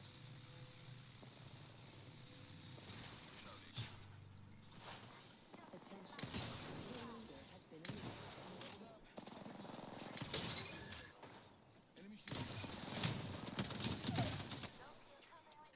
It's down, an enemy. Give him my shield to recharge. You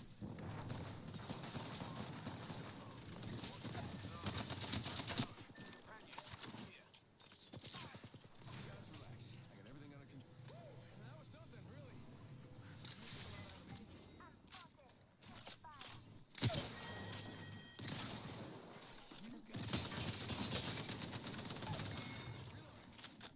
that must have been the last one, because no one's revenging or whatever.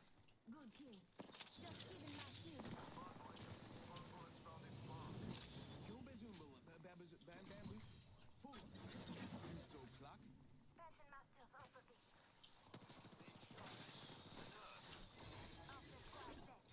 Now that. Replenishing my shields.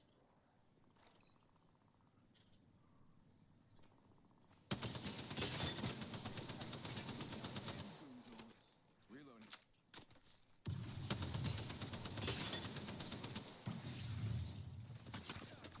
Granada! Or something like that. I didn't. Okay. Got extra supplies.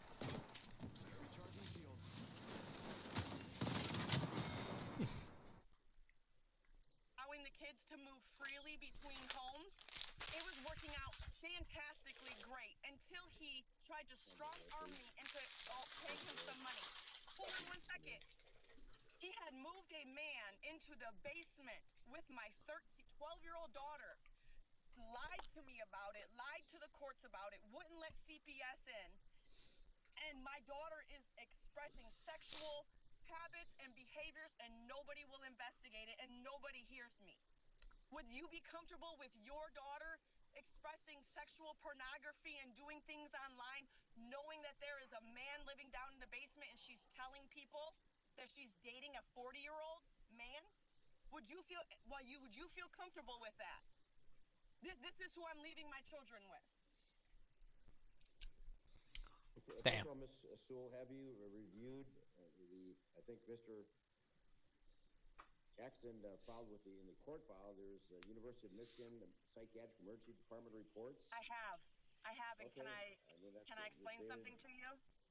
Stated June 6th, whether your daughter was taken to the hospital, he claims that there's ongoing, this is her words.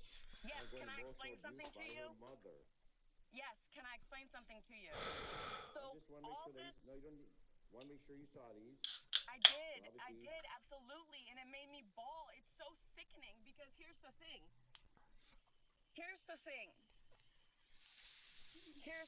Your Honor. She can't think of anything. Mr. Atkinson, I was explaining my concerns of what I was finding on her phone and explaining what I have known myself and explaining what we had done. The referee wanted to say that the kids were not allowed around each other and was concerned about incest relationships because what I was finding on Isabel's phone while she was in Mr. Atkinson's home. I explained this to the court. The referee was like, whoa, something's going on. You know, the kids aren't allowed around each other. Mr. Atkinson went home and told Issa and London.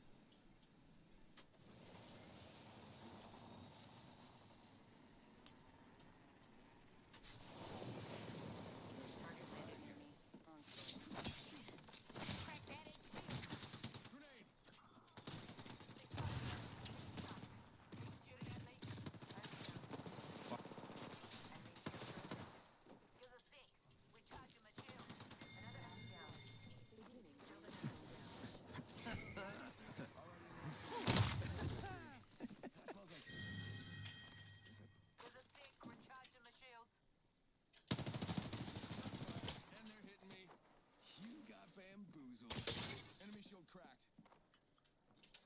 What? Got a bad guy. Attention. There is a new harvesters are now remaining.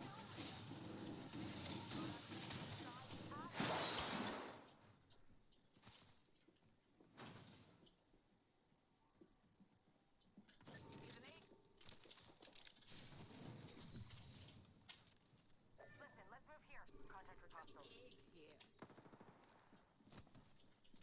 Firing.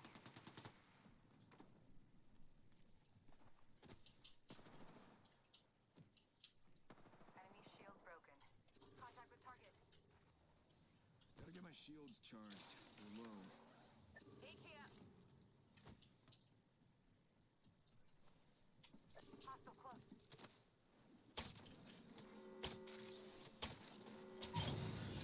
We're inside. The whole squad. Last guy just kind of, dropped. I leveled up. It's half past upgrade o'clock. Better pick one. Pick an upgrade that'll make Upgrade everyone o'clock. You kill leader? Only thing they're leading is my boot to their face.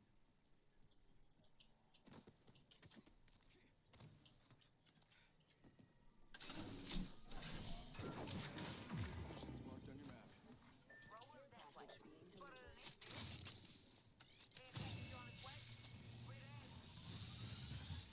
Got your present. The next ring location. Check your map. Care package over there. Attention. Care package over there. There is a new kill leader. Heads up. Kill leader.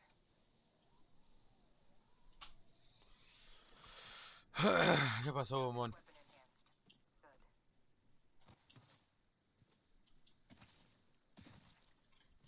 Déjate prendo el calentón. Half the squad's elite. Let's kill them before they die. Hopefully the TV doesn't turn off.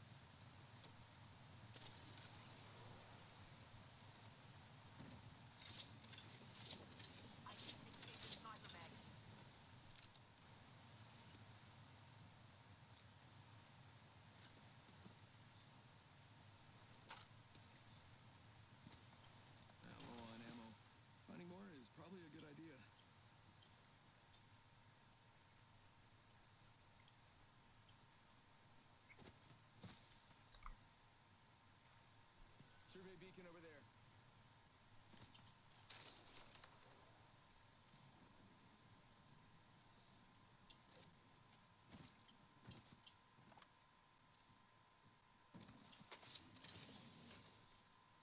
That guy over there. Yep. Sweet fix. Voila! Extra supplies right here. Got this weapon in hand. Good.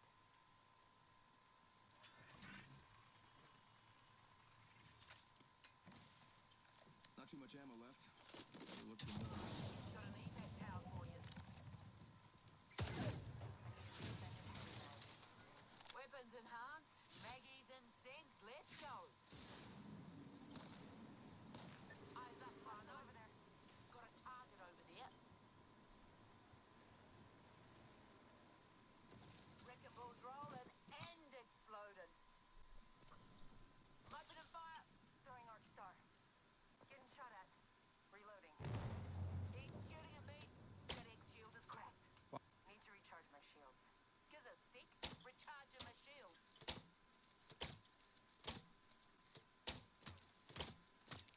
Shots fired, and there's the beacon. They spotted me. I'm taking shots. Recharging my shields. Sending out my decoy. Enemy here. Mess him up. You fellas know the drill. Stinger incoming. You got bamboozled.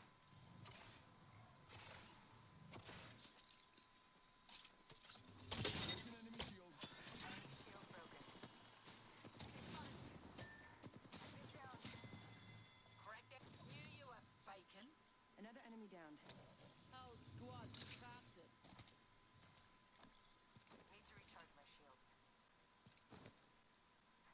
Healing up. Eyes are open though.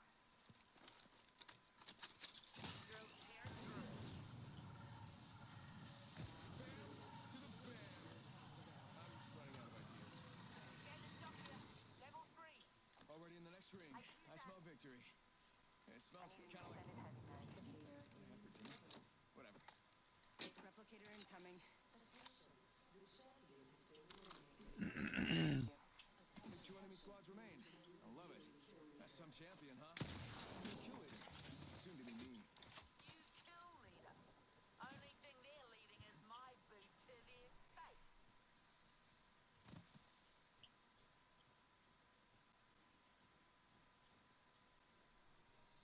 What the heck could they be fighting?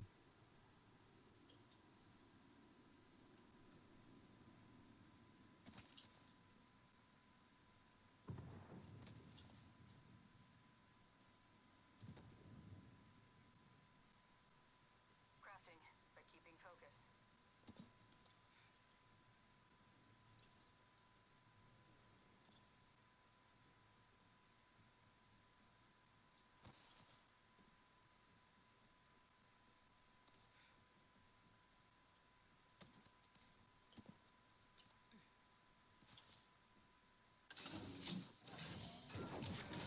Positions marked on your map.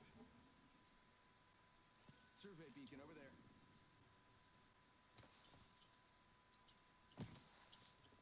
Yup. Deploying an evac tower.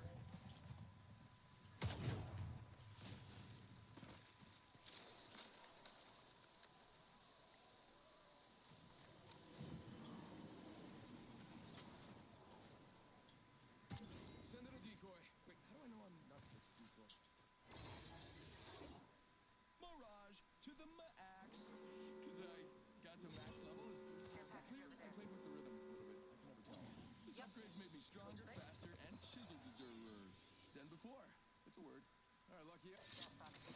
Nothing on my sleeves and whoosh, extra supplies. It's magic is what I was doing.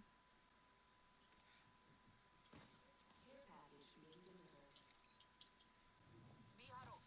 Care package dropped. Ni huddle. Positions, check your map. Make And a you're beeline welcome. there. Eyes up, partner. It's defense o'clock right here, people.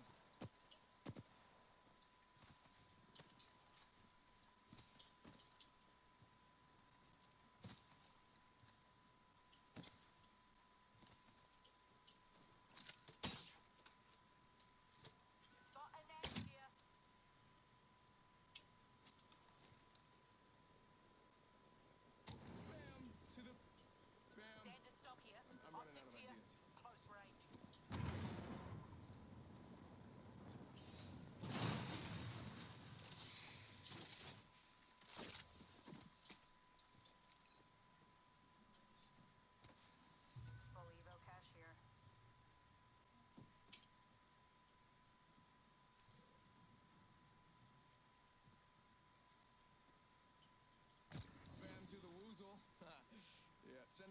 decoy.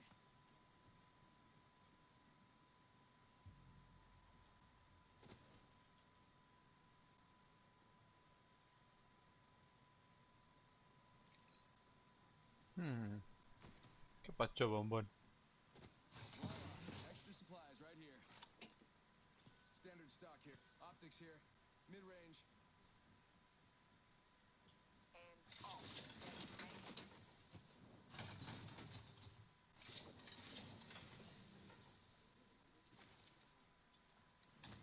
Marvelous, dude. We're in camp here. It could change our path for the better. Extra munitions for you in Grace. Hostile spotted. Got a replicator incoming. Broken enemy shield. You got bamboozled. Drills tearing through. Reloading. Enemy there. About time, eh? Opening fire. Got my guard up. Reloading. Cancel that. Enemy there. Can I give him a haircut?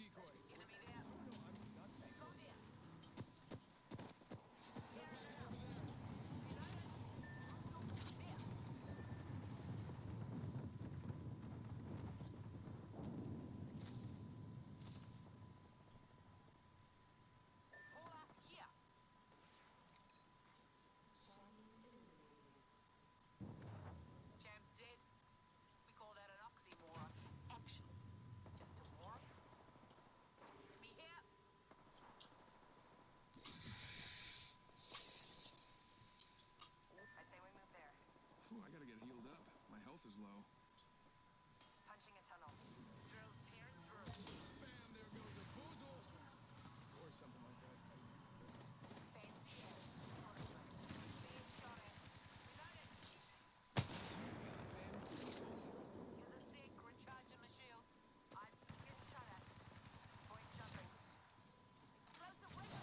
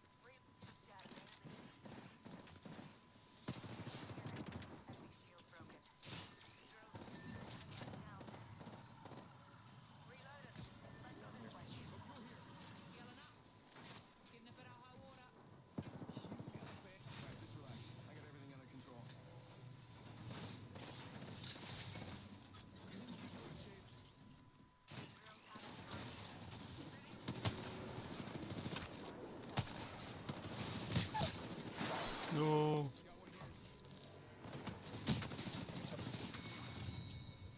No. Man. And I was accusing them of having an incestual relationship and blamed the entire thing on me. So she absolutely was so mad at me. And I think I provided text messages to the court where she was saying, my mom's so weird. She thinks I'm having sex with my brother, and she thinks I'm having sex with my dad's roommate. But these are the things that I'm finding on her phone, and I'm providing them to the court. I'm not having conversations with my daughter about what I'm thinking. I'm having conversations with Aaron Atkinson, trying to get to the bottom of it, and then he's going and telling he is showing her, even these classes, he is showing them the paperwork and putting it in their faces, absolutely causing problems. I've came to the court every single year about things that I'm badmouth, I'm talked about. Of course the kids view me like this. This is 100% parental alienation, and the courts have enabled the abuse of me, the control of me, and I'm done. If you guys cannot see that, why would I be fighting for my kids to abuse them? All I want for them to do is do better in school. Hold him accountable to that court order. It's a court order for a reason. You're not allowed to badmouth me every chance you get. My kids don't need to grow up in a toxic environment of like that. I love them so much and only want the best for them. So yeah, they hate me for making them clean their rooms. They hate me for grounding them, taking away their cell phone. I took away my daughter's cell phone because of the things that she was posting on TikTok and the boys that she was talking to. He turned around and bought her a new phone. After all this, there's no disciplining the kids. There's no wanting better for them. I am clearly nothing more than a babysitter. Winning there means So nothing. I choose to not do it. I cannot live and I cannot be exposed to the police knocking on my door again, to the CPS, to the false CPS call. I've been dealing with this for far too long. Far too long. And this is exactly what he wanted. So congratulations, Aaron. You've won. Congratulations. This is absolutely what you wanted. I hope you're happy with the results. To be honest with you, I feel so bad for my kids, but I feel so bad for my kids' future that they have to live like this. 100%. The kid's therapist is his therapist. Can you imagine what my kids would say if my kids attended my therapist and all they listened to is negative lies that I said about my ex, the paid actor, the one that literally gets paid to make people believe his story?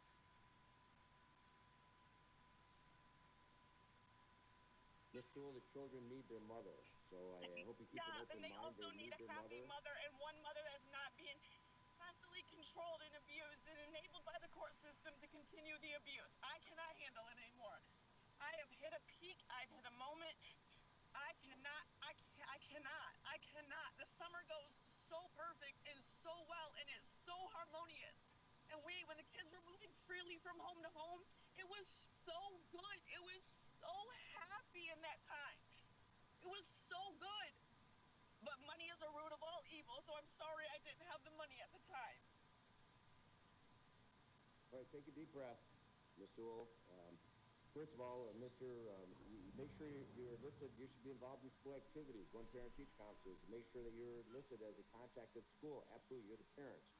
I had to go to court and fight for every single thing of that, and I do. I attend everything that I am aware of, that I can. I attend everything. I do everything that I'm supposed to. I show up to therapy. I do everything that I'm supposed to do. Everything and more.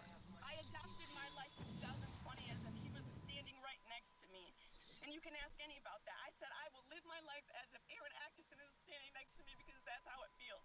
Every move I make, I have to make sure that he's okay with it, how he can spin it, and how he can use it against me and use it against me in court. And that's how I have become this person that I am so proud of today. The fact that you are sitting here and saying my kids don't deserve to have their mother. Why is it okay for this man to have truancy charges? Why is it okay for him to not push school on the kids? Why is it okay for him to be living in a bed bug infested house, almost foreclosed on, and everyone's okay with it? Why are you okay with it? Right, Miss Sewell, the court fully understands your position. Déjame sé. Well positioned there.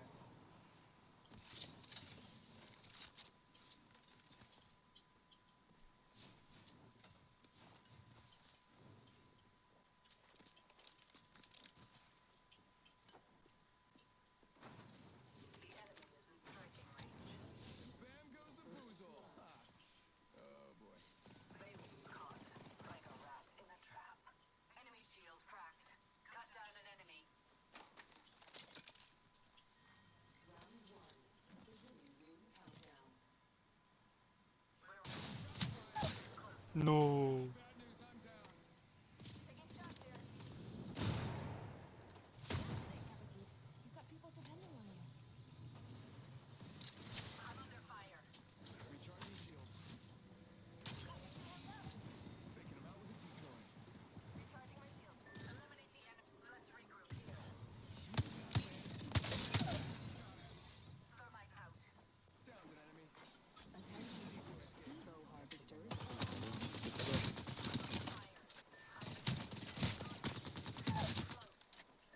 Took down another.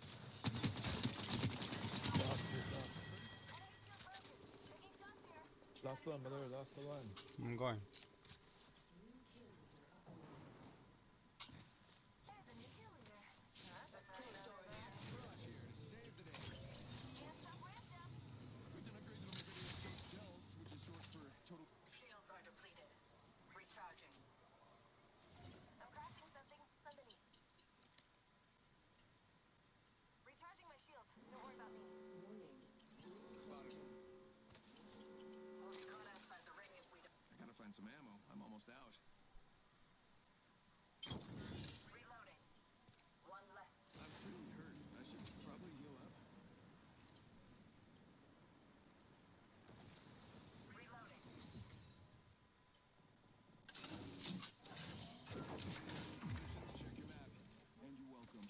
Give my shields a recharge. Move this way.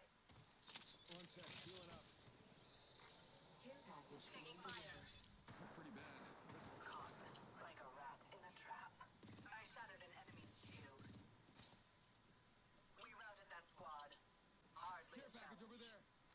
Care package over there. Not too much ammo left. Oh, I should look for some more. Evil harvester here. Pretty bad. I better heal. So I don't die. Plays like this. One sec, healing up.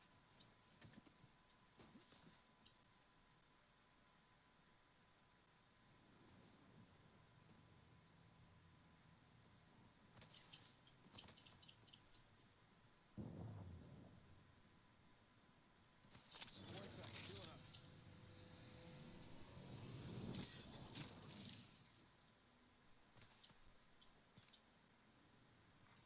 Survey beacon over there.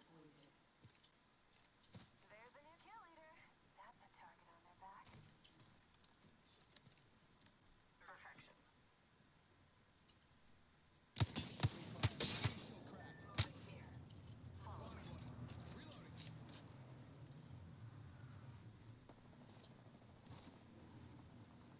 Here come the jammers. Pew pew pew. I'm throwing an arc star. Eyes up. Target there. Bam! There goes a booze holster. Something like that. I'm under fire. Right in front of me. Enemy shield cracked. Reloading. Alright, frag out. Frag out. Eliminate the enemy. Target here. Okay. Recharging shields.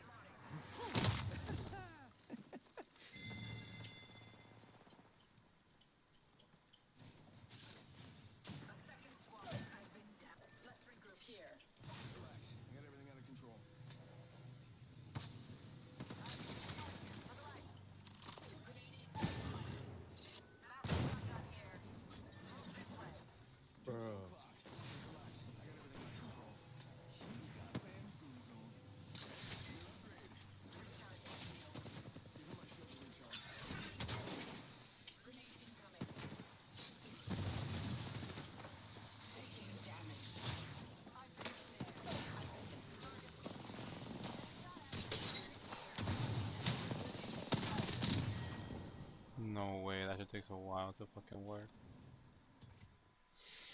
Position, keep them, the tabs, if in fact the children are missing school, bring it to the court's attention. The court will make changes if missing school. You have all the paperwork right now. You have all the paperwork right now. I have. That's a joke you telling me that. I have. I brought all text messages, school paperwork. I have absolutely brought everything. The 30 Fucking Ron Swanson I brought that, Your Honor. divorcing. Mr. Atkinson, do you understand the recommendation this morning? Yes, I do. Do you have any objection to the court adopting the recommendation? No, I do not. Okay, the court's going to add a couple things to this recommendation, if you could, please, Ms. Brower. Number one is that the children shall, all three children shall be involved in counseling, and there shall not be your counselor or therapist, Mr. Atkinson. Not someone that you are seeing. Just understand, all three children shall be enrolled in counseling. They've all three got problems. So all three should be enrolled in counseling, and they should not be your therapist counselor. And finally, if the children with physical illness, you need to take them to the doctor that day. No unexcused absences. So if you take them home. Schedules the appointment during school. Please do not interrupt. Mr. Atkinson, if the children are sick, they don't go to school, you need to take them to the doctor that day. Understood? Understood. And Ms. Sewell, please keep tabs on the records. If in fact they're missing school, the court's will bring them back into court, and the court wants answers as to why they're not in school. This is a joke. Right. I've been doing this for years, Your Honor. Every single year I provide the school record. Every single year. So you're telling me to do exactly what you told me last year, which was the thing that you exactly told me the year before, which is the exact thing that you told me the year before. You've told me this every single year. Every single year you've told me this. I've been bringing this to you every single year. Every single year, Your Honor. Well, we've got 3 files here, and there's been a lot of activity, but bring them timely. Ms. Sewell, I do, apologize. Your Honor. It has 30 days to. You have 30 days to file the complaint. I do, Your Honor. I do. I file everything on time. I do bring it to you. I do. So you're telling me the exact same thing as you did a year ago. So what is it going to be? One more child's going to drop out? Are we going to wait till one more child gets to drop out? Because this could have been prevented. This absolutely could have been prevented. I have. This absolutely could have been prevented. I'm not going to talk over you, try to talk above you, Ms. Sewell, so pull it back the recommendation. I will conclude this review. If you bring some court's attention, please, I will look at it. So please bring some court's attention, and the court's going to amend the recommendation with those Your Honor, can I ask something else? Sure, go ahead. So we have a thing on our court order that we are not supposed to talk about each other on social media. However, I'm not being quiet about what's being done to me at court anymore, and since the court order has never been followed before, there are no consequences. So if I start speaking out about what's being done in the care that Mr. Atkinson, and I have already interviewed with the podcast company that wants to hear my story about what's been happening with Friend of the Court, CBS, and how I've been treated, and the injustice, and the fact that you're still allowing this behavior and you're giving custody to him. Am I allowed to speak about it, or are you putting a no-speak order on me? Am I allowed to tell my story, or is this allowed to be aired? Evo harvesters are online. Attorney says yes, you violate court orders, you can be held in contempt. Okay, but why is he allowed to be held? Why is he allowed to disobey the court order, but he is not allowed to be held? He never gets held in contempt. So why is it that I only am allowed to be held in contempt, but he does not have to be held in contempt? You just dismissed about 20 of my files. Subject to the contempt powers of this court to violate court orders. With that, but you're not, because you just dismissed all my court orders that he violated. So are you going to choose to violate me and not him once again? I'm just saying, I want to speak out. I want this podcast to be aired. I very much want my voice to be heard. I think that other people can benefit from hearing my story about the injustice that's being caused to me. I want to speak out about my story, and I want to make sure that I'm not being contempt of court again, because I'm the only one that gets held in contempt of court. So I'm asking you to lift that ban on me being able to speak and me being able to speak about my story. Your request is denied. Okay, I will take my chances. Okay, that will conclude this hearing. Thank you, Ms. Brower. Your Honor, that new recommendation will be in your queue in just a moment. Thank you. Care package over there.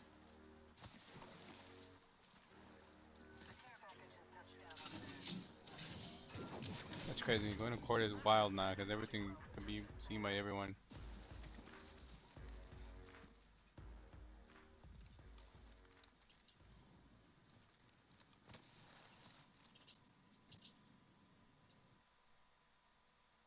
Does Dwayne have a drinking problem that affects the operation of this bar? Yes or no? 5, 4, 3.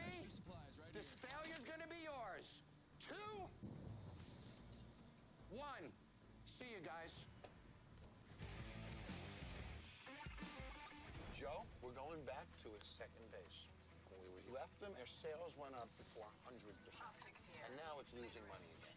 You know me, Joe. If they really it up bad, this becomes a challenge. Yeah, you like a challenge. Which might be a reason to do it. There it is, second base. First of all, the sign isn't even lit. When you miss it, there's absolutely no sidewalk presence. I wouldn't even know it was here. I swear to you, that front of this bar was appealing when we left, was it not? It must suck to see all that work you put in went to when you left, huh? And my reputation. Because my name winds up being on these places. Look at that, Joe. No uniform. Senor, Bring your own bikini to work. Is that what they had? Yes. I want to go to find So I want you guys to go in, order all the drinks we put in. You got it. Order all the food items we put in. I want to see if they're still doing it the way we spec'd it. Comparing to what you and I left to what there is today, will tell us everything. All right. I've already rescued this bar, and I've empowered Gary to run the day-to-day operations. So I want to sit in the SUV with Terry and watch recaps. I want him to see what happens in this bar when Joe and Sarah go in. Do you have a cocktail menu? We don't. You don't have a cocktail menu. Do we have food? Well, we definitely want some food.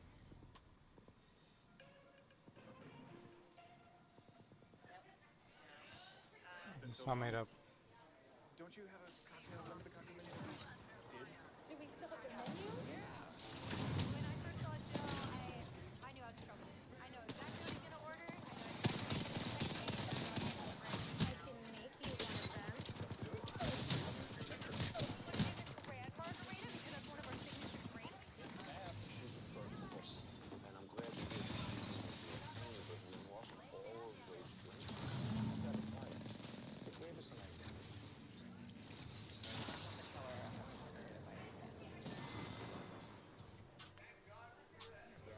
Thank you. Do you have the other menu, the second base menu? Yeah, but you're not gonna be able to get anything off of it. He doesn't make it anymore. I can really go for a pastrami sandwich. We're out of pastrami. Do you have like a turkey sandwich? No, we're out of Come on. That's not my call. Best culinary ever. I'll get it for you. The cocktail program is gone. The menus are gone. You're saying to me that these competitors took it away from you. I'm suggesting you gave it to them. What does that smell? I swear it's not me. It's awful. It is like terrible. I know a few cat hoarders, and this is what it smells like at their house. And this margarita is awful. It's here. I have it. I wiped off the dust and everything. Yay. He doesn't put them out anymore. Can I order the closer, the bourbon drink? Can I try that? This is just like too much orange juice for me. Yeah. Yeah, sure. Hey, Sarah. The rescue menu, I don't use it.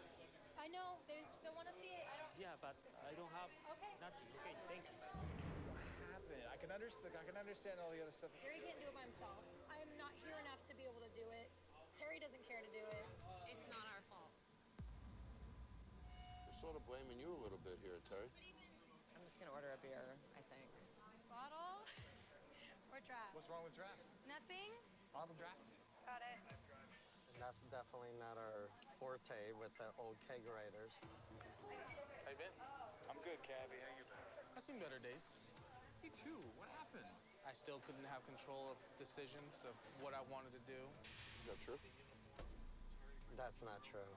Terry believes that he knows what he's doing. It's like no matter what. Okay, so when you yell at me because this beer is not cold enough, then you Was I yelling at you? Not yet, you're not. It's pretty bad. You see the bubbles in it? Everything that you taught them, I loved it. I did too. But when I hear no one's gonna buy that crap, just sell shots. That is not even close to being true. He's not stepping up and making anything better. So I say we go in, let's call him out on it, and let's try to fix this, okay? Okay. Let's do it.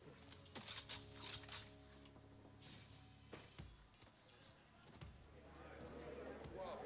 Smell it? Yeah. Wow. Kind of used to the smell by now. Harry, this is you know it.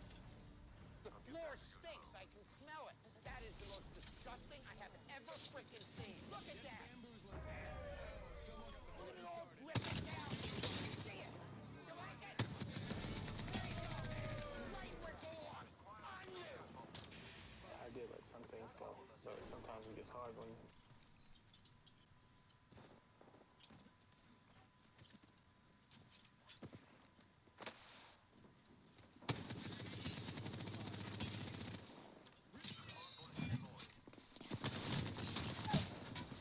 No.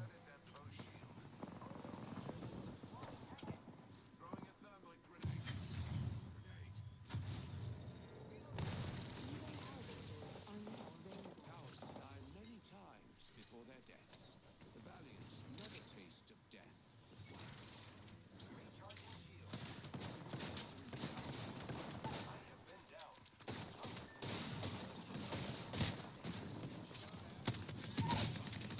The nerve. You got bamboozled. Let's move that way. Cowards die many times before their deaths. Save the day. Never taste of death. Watch. Hey, new upgrade. Spiffy. Recharging my shield. Giving my shields a recharge. Giving my shield a recharge. No. Recharging my shields. Recharging shields. My ultimate is ready for deployment. Opening fire on the enemy. I got you, friend.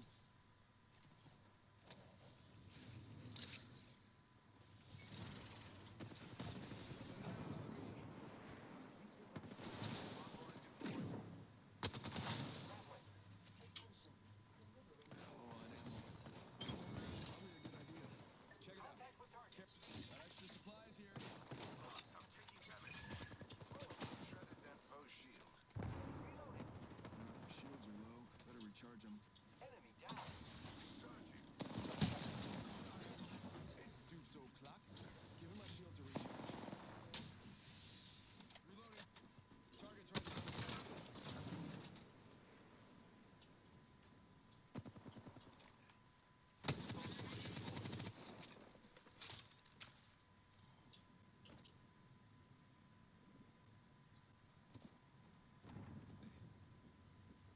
Making contact with enemy. Broken enemy. I'm out of light ammo. Not too much ammo left. Oh, I should look for some more. I'm out of light Wrong ammo. fucking stuff.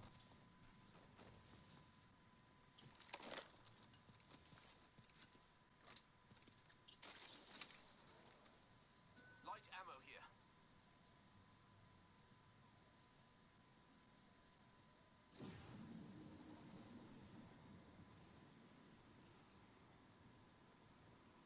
Looking for.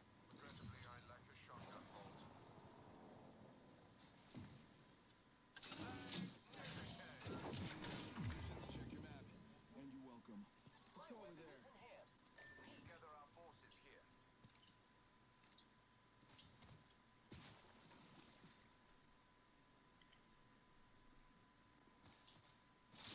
Something up my sleeve and whatcha? Extra supplies. It's magic. That's what I was doing. We're spread out all over the map. We do know how to use maps, don't we? Need a backpack. I gotta find some ammo. I'm almost out. Jump tower over there. I think this place needs a little more me. Valiant, we've an Evo harvester here. Magnificent.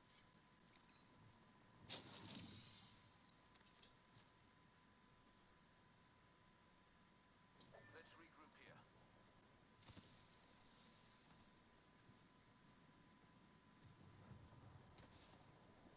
Light arsenal here.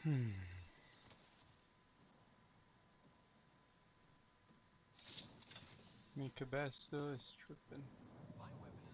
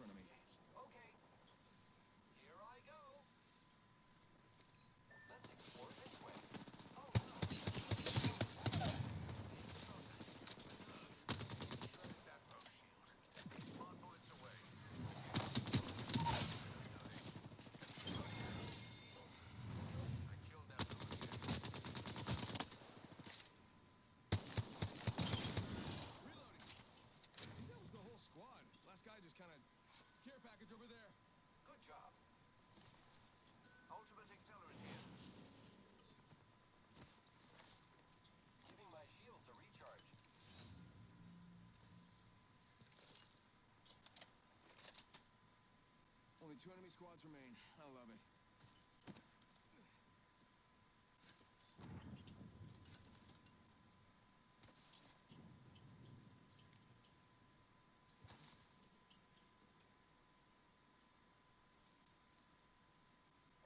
Look there. Spotted a foe over there. Jolly good. My weapon is being shot at. Rude. Go bamboozle. Enemy here. Getting shot at. To the rescue. Replenishing my shields. Give my shield to recharge. I have an evac tower. Healing. Nah, yo estoy en la sala hasta que se acabe mi juego. Extended light mag here. Target spotted. I think this place needs a little more. Target over there. I require a shotgun bolt.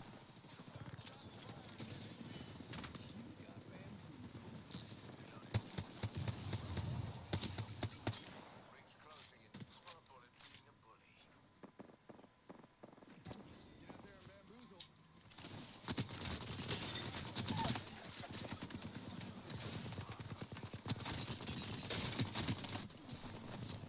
Decoy escape.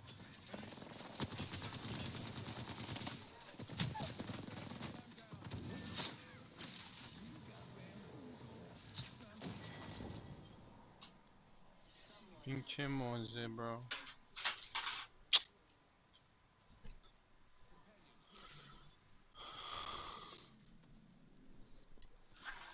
Cálmate, bro. Cálmate. Why are you? Cálmate. You're not gonna be outside, bro. I'm gonna tell Monsignor to not let you go out.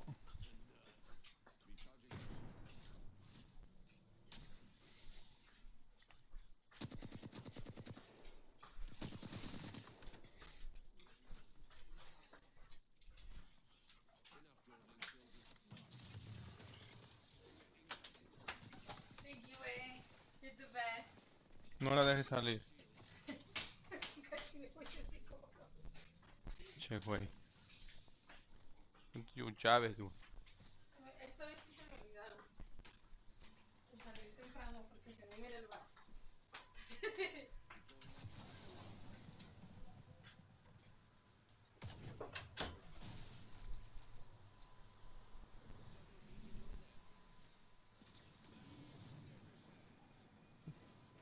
You don't get cooperation. And when I look to Terry for help, he's not there. I want to cut this floor open. Bring in my team, please. Chip! Cut open this floor.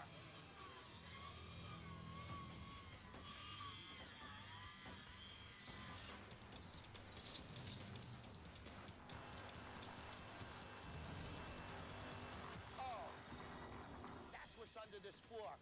Run off from that drain and run off from this. That's why your frickin' bar stinks. You have one thing going for you. My reputation is on this bar, and that might save your ass in the end, but it doesn't save you tonight. You're a prick.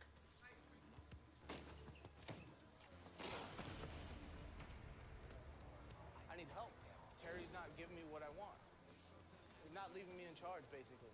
He still has a say overall. It's his place. When I got here, I thought that this was about Gary failing.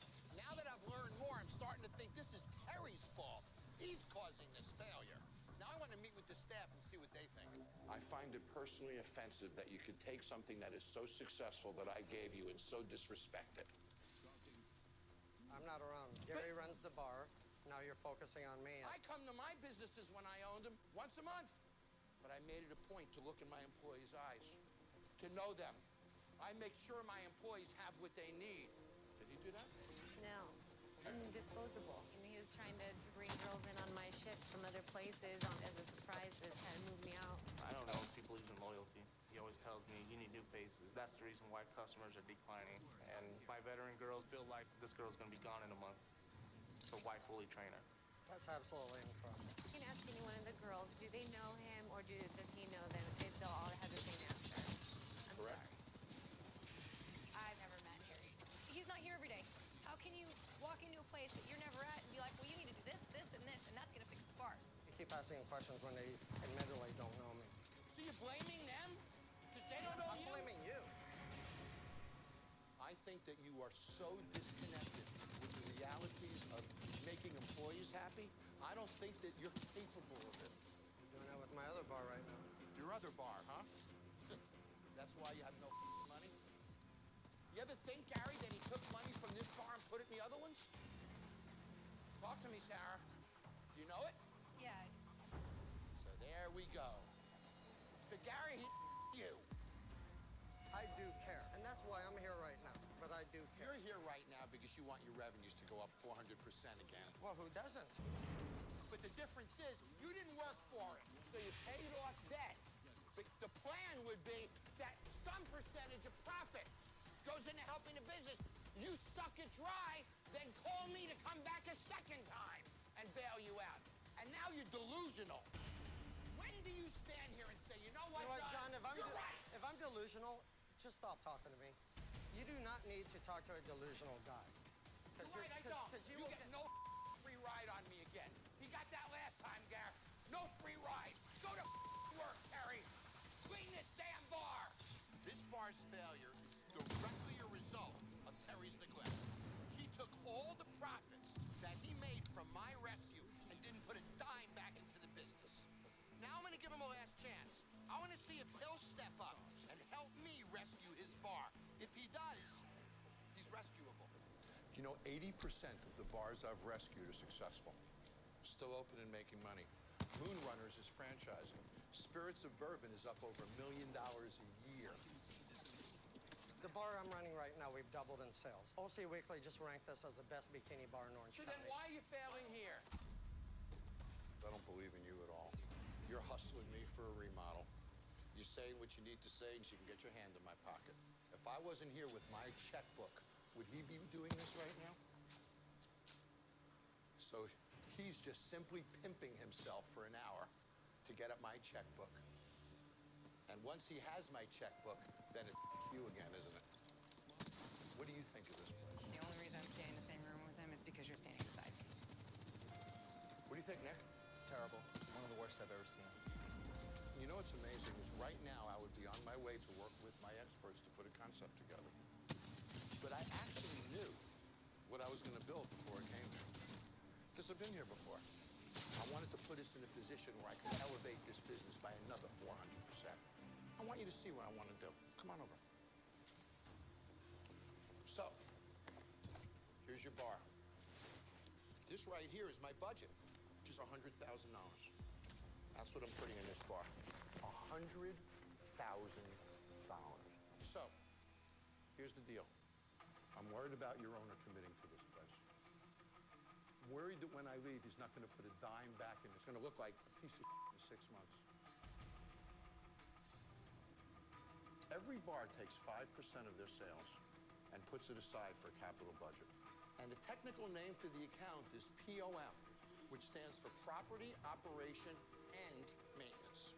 So that money's used to fix things. What were your gross sales last year? It was about 330,000. So 330,000. So had you put 5% aside, you'd have roughly $15,000 for maintenance and repairs. But you didn't do that. And when you look at $330,000 a year for 2 years, that 5% would be $16,500 a year. What would have happened, Gary, if that money was put back into the business? Girls would be taken care of. Everybody would be taken care of. Business would be taken care of. You have to care. You have to care. And I need to know that you care.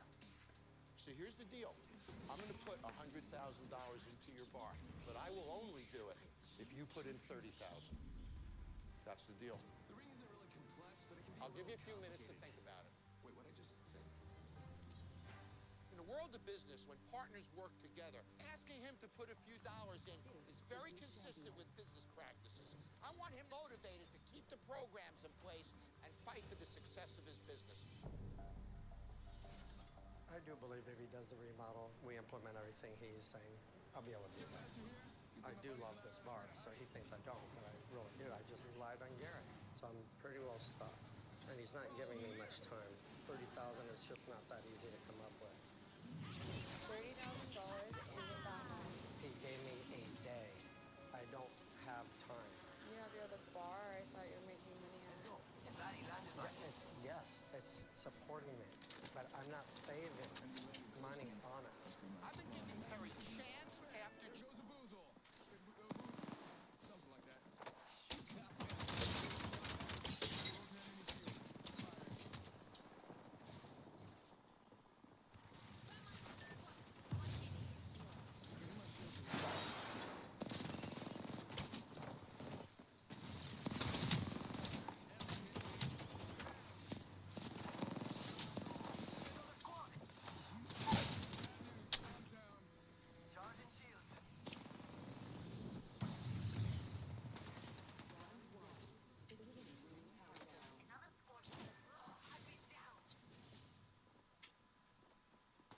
Let's go here. One more minute, amigo. Rings right there. So close. Come on, compadre. Get up. Come on, come on, come on. Got some bad guys here. Give my shield to recharge. Evo harvesters are now available. 45 down. I'm picking you up, but you better keep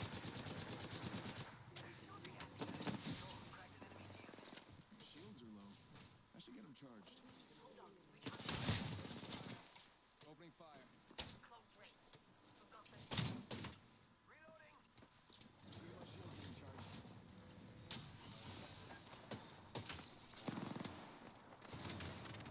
Oh, no, no, no, no, no. There's another squad. Take them out with a decoy.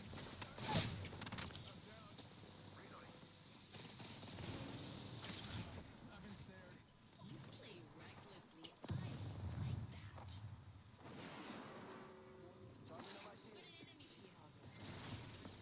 I think this place needs a little more me. We're outside range. Shot at.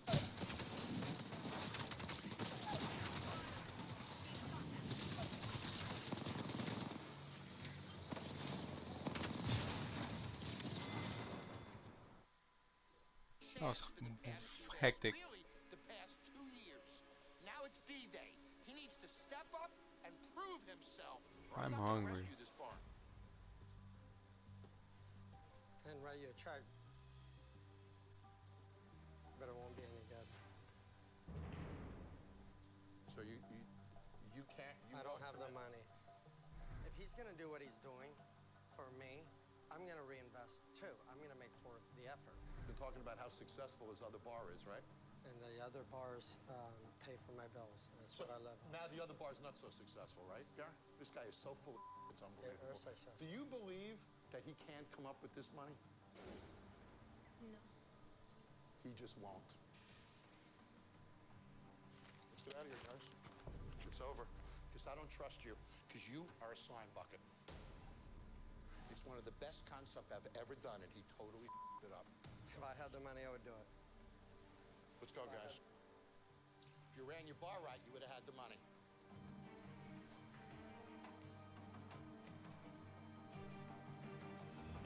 I don't blame John. I'm surprised he went as far as he did, as far as going through with the stress test. I wouldn't have. Terry doesn't deserve it. The rest of us do, but I'm not in any sense surprised that John walked away, and I'm not in any sense surprised that Terry told him not to have the money. He could probably come up with it, but it's a lot easier for him to just expect it from John. Terry has been a disappointment since the moment I got here. But the biggest disappointment came tonight when he let down his staff again. I figured, you know what? I just did this because we only live once, girls. That's Dave, the owner. Okay. Dave loves punk rock. Sort of evolved it into a punk rock club. It's hard to make money from that audience. It isn't big. You gotta bring the same people to the game night after night after night. Right. Dave hasn't taken a paycheck in 4 years because the only thing this bar plays is punk music. He's losing about $3,000 a month, and he's in debt $160 grand. He's getting some rides for you guys. So there's Debbie, and she's the bar's manager. And she's been here about 20 years. Wow. Valerie, she's one of your partners.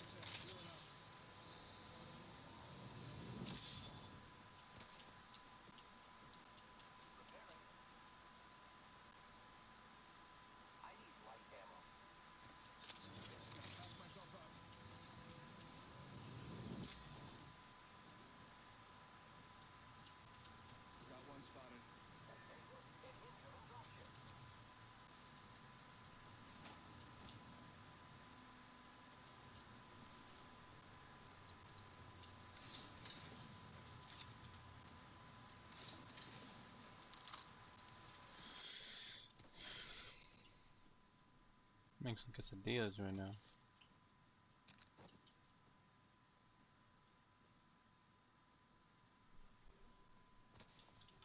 Let's check out that way, friends.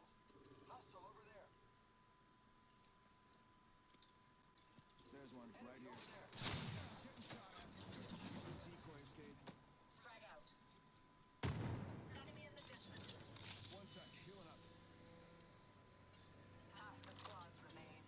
The field has been cleared and the true test begins. Recharging shield.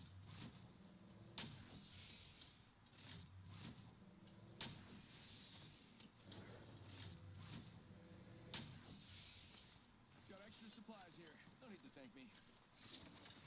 Bam! Bam. Running out of ideas. 1 sec, healing up.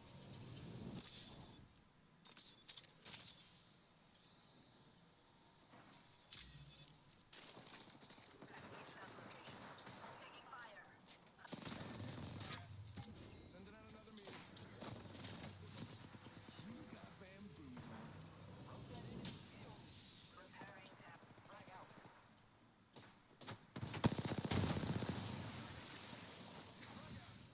Throwing arc star. Broke that enemy shield.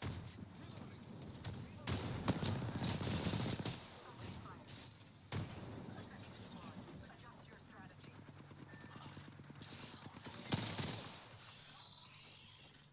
Enemy down. I killed an enemy. Look this way. Oh man, we lost one. Now I have to do extra work. Crafting. Voila, extra supplies, right? I've been prepared. Reloading. Grappling. Drop the bag. Faking him out with a decoy. Enemy taken down. You got bamboozled. I'm taking fire, friends. Gonna use a Phoenix kit. Taking out more enemies. Reloading. Recharging shields. Check out that replicator coming in. Using grapple. I am taking fire, friends. Cracked an enemy shield. We just eliminated the whole squad. Exciting. Reloading. Great. I'm the new kill leader.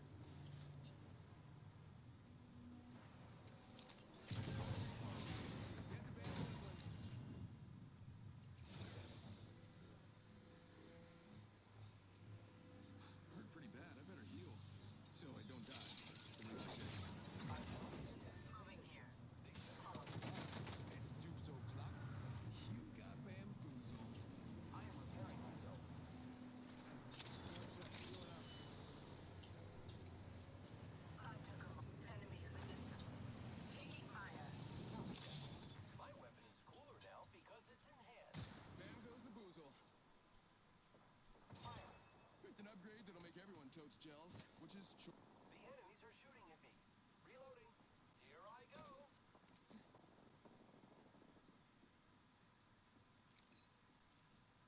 I shattered an enemy's shield.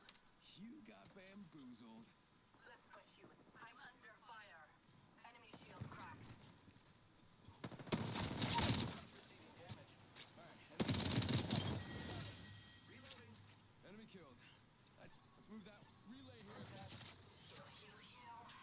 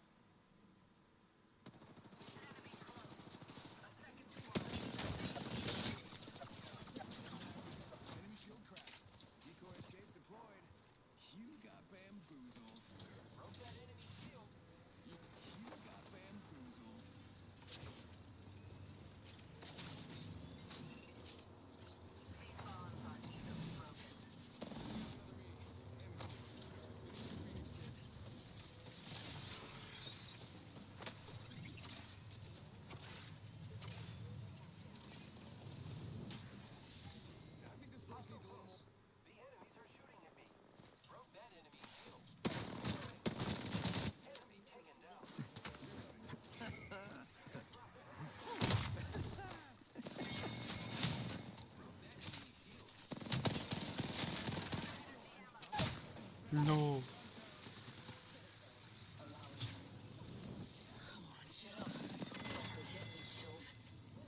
Down.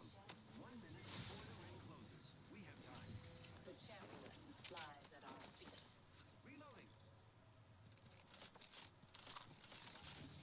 45 seconds and a nearby ring. We strategized effectively. Let's go over there. Never mind. I need sniper ammo. Only 30 seconds left on the clock.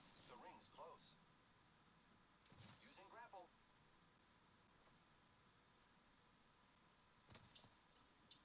I'm out of energy ammo.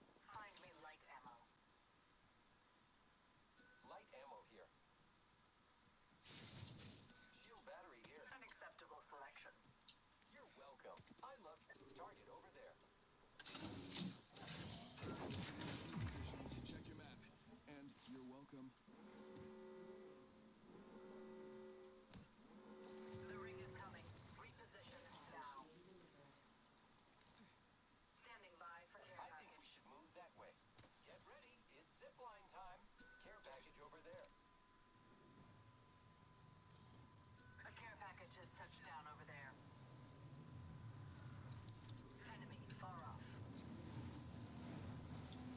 Firing. Let's go this way. Send in a decoy. Uh-oh. It's horrible.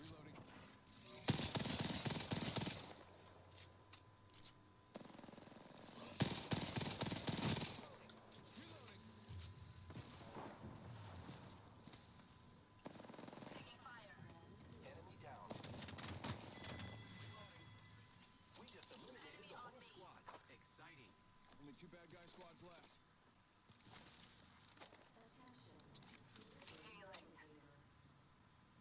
Replicator here, falling down. Recharging shields. Throwing Archstar.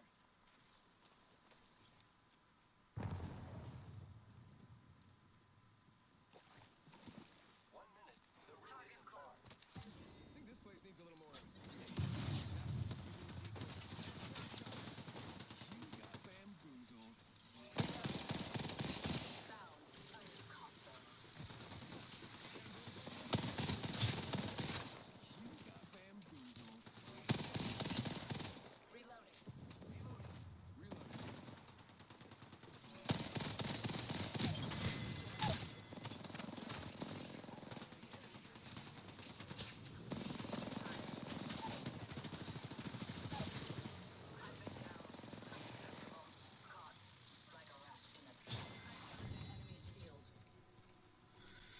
Well, when it's fucking like that, it's easy. The owner, David, sent me harassing messages. So here's what he wrote back. Thanks to the 1 star and going out of your way like a lame. You and your hipster friends shouldn't be here to begin with. It's a punk rock dive bar. You crybaby. What? Punk rock or Ugh. Look at that. There are only 3 customers that are actually tolerating this noise. I can't subject my spies to this headache of a bar anymore. I say we go in together. You hit the bar. Let's see what we got. Yeah, let's do it.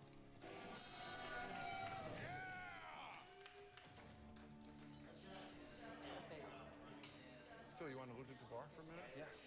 Phil. April. April, pleasure. Mind if I walk you and take a look at the bar? Okay. Dave. Come on over. John Taffer. David, I'm told you're about $160,000 in debt? Yeah, this is why we kind of challenged you. We didn't think you were able to meet the challenge of a punk rock scene. Oh, really, Joe? Is there any punk bar that can fill up 365 days a year? Not playing punk rock. No, it's just not a business. And I've been in the punk rock business most of my life. You can't flounder in here in a sweater and say I'm punk rock. It doesn't work like that. David, listen to me. Respect somebody who's legendary in the punk rock space who grew up playing in venues like this. You guys flew in on the wrong plane. We don't want you here anyways. This is not an emo bar or a house music bar. If you think you can run a punk bar and make money 350 days a year, I suggest that you don't know punk music at all. I this thing is a crock. Well, you guys don't need to hear me argue with an idiot, so I'll let you go, Joe. Hey, Joe. Would you rather be in the punk business or make money? Honestly, I'll shut it down knowing that we did the punk rock thing other than selling out the punk rock scene. You want to not be a sellout? Don't be a sellout then! I'm gonna keep it punk rock, dude. If it's not punk rock, then fly home, dude. Get the out of our bar. Really? So you'd rather play punk and be broke? No, He doesn't need us. Let's go. Good for you, buddy. Have a good plane ride home. Enjoy your losses. Welcome to the West Coast. Are you kidding me? We don't give a Long Beach!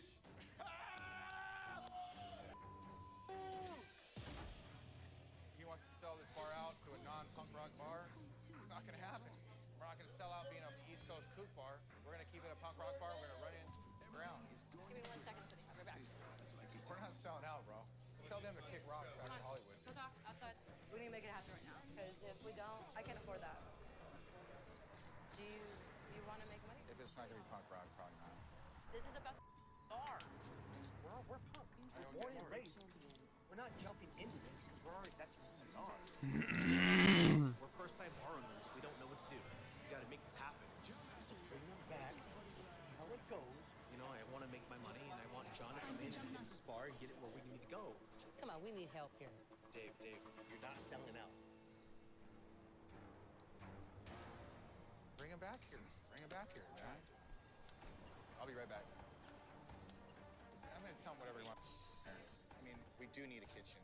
But what he doesn't realize is, the reality, if it doesn't turn into a music venue, we're gonna turn that schmuck pub right back into this bar. If we go down punk rock. Dave!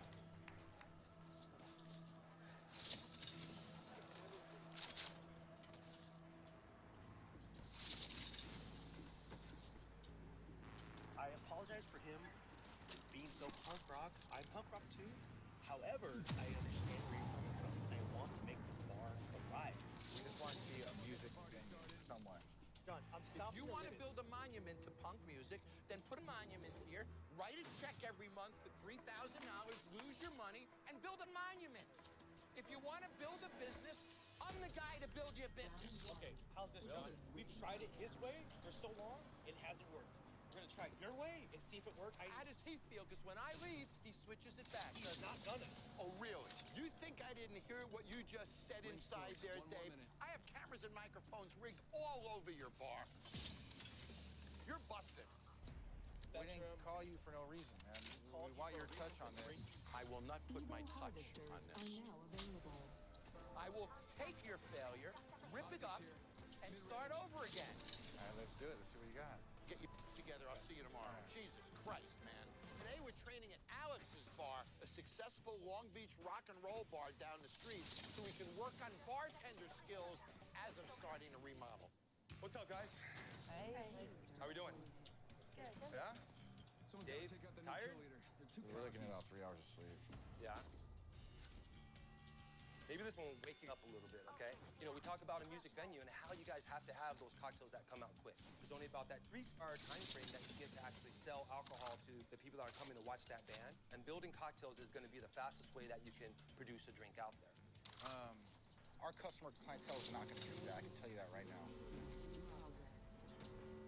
People want to come here. They want to drink hard liquor. They want to hear hard music. They don't want John Taffer's special-made mixed frickin' drink. It's not going to sell here in East Long Beach. That guy's high as Bars are for the customers, not the owners. I want them to walk into something like this. Because the fact of the matter is, we're standing in a bar that makes money. And it's very much like yours. We're not making a martini bar. We're making a rock and roll bar. So there's no excuses other than candidly you. Oh, man. Why does Dave not care? Talk to me, Deb. Dave is Dave. And he's just stubborn-headed and just always right. He can never be wrong. I'm going to build you a beautiful bar. Customers are going to be excited. He's going to pull us down. Yeah. I'm disappointed about the situation. Dave's attitude is his worst enemy. I want to have a little one-to-one with him, and if I can get past his attitude, I want to show him the blueprints so he gets a feeling of what I'm going to do to his bar. Why are you so negative? I just, I think we're on a little bit different pages. I'm here to help your bar, and you have been nothing but in the whole time I've been here. Why? I want the help. I mean, you want me to do what you want me to do. I know you think you know where you're at, but you brought little fruit drinks, and we needed a kitchen, but instead, I think it's just gonna be some Fruit Loop bar. You can't manage a cocktail. How are you gonna manage a kitchen, Dave? I was hoping for the best. We do need a kitchen. That's a huge deal, but we're not going that route now. So, I'm kind of over it. I would have done a little bit more paperwork on the block you're sitting on. Oh, really? You know better than I. I know those fruit drinks ain't gonna fly over there. What are you talking about? You are so negative. You can't see anything positive. I bet it does. Is what it is. You've taken investor money from your friend Gabe. You're in debt $160,000. You're 2 Bam. months from closing, and you're standing there telling me what I should do. And you stand there cocky. I don't get it, man. Do you understand that attitude will make you fail? Not you trying see, to fail. punks have an edge, but they're not. You can't come out here and just talk down on me like I'm some scumbag. Go home. We don't want you here anyways. Oh, really? Here's my view. You think I'm an idiot, but you're the idiot. And you know why you're the idiot? Because it's on you. Because your ego will destroy anything. Well, go back to the airport and fly the out of here. Good luck on your corner.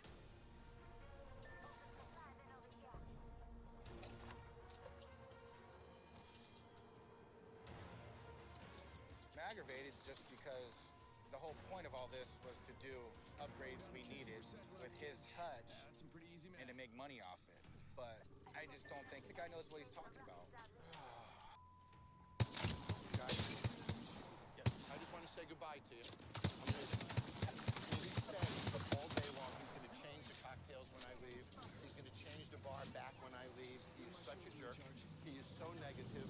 So I'm asking my crew to pull out. I'm not remodeling your bar. I wish you guys the best, but I will not be involved with him. Good luck. Good luck, guys. Dave. I was cool. I said, hey, we went all the way to the end. You can't come out here and talk to me. What do you want me to do? It sucks. I tried. I don't know what they want me to do. I don't know what they John Tyler want me to come on. Well, that's not right, Dave. Eddie, this is about the bar. Dave being stubborn, that's normal. I feel like all the time and effort I put in right now is kind of misplaced. So yeah, I'm pissed. Well, here's the thing, the staff, the crew, the future crew, they all need a better bar situation. Might as well get it done. I did exactly what I should. I don't think so. Pack up and turn it right back into a punk rock bar so they could take their Fruit Loop bar and go down the street. Dave, come on. Is that what you said? What do you want me to do? Didn't John Taffer leave? Dave's Dave. He's so stubborn-headed. He just has his own ways. I don't think you change him. I'm here to help businesses. The fact of the matter is, if my efforts don't create jobs and create something a community can be proud of, I have no purpose. And without purpose, there's no reason for me to be here. I'm going to go where I do have a purpose. So this bar is called the Hideaway, and it's been here for 4 years.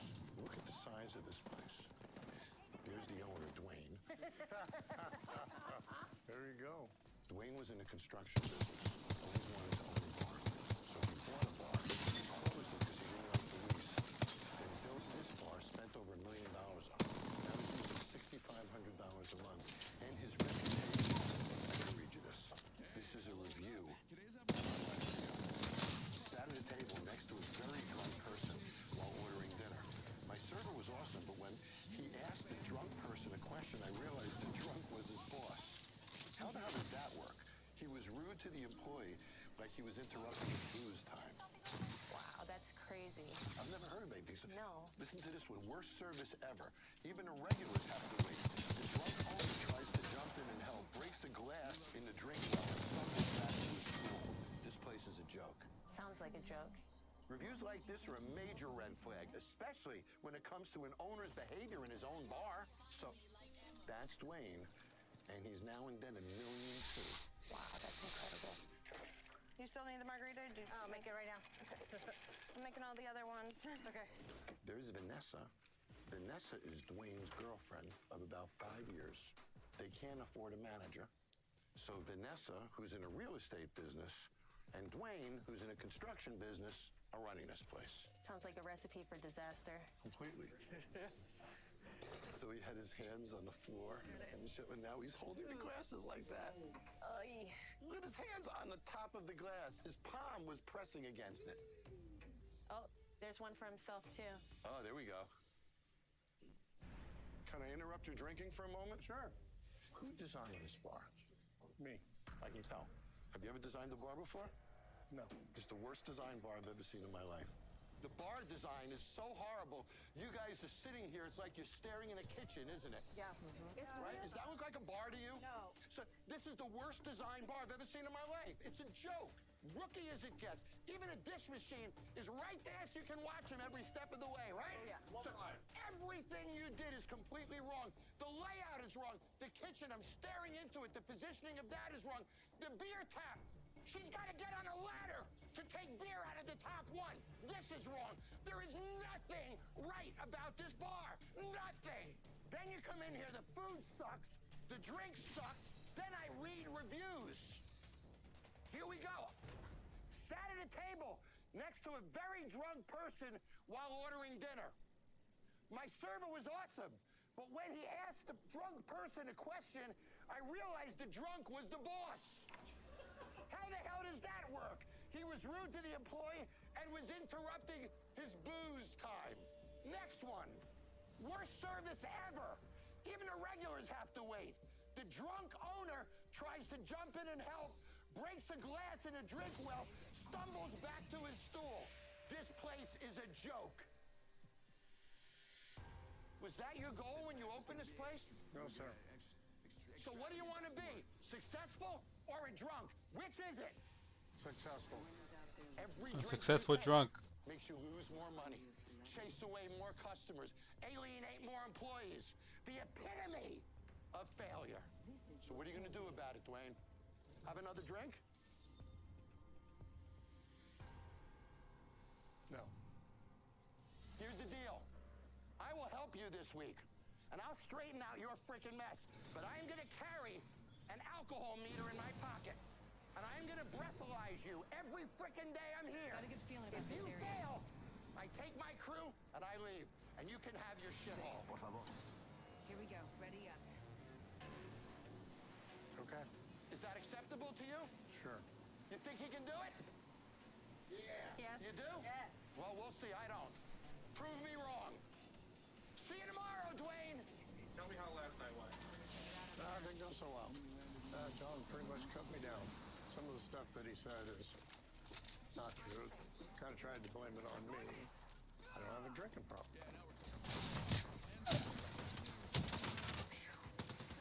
Hi. Hi. You guys are smiling.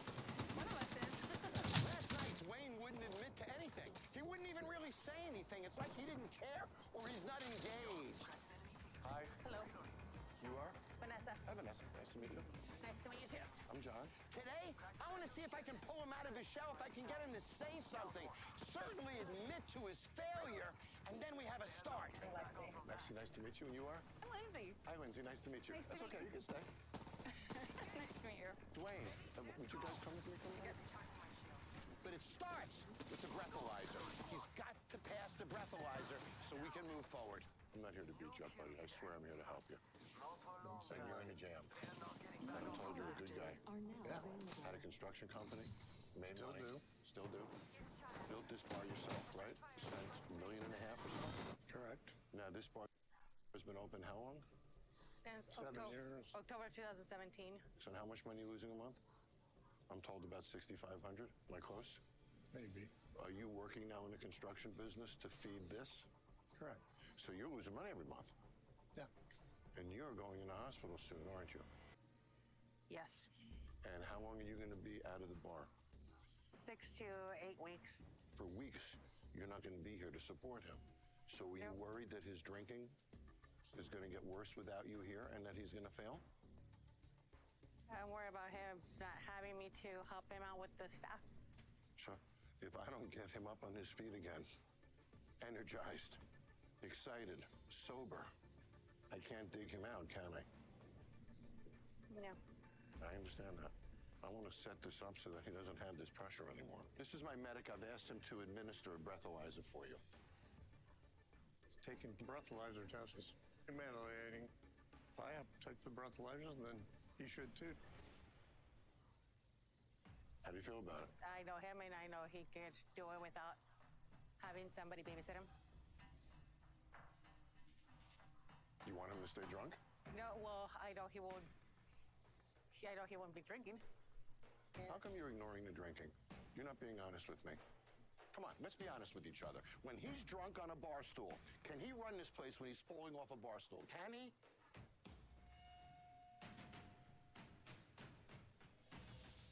He's never falling off the bar stool. That's a lie. Okay, well, I don't know it's a lie. I don't like to be lied to, and this is a lie. Until you're straight with me, I can't help you. Have you guys ever heard Dwayne called the town drunk? Be honest with me. Have you ever heard that expression? Not till last night. That's a lie. Okay, well, I don't know it's a lie. I don't like to be lied to, and this is a lie. Well, if somebody saw you that way, like the reviews that I read to you, would it be reasonable for somebody to say, that guy's a drunk? It's not true. You're never drunk here. No. Well, if you guys are scared to say it, there's no reason for me to be here. He's not a drunk. He's got all this money. He's good to go. I'll leave, and you guys can fail. Until you're straight with me, I can't help you. So I'm going to start walking towards the door, and somebody better say reality, or I keep walking. Does Dwayne have a drinking problem that affects the operation of this bar? Yes or no? 5, 4, 3, this failure's gonna be yours. 2, 1. See you guys. It's not my place. Where we come from, you don't turn your back on people, and I just don't think that it's my place to cause issues between the four of us. Everyone in that room is lying to me, but they had the audacity to call me a liar? I didn't come up with the word town drunk. Their employees did. Hello. Hello.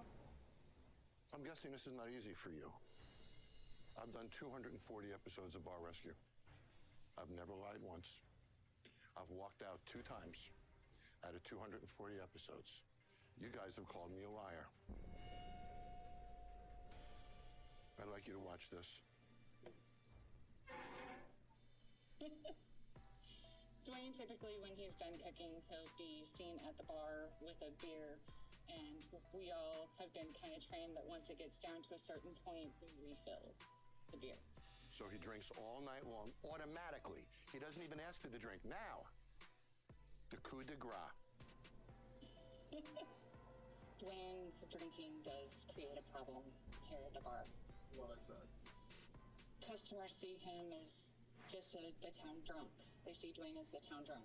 They never see him actually working. All he's doing is drinking. The town drunk, that's what your employees think of you. You see, I won't work for the town drunk because my reputation is on this when I leave. And I won't have the town drunk representing the work that I've done. You lied to me when you said you didn't want him to drink, because I know you don't, because you told my research team otherwise.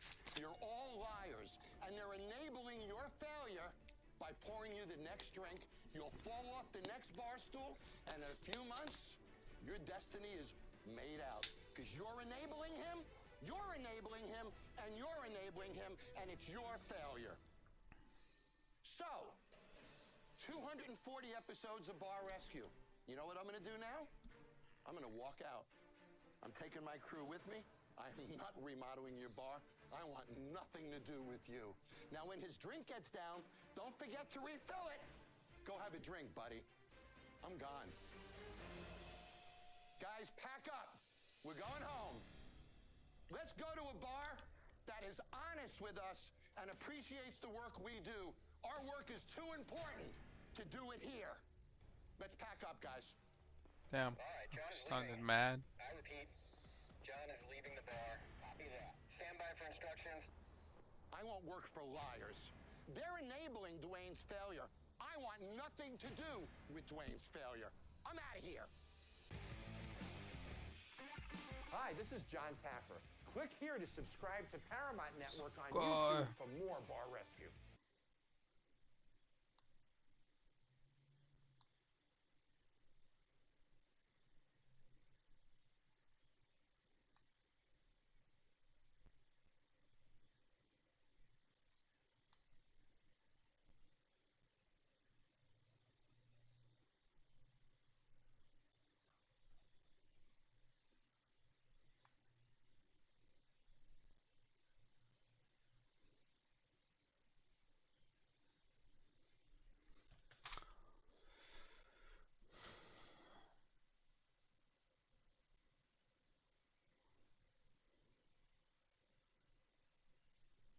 What if I told you there's a Kryptonian even Superman and the Justice League couldn't kill? Meet Shell, a twisted experiment of Jor-El, built from Kryptonian DNA. Stronger, smarter, and deadlier than Superman himself. He's fought Superman, Supergirl, and Superboy all at once, and still survived. But here's the crazy part. Even when powerful beings like Darkseid's forces clashed with him, or when the Justice League tried everything, they couldn't end him. In Shell on Earth, the heroes had to banish him through time because killing him was impossible. And later, in Krypton Returns, he came back with time manipulation powers, basically making him untouchable. Shell has never truly been killed. Not by Superman, not by the Justice League, not even by cosmic-level threats. He always comes back stronger. So tell me, if even gods and Kryptonians can't kill Shell, who possibly could? What if That's I cool. told you there's a Kryptonian even Superman?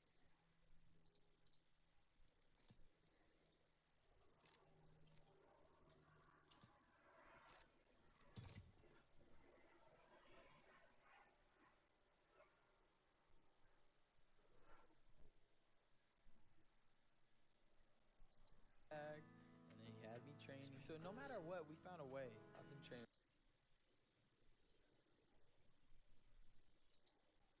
How you doing? I'm Callan and this is Slapped Ham.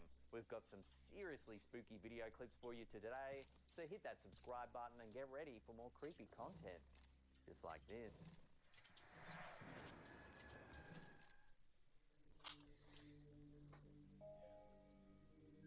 A hair-raising video uploaded by TikTok user 6997450994005, a healthcare worker, has reignited rumours that this particular hospital is haunted. The footage, captured during a night shift, provides an unsettling look into a disused wing of the hospital, often whispered to be home to supernatural occurrences. In the video, the uploader and several colleagues venture into the old, seemingly abandoned wing. Are you nervous?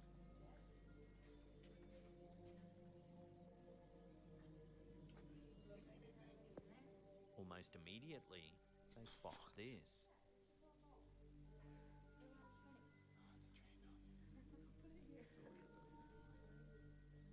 Luckily, it turns out to be nothing more than a discarded doll.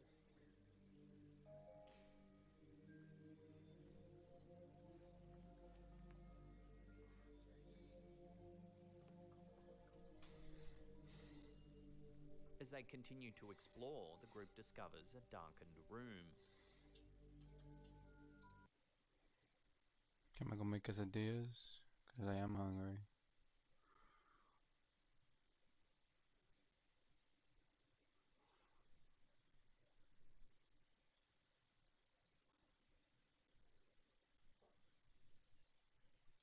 Is the Paratha burger overhyped? This thing went mega viral. Got a factory of chefs making the paratha fresh to order. They're then toasting it on the grill, getting it crispy. Then they put in 2 smashed Wagyu patties. They've got like a dynamite chipotle-style sauce, caramelized onions. Nice and crispy on the outside. I fear it might be a bit oily, but I'm just going to go straight in and taste it. You know what? I see exactly what the fuss is about. The paratha is excellent. It's crispy, it's flaky, and then you've just got the meatiness, and then the sweetness of the caramelized onions. I thought it was going to be really oily. It's actually not. Overhyped? Definitely not. This is legit. Is the Parata Burger overhyped? This thing went...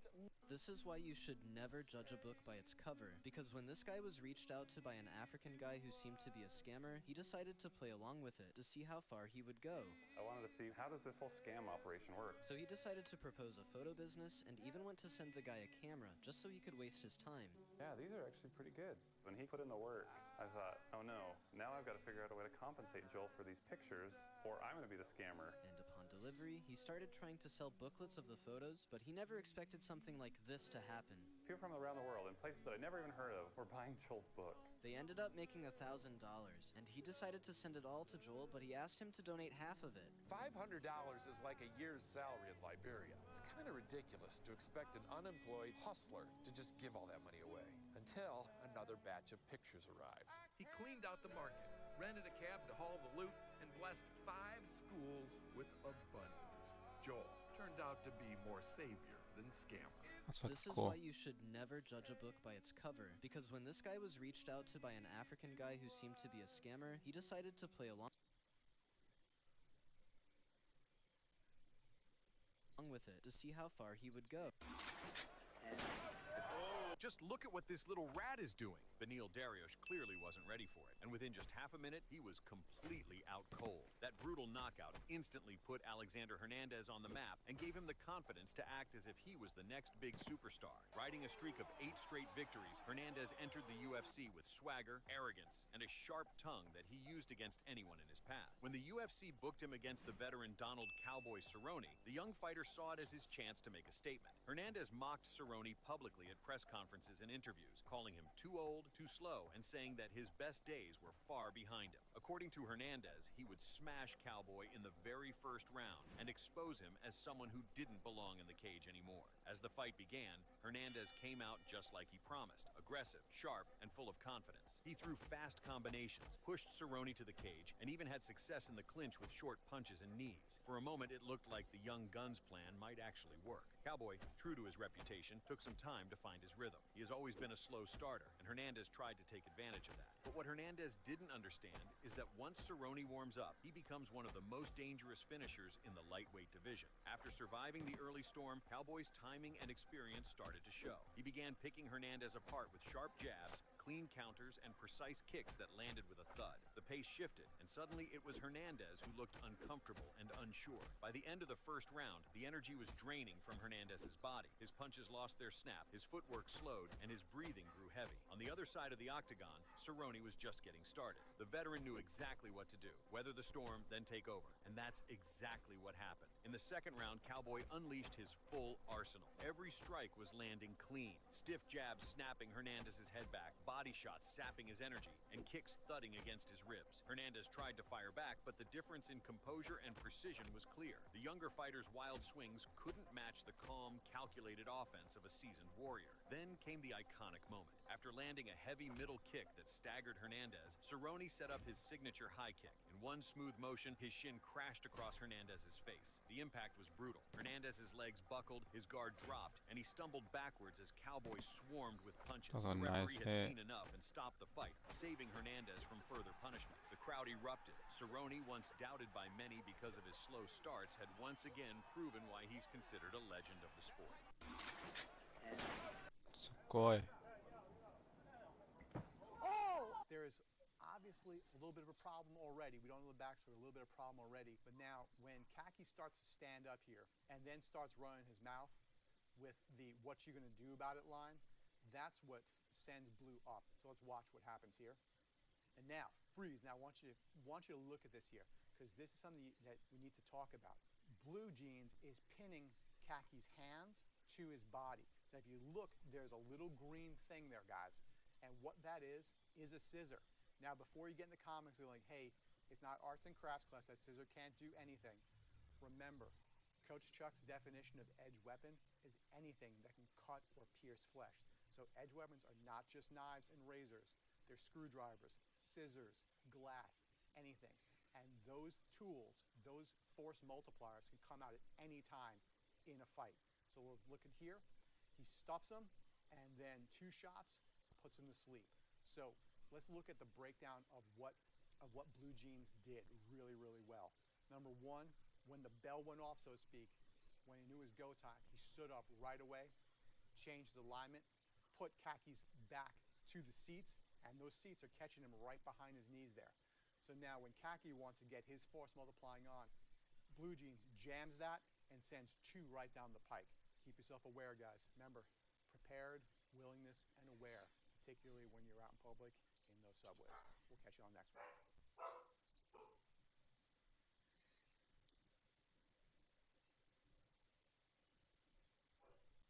No. You're not gonna go. Oh, probably. Let me find it. I was actually watching this one.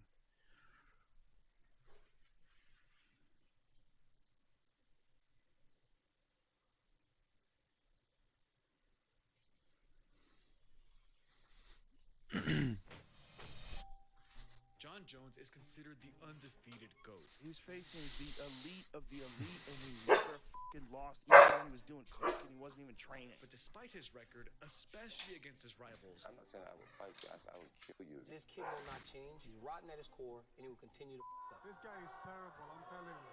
He is terrible. John is not the person that he says he is or tried to pretend he is. John has been defeated 5 times. Jones's charge is a 3rd-degree felony. He fled the scene, leaving marijuana in his vehicle. He faces up to 3 years in prison. I feel like I have taken losses throughout my whole adult life publicly. You looked at as a monster. Famous UFC fighter charged with slapping woman. I did have trace amount of steroids in my body. He tested positive for cocaine. I hate you. In fact, his first loss happened at 13 years old. I had a sister who passed away when she was 18 years old. She had brain cancer. I lost my sister to cancer. That's a defeat. Considering that she was a light and she was my only sister. It was tough for me, despite all the questions that I've had. I've never given up on God, and I've never given up on my faith. John Jones lost his sister Carmen to a brain tumor, and this loss cut very deep. John cites Carmen as one of his key motivators to pursue greatness, and it just so happens that around this time, John had something to be great at. I had been a competitor my whole life. You know, I started wrestling at 12. I was a junior college national champ my freshman year, New York State champ, Greco-Roman All-American in a couple of years. So yeah, wrestling is definitely my passion. I had a full right to wrestle for Cale Sanderson at Iowa State, but my fiance got pregnant. I had to put school on the back burner for a little bit and take care of what was now. And MMA was right down the road for me. 1 second I was pregnant and we had no clue what we were gonna do.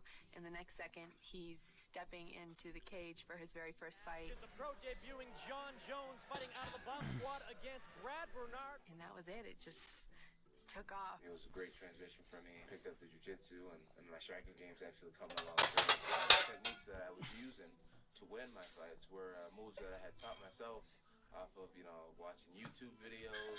Bernard is out. A first-round TKO by John Jones. But I thought Jones may have thrown a kick towards the end while Bernard was on the ground. It looked like he was kind of a sore sport here. He needs to learn some cage etiquette here. I decided to be a MMA fighter. I knew I wanted to be a UFC champion.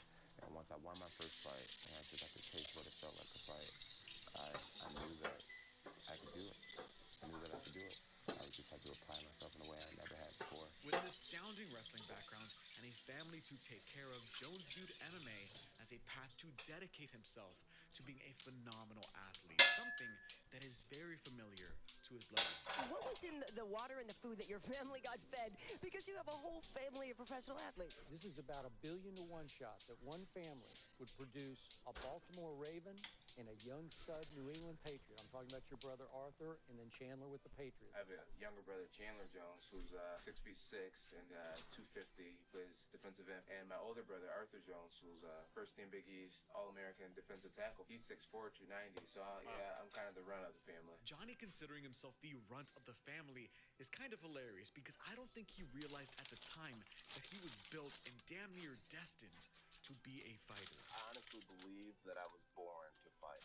I really believe it in my whole heart. I honestly have convinced myself that I'm not designed to lose. I don't think that I was designed to lose to any person. Oh, that's it. He's out. He's out. And he ate a left there, too. impressive by John Jones. He dominated the entire fight. Johnny beat the shit out of Carlos Eduardo just 7 days after his pro debut. And while there's no footage of it, he submitted his next opponent just 6 days after this, meaning that he got his first 3 wins in under 2 weeks. And he wasn't slowing down. I believe that being a martial artist has actually brought me closer to my religion, closer to Christ, closer to wanting to be a decent individual. You're a religious person, but you have a tattoo. Right. You have a religious tattoo, which is double ironic. Pick and choose, right? What you want to listen to. Yeah. Martial arts is a sport that creates and promotes discipline, honor, integrity, and I think those are a lot of things that goes hand in hand with Christianity. Johnny finished Ryan Verrett in 14 seconds. That's 4 wins in 4 weeks. Unfortunately, there's no footage of his next fight, but he knocked out future UFC heavyweight Parker Porter in 36 seconds. So now at What's up, brother? You want a quesadilla? he's ready for his battle cage light How you heavyweight feeling? title shot. Feeling any better? But being a badass doesn't absolve You drinking him medicine? from being a mama's boy. You drinking medicine? She's prayed for me a lot. Me and my mom have a great relationship. I'm a mama's boy. John is like a genuinely sensitive, intelligent guy, but he's a fucking conqueror.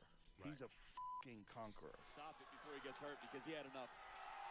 Yeah, I'll tell you what, John Jones is very, very, very impressive. Johnny Bones, a.k.a. Sexual Chocolate Jones! Look, John Jones could probably kick my ass. Probably. But Sexual Chocolate? Terrible nickname. But look, he was a 21-year-old regional champion who finished every man he faced within a 3-month period. He was without question ready for the UFC. Oh, and Johnny, your UFC debut, it's 4 weeks away, buddy. Career-defining fights that I had. The first one was against a guy named Andre Guzman. I fought him at UFC 87. That was my UFC debut. Good girl, their first favorite punch, their second favorite punch, their third, their favorite combinations. Andre, he was trained under the Gracies in jiu-jitsu. He was a black belt in capoeira. He had all his credentials. Their setups, their takedowns. Oh, calma. Clinch, what side their head's going to be in. Calma. Everything. Corre, calma. What area of the cage they like to shoot. Go, Everything. calma. I was able to beat him by unanimous decision. Calma. Go. I looked at myself as this punk-ass kid from upstate New York, and I had just beat a UFC fighter, like a real UFC fighter. For my very first fight, good girl. Man, this guy reminds me a lot of Anderson Silva. So I put a lot of pressure on myself from day one to compete at the absolute highest level, and just to be the best. Going to a decision in the UFC allowed this silly young kid to prove to himself he belonged, and this was going to be a little tougher than fighting on the regional scene. But the UFC was so confident in Johnny, they threw him in the deep end. The next big moment for me was beating Stephan Bonner. At first, I was pretty surprised that, the UFC would want to match me up against Stephan Bonner so early in my career. Stephan was the first famous person that I had ever competed against. Dude's undefeated, really athletic, really long, and good wrestling, and, his striking's Ya te di dos. gotta be on my toes. For the first time, I had to deal with competing against someone that everyone had heard of. He's got a big reach advantage on you, doesn't he? I mean, Sure you don't want a quesadilla? Some long ass arms, that's for sure. Mentally, I had to teach myself that I could do things above the norm that I had grew up around. I really don't have the experience that he has, but at the same time, I work really hard, and I honestly believe if I was some guy sitting at home on the couch, just watching or not training hard every day since I've started, I wouldn't be in the position. Yeah, after I'd been fighting him that first round, I'm like, this guy is fucking good, man. He's gifted. God wouldn't put too much on me that I couldn't bear, and if I wasn't meant to be here, I wouldn't be here. So I honestly think this fight with Stephan Bonner is my destiny, and I think he's going to be a star for me. I just realized that the new level of athlete has come along. Johnny Bones Jones!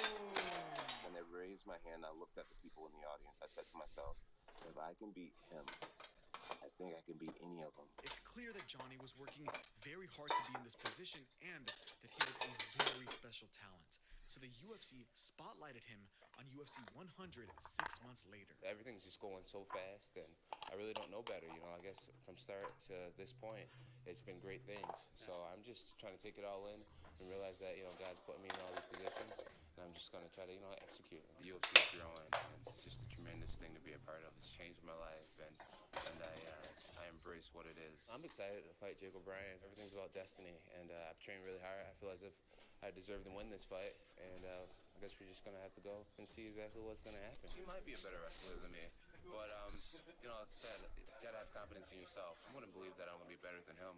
You know, it's the power of the mind. I'm hoping to be a champion. Yeah. I'm hoping to be a champion. I'm believing that I'll be a champion. And I would love to grab the belt, hang on to it. ¿Quieres más jamón? You know, be the next GSP or be the next Silva, and you know, keep the fans excited. Looking to finish it. He put him out. He put him out. Wow. John Jones has choked out Jake O'Brien. What do you think the sport's going to be, you know, when UFC 200 rolls around? And where do you think you're going to be 9 years from now, 10 years from now? That is a great question, and one we will get an answer to. But why look so far ahead when his second loss is right around the corner? Fighting Mahamo is going to be a great opportunity for me. I believe that you elevate in so many different ways when you fight guys who are supposedly better than you. Tomorrow I'm fighting Matt Hamill, and I expect it to be an absolute war. I think it's just going to be great. I'm so excited. Feel more than ready. When I watched him fight, Chuba. being wild, you know, so he got all the weapons and all that, so I just have to go out in the cage and keep my eyes open. And all these people now like, John, you're going to be the next great thing. You're the man. You're all that. And I'm like, I can't be listening to this type of stuff.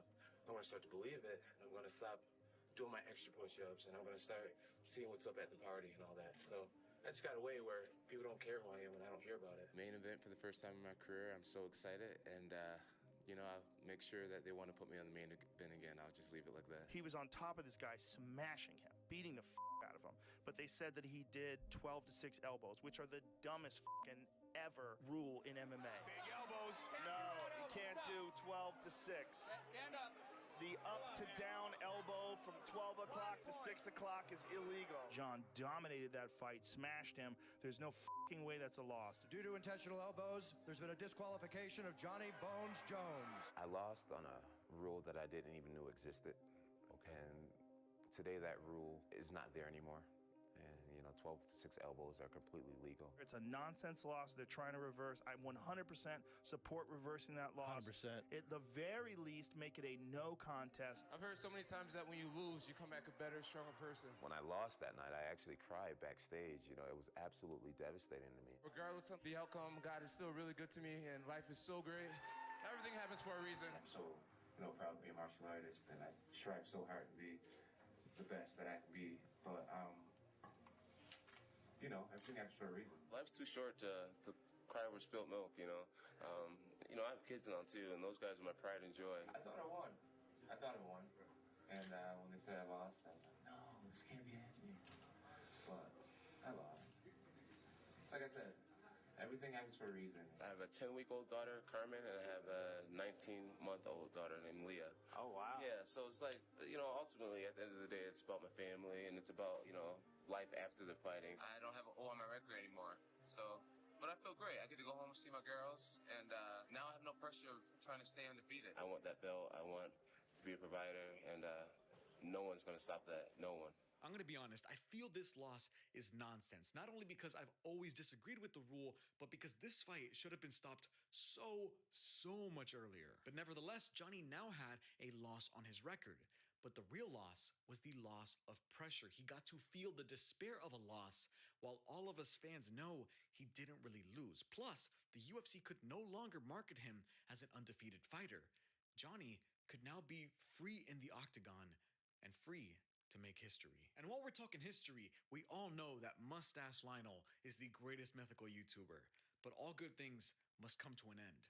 This video is brought to you by Manscaped. With the holidays just around the corner, it's the perfect time to treat yourself or a loved one to the ultimate grooming experience with Manscaped's latest release, the Chairman Pro. This electric full shaver has what you need for a perfect shave every time, making it an ideal gift for those looking to elevate their grooming game this season. Get ready to shine and gift confidently. The Chairman Pro comes with 2 interchangeable skin-safe blade heads. You have the skin-safe 4-blade foil for an ultra-close shave and the skin-safe stubble trimmer for when you want to keep things rugged. Both heads help minimize razor burn and irritation, so you'll always feel smooth and comfortable and ready to impress this holiday season. One of my favorite features is the Flex Adjust technology. The blades and pivoting head adjust to the contours of your face and neck, ensuring a precise and comfortable shave every time. No more struggling with those hard to reach spots. And don't worry if you haven't shaved in a few days. The Chairman Pro is powerful enough to handle up to 5-day growth, so it's perfect whether you're going for a daily shave or a quick tidy up. If you're looking for the perfect gift this holiday season, the Chairman Pro is the way to go. It has everything you need to keep your face looking and feeling its best. Use code LRMMA at manscaped.com for 20% off your order plus free shipping. What better way to treat yourself or someone special this season? That's 20% off plus free international shipping with promo code LRMMA at manscaped.com. Join the over 11 million people worldwide who trust Manscaped. Give the gift of grooming this season. And now, let's get back to Johnny Bones. He talked a lot of trash, and you know, the reason for the aggression at the weigh-ins and at the stare-down, you know, I don't like the trash talk. I've been thinking about Brandon Vera, dreaming about him, training for him, and to be that close to him. And, you know, it's just, it taps me into a different mode. I think Dana White, like, separating us like that kind of amped it up and made it a little more wild. If I can't beat a Brandon Vera, how you expect me to beat a Shogun or a Machito? So, yeah, you know, I'm looking to elevate with every tough guy I fight. I'm ready for this fight. You know, I'm like a dog on a chain. Let me go. I really would like to knock Brandon out. I really would. I think elbows are really cool from every position, you know, standing, spinning elbows, forward elbows, downward elbows, 12 to 6 elbows. How many bones did you break in Vera's face? Oh, man, I think 3, but, you know, really stinks. You know, I don't take pride in injuring people. You know, it's like the guy has bills to pay and family to feed. So, you know, it's kind of what we signed up for and it's part of the game, but I do feel really bad about that. John Jones looking to finish. Vera's hurt. It is all over. Wow. John Jones defeats Brandon Vera. People putting you on the same level as people like Anderson Silva and Lyoto Machida. How does that make you feel? Oh, I'm just honored, you know, to be considered on that level. Johnny finished Brandon Vera in 3 minutes. That's the very same Brandon Vera who eventually became the one heavyweight champion. Not to mention, we got to see a glimpse into a meaner edge that Johnny seems to possess.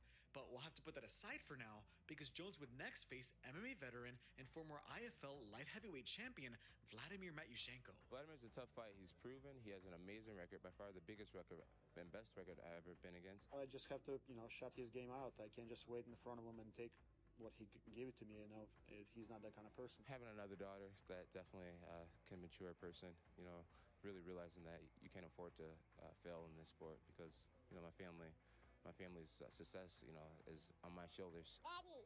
Are you gonna be a fighter? Yeah. Yeah. Oh no! Don't hit me. You gotta be nice to daddy. I'm the father of 4 daughters. Crazy, right? Yep, I want a son so bad. The light heavyweight division is, in my opinion, it's the most full division. We have so many studs. No one in our weight class holds the belt for too long. And I think Dana White knows what he's doing, kind of bringing me along a little slowly and making sure, you know, I'm mature enough to have a belt. So I feel as if when it's my time, it'll be my time, and I'll be more than ready to take it. You haven't seen the best John Jones yet. As he steps up and fights, you know, more and more experienced people, you're going to see a more and more devastating John Jones. Every strike he threw landed. He was creative, he was flowing, and he finished the fight in pretty vicious fashion. And it is all over! Johnny Bones Jones! Quick and brutal. I trained the hardest I could possibly train. I knew Vladimir would be the toughest test, and I just trained my butt off. And, you know, things went really well. My goal is to become one of the best in the world, if not the best in my weight class. So, you know, whoever the UFC decides to give me, I'll be ready for it. With another first-round finish, this soft-spoken, humble up-and-comer was building a great life for his family and not that far from a title shot. John Jones, who faces Ryan Bader this Saturday night live on pay-per-view. This fight is two guys, young guys with the future of the division coming up, and we're clashing right now, and then we'll see who moves on and who takes a step back, and you know, I'm looking forward to it. I'm going to use my unpredictability in the wrestling category, in the striking category, in the jiu-jitsu category, and every little small thing in between. Your entire family is coming to Vegas for this fight. Is that true? Oh yeah, we got Big Mama, we got my dad, my 2 brothers, my girlfriend, my kids. Yeah, it's gonna be awesome. Ryan Bader is no slouch, but Johnny's confidence was sky high due to the fact that his main training partner and mentor was former UFC light heavyweight champion Rashad Evans. I trained with a guy, Sugar Rashad Evans. You know, has great boxing combinations, great speed, very fast double leg dive, and I've elevated myself by being around such a great fighter. When John came through, you're the older brother to him, right? You were playing because you were the guy that ran the camp and you made the camp popular. Everybody knew you were that name. We were doing wrestling, and I used to take everybody down, and I went with him for the first time, and I'm like, all right, I'll go. And he took me down, and I was like... First time. First time. Rashad is like an older brother figure to Johnny, and they were both approaching light heavyweight title shots. But John didn't let that distract him from the task at hand. Since Rashad Evans is part of the camp, I know you've been asked this before. Rashad beats Shogun. You beat Bader. Would you do that fight? Take the fight? You know what? Right now, all my focus is on Ryan Bader. I hear you. Fighting with Rashad's not even in my grid square. Do you think yet about your legacy? People keep talking about you. You're such a great fighter already. You're so young. Do you already think about how you want to play this out for the next years and who you want to be described as the day that your fighting career stops? I put a very small effort into like my image and things like that. For example, I try to never swear on a camera. I present myself as a marketable young man, someone that you would take home to meet your mom. I think it's important for us athletes to show the world that we're not these uneducated, crazy, tattooed up cage fighters, but we're martial artists and we're meant to honor and respect. Is he still a young guy, 23 years old? And yeah, he is, but he's so talented. He's so talented, and even tonight in such a big fight, he was so calm and cool, and he did walk through Bader. Oh, he got it! It's all over! John Jones chokes out Ryan Bader! I got a tattoo on my chest that says Philippians 4:13, which means I can do all things through Christ who gives me strength. So I feel so confident every time I come in here. I feel as if it's my time. John, there are a lot of moments in UFC history that we'll always remember. I think that was one of them right there when you were offered a title shot. Did you even know that that was at stake? Rashad Evans was scheduled to face Shogun for the title. Rashad Evans is injured. I knew Rashad had gotten hurt, but I didn't see that coming. It was awesome, and yeah, God is really good. The UFC wants to give you the opportunity to face Shogun Hua for the light heavyweight championship of the world. I know it's not ideal, but do you think 6 weeks is enough time to prepare for Shogun? Yeah, I think 6 weeks will be great. I didn't get hurt at all. Actually, my big toe, I might have stubbed it on the way out, but I feel great. I'm already in shape, so right now it could only bring out an even tougher, more vicious, more fit John Jones. I feel great. God is so good. I feel so great. I'm going for a world title, baby. Let's do it. Right now, I just need to keep the people close to me that's always been there, and I realize that there's going to be a lot more distractions coming my way, but I'm prepared for it mentally, and I promise myself that I won't allow myself to fall by the wayside. I'm way too close to my dreams to slow down or start doing anything dumb, and I won't do anything dumb. I'm gonna win this fight. This is a little awkward. Johnny leapfrogged over Rashad Evans for a title shot. But hey, an opportunity is an opportunity, even if all the cards are stacked against you. Johnny was the youngest ever title challenger. The fight was 6 weeks away, and it was against MMA legend Mauricio Shogun Hua. John Jones, could you please stand up? Uh-oh. Do you really think you could win this fight? Have you seen? Shogun is the underdog in this fight as far as betting goes. Is amazing. Does that surprise you? Yeah, it shocks me. I'm shocked that he's the underdog because you got a guy like Shogun who has been around for 10 years and fought the best of the best, man. But this kid has so much experience in big fights. I mean, he's fought in front of 100,000 people. I'm realizing more and more that no matter what I do before the fight, they're going to lock us in there. We're going to have to fight each other. So I might as well enjoy the ride. I visualize the fight a lot, and I feel mentally unprepared to look across the ring at Shogun and do what I do. A lot of people were surprised when they found out that you've been signing your name as Champ 2011. How did that come about? I always had this weird conviction that I was meant to be a champion. And I even started to sign autographs, champion 2011, before I was the actual champion. I believe in the law of attraction, and I believe that that you can speak things into existence. And I believe that when you know where you're going and you know what you want, the universe has a way of stepping aside for you. I think his demeanor is ridiculous, actually, because you cannot really go signing as a champion without being the champion. I think that's disrespectful. I mean, I find some of the things that he says about me actually disrespectful. Between his brother making comments about how I have no punching power, how his manager says that he was going to kick my ASS, how I have chicken legs, and how he's going to kick them repeatedly. John Jones is a very talented fighter. I think he is really, really a guy with a bright future ahead. but nobody's gonna walk through Shogun. I've maybe gotten in their head a little bit, and maybe they feel as if their back's against the wall, and that's great. Hopefully that brings out a really vicious Shogun, and I'm definitely going to be as vicious as possible. I'm aware of all the ways that you can fall by the wayside. You know, I'm training with Greg Jackson. Show me. Really great mentors, guys like George St. Pierre, guys like Rashad, guys like just amazing mentors, and I know warning signs of when you can be sidetracked and staying away from certain situations, certain people, things like that. I'm 23. I have children. I have payments, pressure, expectation. I'm a role model.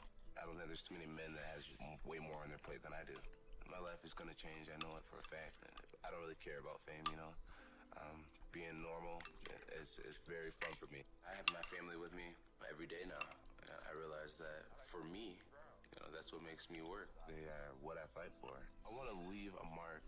I want to leave a personality and a way of being for everybody to look at as an example. No one wrote the book on what it takes to be on the top of a sport. I was definitely nervous backstage, I'd say, but at the same time, they were good nerves.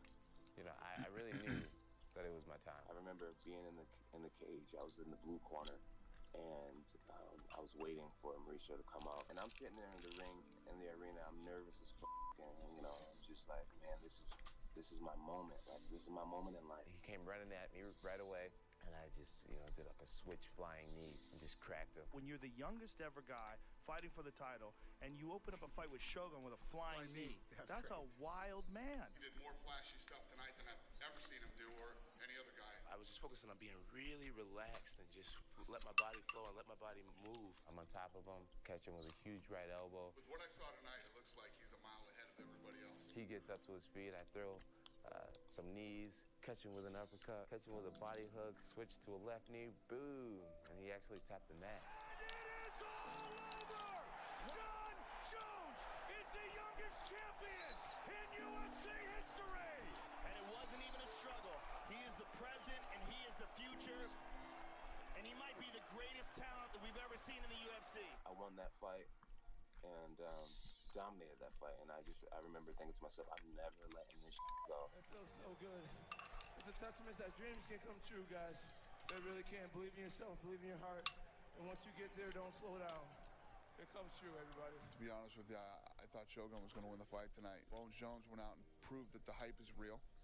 He really is that good, that gifted, and that talented. In my opinion, not only is he the #1 light heavyweight in the world, he just shot right up in the pound-for-pound category, too. Only 3 years into his MMA career, this silly, humble kid from New York became the youngest ever UFC champion at 23 years old.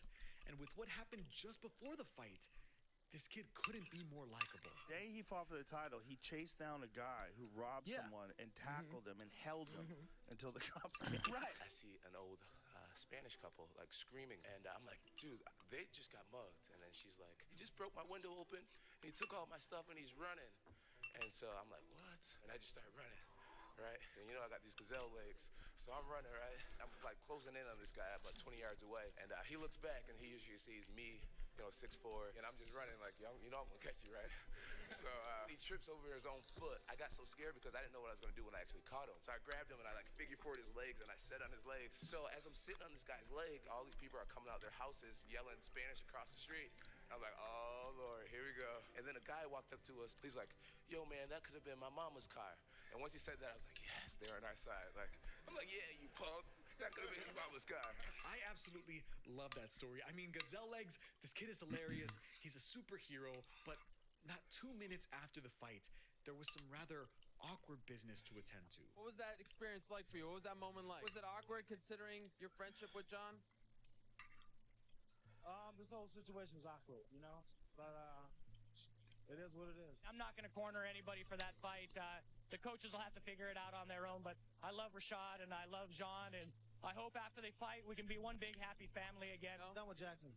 You're done? How come? I'm done. You feel as though they betrayed you? I'm done. I'm done with Jackson. Last question, when do you think the fight will happen? Whenever Jon's ready to do it. Rashad Evans was up next for a title shot, meaning that Johnny would have to fight a brother figure. However, Rashad's hand injury delayed this fight, and Johnny would have to fight a new opponent in the meantime. This is the first fight where you will be defending that title, and you're defending it against one of the most dangerous knockout artists in the sport, and a guy with a serious history, with a lot of experience under his belt. I'm not underestimating Rampage at all. I mean, he's a unified champion who's knocked out some of the best fighters in the sport.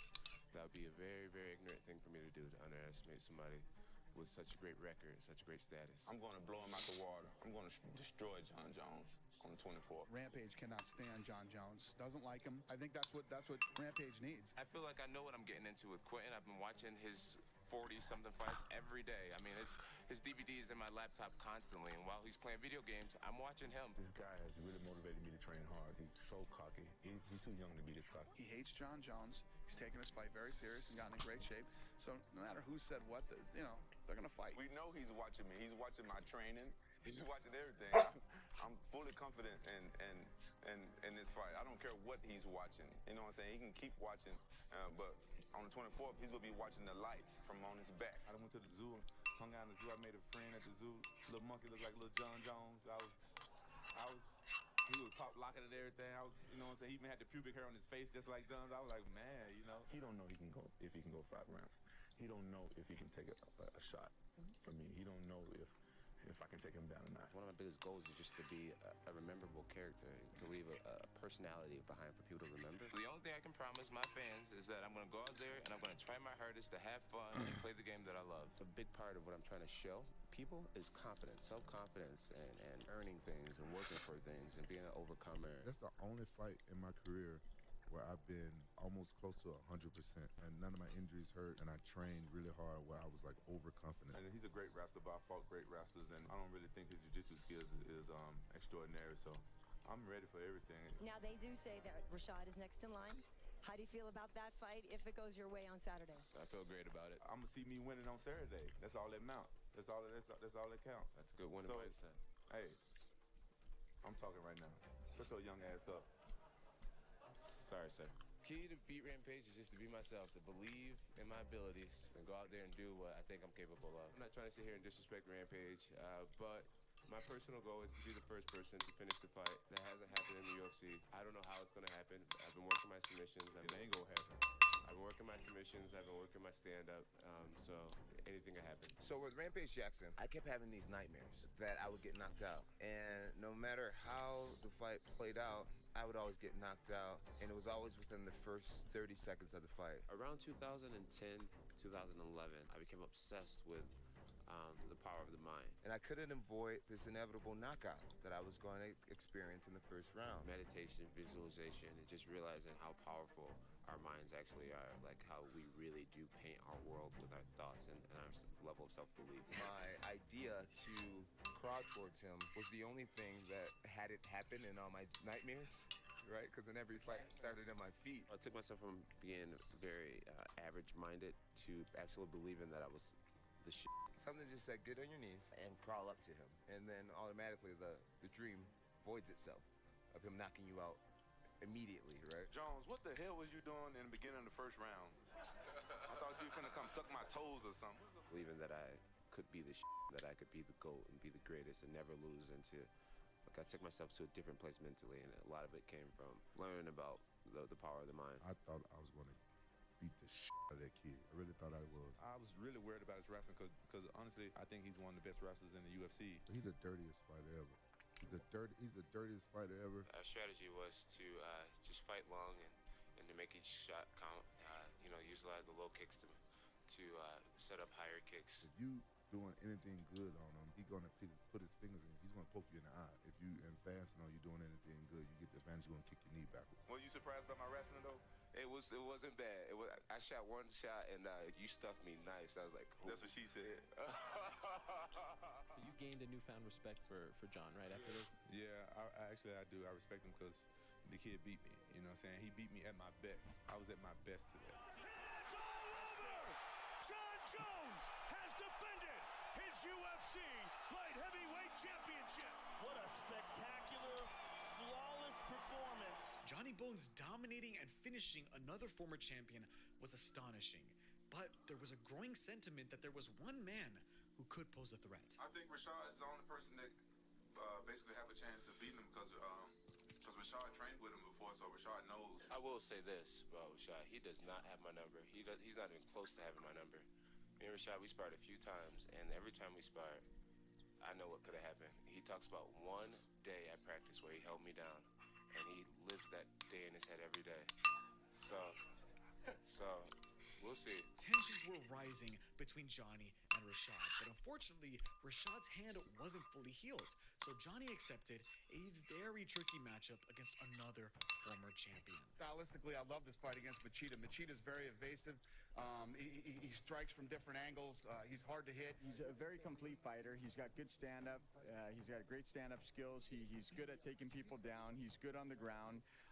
And he's got a natural ability, a natural gift. If John Jones goes in and runs through Machida like he has everybody else, the sky's the limit for this kid. Everyone thought that Lyoto Machida's karate-heavy style would be a tough puzzle for Johnny to solve. And everyone was right. How frustrated were you in the first round with Machida? He's definitely got a chin. He got hit with a big shot from Machida, and he took it, man. I wasn't that frustrated. It was more a figuring out process. I've never fought on anybody with Lyoto's speed and agility. I knew he was smart and somebody that would study to a level to try to find some type of openings. I predicted that he would have all straight punches, and I trained to counter and defend against all straight punches, and he ended up catching me with some type of hook. Is that the toughest fight of your career? It's the toughest fight since I've learned how to fight. Instead of panicking and, making the mistakes that a young fighter would make, he kept his composure, did his thing, waited for his moment, and then imposed his will. When I opened him up with the cut, my confidence level went to a whole different level. I was like, oh yeah, you're bleeding. Now let's play this game. In between rounds, Johnny's corner revealed to him that Machida kept blitzing Johnny every time he threw a low kick. So Jones came back out, faked a low kick, and caught Machida right on the butt. It's one of the most cold-blooded finishes in the history of the sport. He grabs him, presses him against the cage, and gets him in this perfect power guillotine. He's got a choke. Trying to choke him out and finish the fight here. Lyoto's in trouble. Puts him to sleep and then drops him and walks away. John Jones remains the UFC light heavyweight champion. It felt like you had a little swag in your step when you walked away there. Just let him fall to the ground. Potential is unbelievable. If he stays on the right track, does the right things, this guy could go down as the greatest ever. I just feel as if I'm meant to do this with all my heart and soul. I really do. I feel as if there's really I gotta go watch some dishes, bro. BRB. Now that I was meant to do. I do believe that I could be one of the best on the planet, and I think it's my destiny to one day be one of the best who's ever lived. Pulling off a Mackenzatine to sleep another former champion in a Ay, bombón, tú no entiendes. Johnny was scary good, he was exciting, he was humble, he was fun. Everyone loved him. Everyone except for Rashad Evans. The fabric is fake. My fabric is You're fake. fake. Tell me how my fake, Rashad. I really look at you as fake. I look at you as arrogant. I look at you as selfish. I look at you as self-centered. I think your biggest thing is to try to reflect it off of me and make me seem like I'm everything that you're feeling inside your heart. So that's what I'm feeling. I think you, yeah, man. If you figured it out. You figured it out, John. You know I know. Tell me how my fake. You know I know. I know that you know. Oh yeah. Rashad has sort of painted you with a brush of being inauthentic at times. Do you feel as though maybe some of his banter has sort of stuck with the fans and maybe you're having to shake that one? I came to this team. I took care of the coaches. I took care of the team. I kept winning. I kept getting better. And Rashad was like, oh, I better go start my own team. I see you in life. Please, so tell me I see you in life. You can sit up here. You can sit up here and put on the holy, John, I'm this and I believe in this and that. But I see you in life. I see you in life. What Rashad doesn't realize, and I bet he's getting ready to interrupt me because it's going to be true. There's more to Jackson than the 4 or 5 or 6 UFC fighters that's on the program. It's the kids who aren't in the UFC. It's the kids that doesn't have anything to offer, who doesn't have money in the bank, who doesn't have popularity or following. These are the kids that love me. That team is my team now. I do believe. What are you talking about? Me being a Christian? Am I not perfect? The way you live. I train with John. I know what John does. I know what his coach is going to tell him to do. I know the whole program. Rashad's way of winning this fight is his huge right hand, or to try to get me down. Right? I know the ways that I can lose this fight. I'm not naive to my weaknesses. Do I need to be perfect, Rashad, to be a Christian now? No, you don't need to be perfect, but at least you can do this. Be who you say you are. Do what I want you to do, and that's just the bottom line.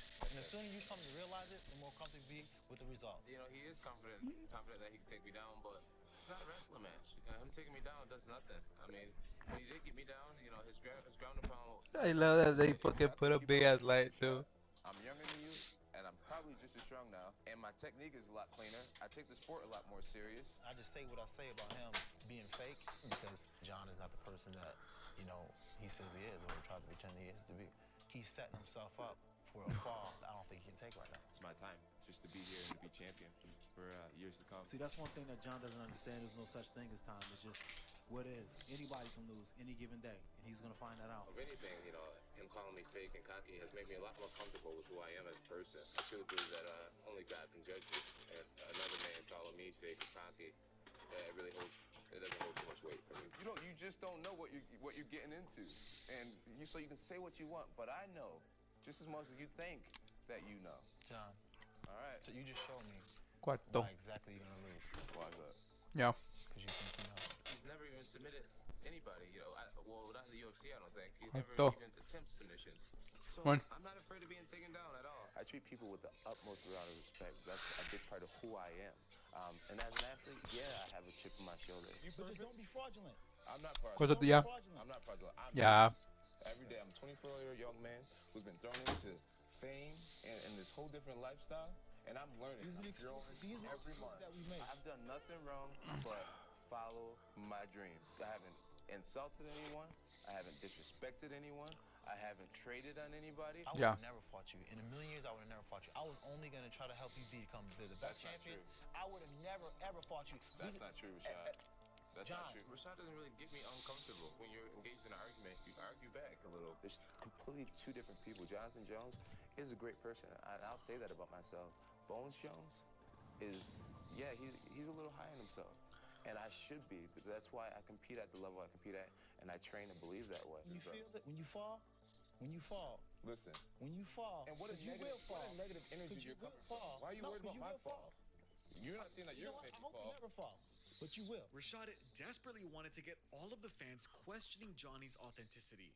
And understandably for Jones, he hated everything Rashad was spewing. He was tearing down the honor and character that Jones presented. So naturally, the two settled their dispute at UFC 145 in 2012. Rashad's tough, man. He has very, very fast hands, extremely fast hands. On top of the hands, you got to worry about the double leg dive threat the whole time. I knew that I was a champion, but I also knew I haven't defeated Rashad Evans yet. You know, Rashad is, unquestionably one of the best light heavyweights in sports history. Evans was easily beat after round 2 or 3. His attacks seemed to be very sort of predictable, and there wasn't much effort on his part, a lot of following the lead of John Jones. I felt his timing was off, and his timing is really never off, so I felt like he was nervous, you know? I think I was a little intimidated at some points to just believe in my ability and speed and coordination. Rashad looked like he was tiring, but John kind of stepped off the gas a little bit out of respect for him. Every single time I went for the elbow, I wasn't really ready for it, and he caught me with it, so he out-slicked me on that. You know, I definitely answered a lot of questions in my own game. It's my first 5-round fight. Felt really good to get, you know, a whole row of cheers. As an athlete, that feels great, you know, because I work hard to entertain you guys. So thank you so much for watching the fight, and I love you guys, and definitely learn from my mistakes and look for a better, sharper, and more improved John Jones in the future. Johnny Bones whooped Rashad Evans for 5 rounds straight, securing his 3rd title defense and 4th victory over a former champion. And Rashad didn't really succeed in changing our perception of John. But 1 month after the fight, something did happen. Jones admitted he was driving drunk. Police say Jones was behind the wheel of his 2012 Bentley, which crashed into a telephone pole. There's very few people who are perfect, flawless, and just that clean-cut, never did anything wrong athlete. And when something bad happens, it's like you're quickly reminded that millions of people in the world know exactly who you are. I'll be honest with you, I'm gonna fucking, it's like I'm gonna slide, bro. I just... I'm gonna slide, bro, when it comes to getting an RP. Oh. Tomorrow will be nothing but gains today. Nothing but gains.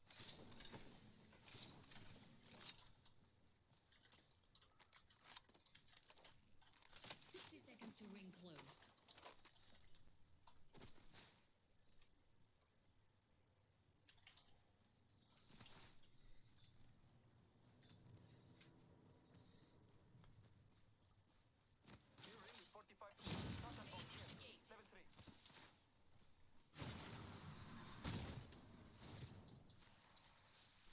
Extended light mag here, level 2.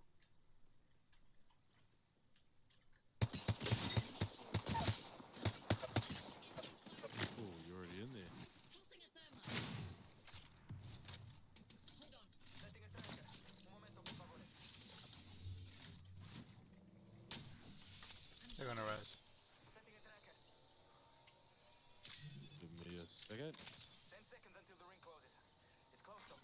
Attention. Evo harvesters are online. Broken enemy shield. I broke an opponent's shield.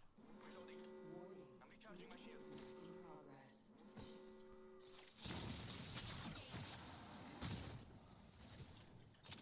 Playground, I'm scanning for enemies. Opponent right here. Survey beacon here.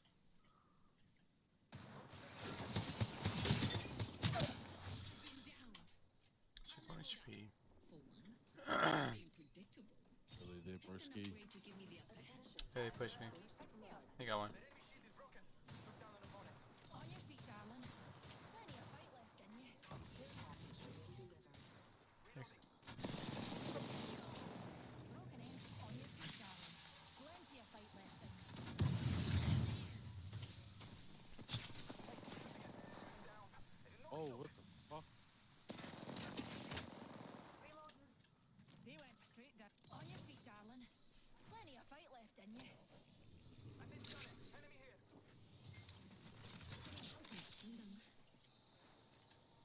Opponent here, hands up. Pullbacks in play. Straight down. Recharging shields. Oh, fuck. One so low. Not the lifeline. Target scanned and set. Opponent here, guns up. I'm recharging my. Been down. Opponent found a threat. Oh, unlucky, bro. Only once have I failed to Fuck, kill that was a close. target. I went fucking down. Optics here. Mid-range.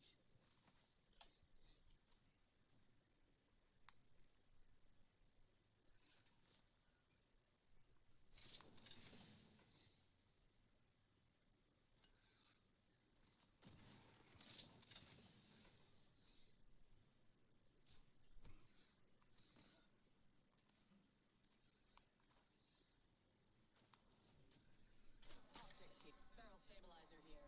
Level 2. Barrel stabilizer here. Level 2.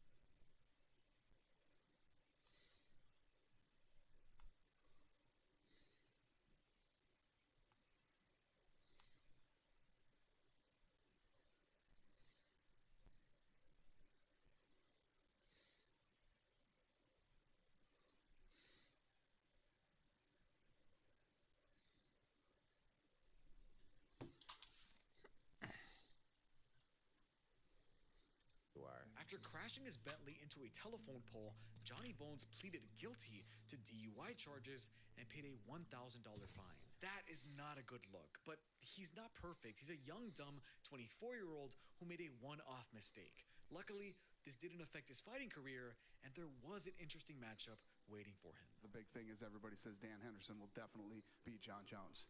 So I like that. Dan Henderson is an awesome opponent. He's a winner. He has a huge fan base, I'm sure, but he has extreme knockout power, and I'm excited to conquer. That's right. Johnny's next title defense would be against MMA legend Dan Henderson at UFC 151. Or would it? This is probably one of my all-time lows as being president of the UFC over the last 11 years. For the first time in 11 years, we're going to cancel an event. Dan Henderson has a partial tear in his MCL and couldn't continue. For somebody to fight John Jones on 8 days' notice is tough to do. He got hurt, and the UFC gave me the opportunity to fight a different opponent on the same date. One guy did. Not only when I called him did he say, I'll take the fight, he said, I'll fly to Las Vegas tonight and fight him. And that was Chael Sonnen. But the one thing that I never thought in a million years would happen, happened. John Jones said, I'm not fighting Chael Sonnen with 8 days' notice. I thought that would be a really bad idea, considering that me and my coaching staff hadn't prepared for that style of fighter at all. You know, he's now with Nike. Nike with John Jones is going to have to change their slogan to just do nothing. Again, something that's never happened in UFC history. A guy who's a world champion and considered one of the pound-for-pound best turns down a fight. This was his big opportunity to slip one past the greatest icon this sport has ever seen, and he missed it. He missed it like a chump. I mean, 8 days, that gives you no time to think of a strategy, a game plan, plan of attack. So it's like I feel as if I did what was right for me and my company. John Jones was excited about this fight. It was when he talked to Greg Jackson, one of his trainers, who made the craziest statement ever that this would be the biggest mistake of his entire career, fighting a guy who was taking a fight on 8 days' notice when Jones just had a full camp. This guy is a sport killer. This guy's from another planet. I don't give a what Greg Jackson thinks. Guy's a weirdo, man. Are you kidding me? I don't regret the decision. You know, I had absolutely everything to lose in that situation. Chael Sonnen is a guy whose record is, I think, 6-5, which isn't a very good record to even fight for a world title. We wear 4-ounce gloves, and you know, anything could happen. So I like to give myself the best odds as the CEO of my brand to be successful. Greg Jackson should never be interviewed by anybody ever again except for a psychiatrist. People don't realize that Dan Henderson and Chael Sonnen are actually best friends. So I believe, and me and my coaching staff believe, that Chael Sonnen really knew his teammate was hurt. Obviously, he knew his teammate was hurt. And he had been preparing for up to 3 weeks for me. And that would have gave me 8 days when he had 3 weeks to prepare. I just didn't think it was appropriate. Here's what I do know. Chael Sonnen would have showed up and fought in this song and tried to win. They blamed everything on me. It made me sound like a coward when I was fighting the greatest fighters that they had to offer. It made me sound selfish. They painted me in this picture of being richer than all the other fighters and entitled and spoiled. Well, really, I was just trying to stay true to not only myself, but all the people that helped me get here. UFC 151 ended up being the UFC's first canceled event. And I actually don't blame Johnny for not taking a short notice fight. And I kind of feel like the UFC really wanted this. But it didn't matter. The fans were pissed at Johnny, and it looked like this was the biggest game of his career for a while. So with UFC 151 UFC rebooked Johnny for UFC 152 against former champion Vitor Belfort, a legendary fighter who is a big fan of the good old-fashioned Mexican spots. The UFC was very well aware. They let the fight go on, knowing that I was fighting back on steroids, which is a habit in my life. He said last week that the UFC was Okay, so I'm gonna be I'm gonna call it a night. before the fight of Vitor Belfort's failed drug test before UFC 152, but they let him fight anyways. How do you respond to that? Jones said that? Yeah, he did. Listen, John Jones is somebody who shouldn't be talking about other people's past. Johnny was expected to walk through Vitor, but very early in round 1, Johnny was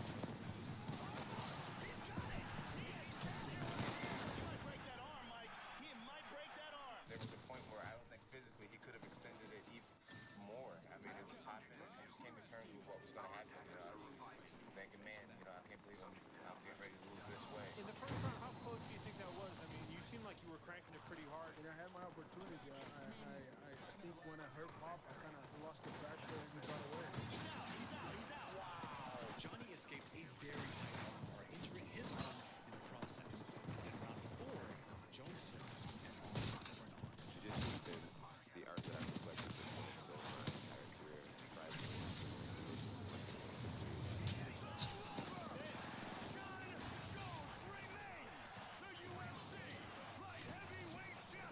John Jones is just catching his stride right now.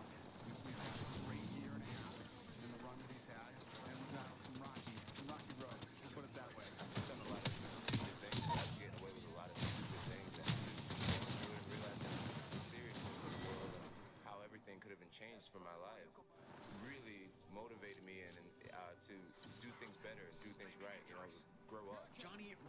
wanted to put his latest controversies behind him, but there was still a strong feeling that Johnny needed to resolve unfinished business from UFC 113. Do you have to hate your opponents to win?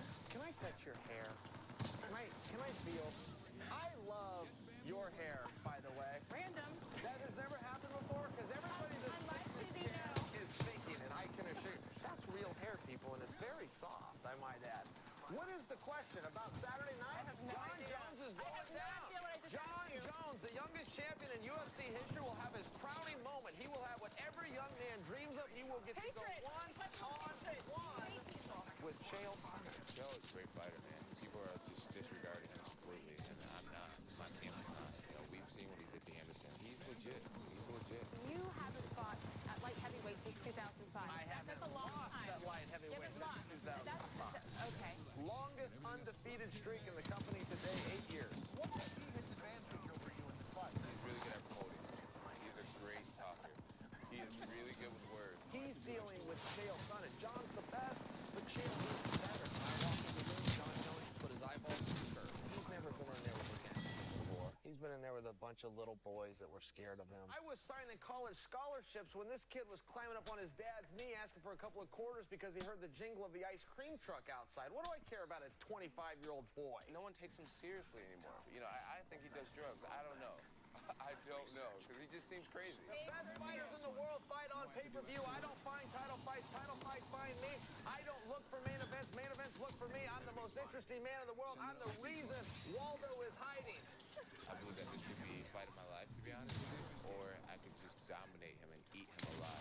One of those are true. We'll find out which one's going to be true. I'm going to put my chin down, I'm going to walk across that cage, and I'm going to put him on his ass. What is your greatest advantage over John Jones? Reach. He's running headfirst into Chael P. Sonnen, the most dangerous man in the history of time before time was even created. For most of my previous 5 fights, I would have to say Chael is, he's probably at the lower end. All the fame and all the pressure and all the stuff, I think he's really starting to catch his stride now. I've fought off former world champions in my last fight, and he's not a former world champion. You're not going to see Chael Sonnen run out there and run around in circles or try to do this or that. He's going to go out and he's going to try to beat John Jones. I'm sure he's going to try to take me down. So I'm mentally prepared to weather an early storm and find my rhythm, find my flow, and start picking them apart. The largest arm, the greatest charm, and all the harm, and it's coming Saturday night to the sold-out Newark, New Jersey. Get to a television. Don't ask your mom. Don't ask your dad. Parental guidance is not needed. You've got permission from the soon-to-be champion Chael Sonnen. Push the buy button, sit down, and witness history. Why did you apologize for saying that Sonnen doesn't have a championship soul because of the steroid use? You know, I had no evidence that Sonnen did steroids throughout his prime. I know a lot of guys are probably doing it, and I think it's a shame. When John said that I took steroids, yeah, that was very inappropriate, and he apologized. He retracted it. I resented it. It's not true. It was unfounded. He showed how he respects Chael Sonnen because he's in great shape for this fight. I mean, I've never seen him so good. You're going to tell your kids that he was real. He existed. The myth of Chael Sonnen stood before us. He brought down the hometown hero, and when it was all said and done, it was one more in the record books, one more in the win column, and one more for the bad guy. Do you think he was clean against you? No, heavens no. No. Oh, my God. You could tell? Oh, my God. I had more juice than Tropicana, and he pushed me around like a Max Up. As he's pushing me backwards before he comes with his big spinning elbow, I remember thinking, I know your secret, because I got the same one. He's a lot better than I thought he was. To beat a guy is one thing. To beat a guy at his own game is a whole nother. He's the best fighter I've ever fought.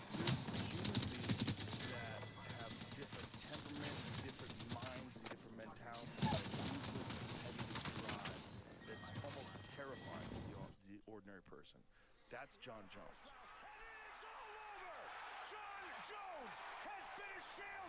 Look, there's actually zero evidence that Johnny beat Chael Sonnen. This was all AI. It's fake news. We all know that Chael Sonnen is undefeated and undisputed. But if we were to entertain this as real, then what happened next is actually kind of wild. All right, I'm here with the champ. Oh, he's got a broken foot. John Jones has a broken foot, ladies and gentlemen, and it's pretty bad. I wasn't planning on breaking my big toe.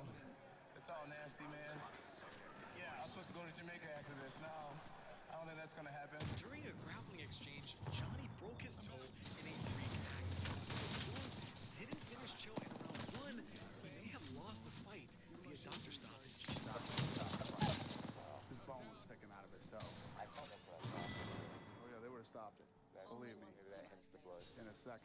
fun what if to consider, but the reality was Johnny kind of redeemed his UFC 151 scandal with an exciting first round finish, and it was starting to feel like whatever contender was thrown at Johnny was just a lamb led to slaughter. Fighting Alexander Gustafsson, a guy who's 6'6" or 6'5", pretty long arms himself, long legs. I think that would be a great thing, and that's who I would love to fight. Alexander Gustafsson is one of the best light heavyweights in UFC history who had only lost one time. And if Johnny could beat the Swedish kickboxer, he would break the record for most title defenses at 205 pounds. Alexander Gustafsson, who meets John Jones at UFC 165 on September 21st in Toronto. I'm super excited. It's a dream fight for me. I never seen this motivated in my life. He could be the guy to give me a real challenge, a real big match. No one's really gone to break me or put me in a real bad, comfortable mental spot. Hopefully he challenges me and put me to that spot. We're about the same size. He has long arms, but I'm in camp. I'm training hard.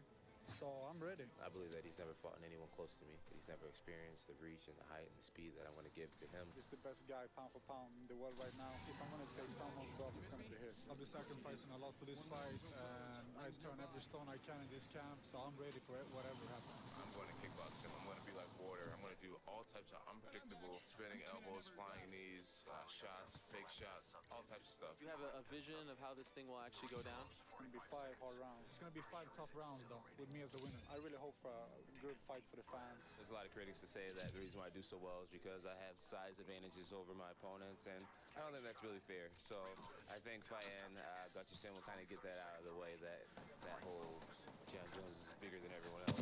I think Gus was going to answer a lot of questions for Johnny, but Jones wasn't completely focused because he was chirping away at another potential match. DC is a guy who really wants to be famous. I don't think he wants to work hard. I think he wants to be famous. I was on Twitter and John Jones took another shot at me. He said, guys, if someone asked DC if he started cutting weight yet. Daniel, in that last fight, he didn't look like a person that's ready to compete against the #1 fighter in the light heavyweight division. I haven't started cutting weight yet. You can fight at 240 tomorrow if you want. I think John Jones is the best.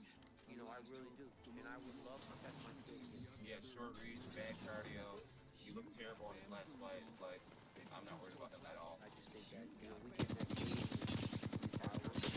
Cormier hadn't even made his light heavyweight debut yet, and these three were already at it. And remember, none of this matters if Johnny doesn't get through Gus. But as we quickly learned, DC wasn't Johnny's only distraction. You fought Alexander Gustafsson. Be honest about that. How much did you train for that fight? I expected that to happen, that Gustafsson would be really good on his feet, keep him on the outside, and be faster than him and pick him apart. Did a lot of wild stuff leading up to the fight. I definitely didn't give him my all. As far as partying and not getting right, Barely partying, drinking, staying up all night. I never thought that Gustafsson would be able to stop John Jones' takedown. I thought that was going to be his biggest thing. I had this crazy thing that I would do where I would party not be blacked out just like 1 week before every fight, and I did it throughout my whole career. In a million years, I didn't think Gustafsson would take Jones down, and Jones would never take him down. My logic was, if this guy were to beat me somehow, I could look myself in the mirror and say I lost because Everybody was saying, this fight, you win this fight. You had 3 rounds against him. This fight. It was in a point in my life that when I was winning all these fights, I was the it boy in the UFC, sponsored by Nike and Gatorade, and greatest of all time, finishing legends after legend after legend. Doctors were going to stop the fight in the last round because of the cut, and Jones begged them not to stop the fight. I felt so untouchable, and I just felt like everything was meant to go my way. You could tell in the last round, both of those guys were fighting on pure heart. John Jones was busted up and kept moving forward. People were saying I had it 3-2 for Gustafsson. Other people were saying 3-2 Jones. I think I just took everything that I had for granted. They downed me. Okay, just me left. Now I really need to not get shot. Dang it.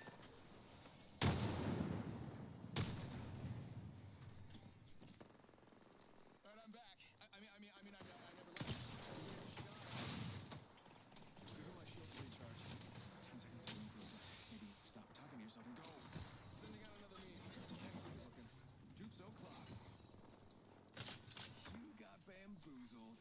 I control death. It does not control me. Sit right over there. Dying outside the ring would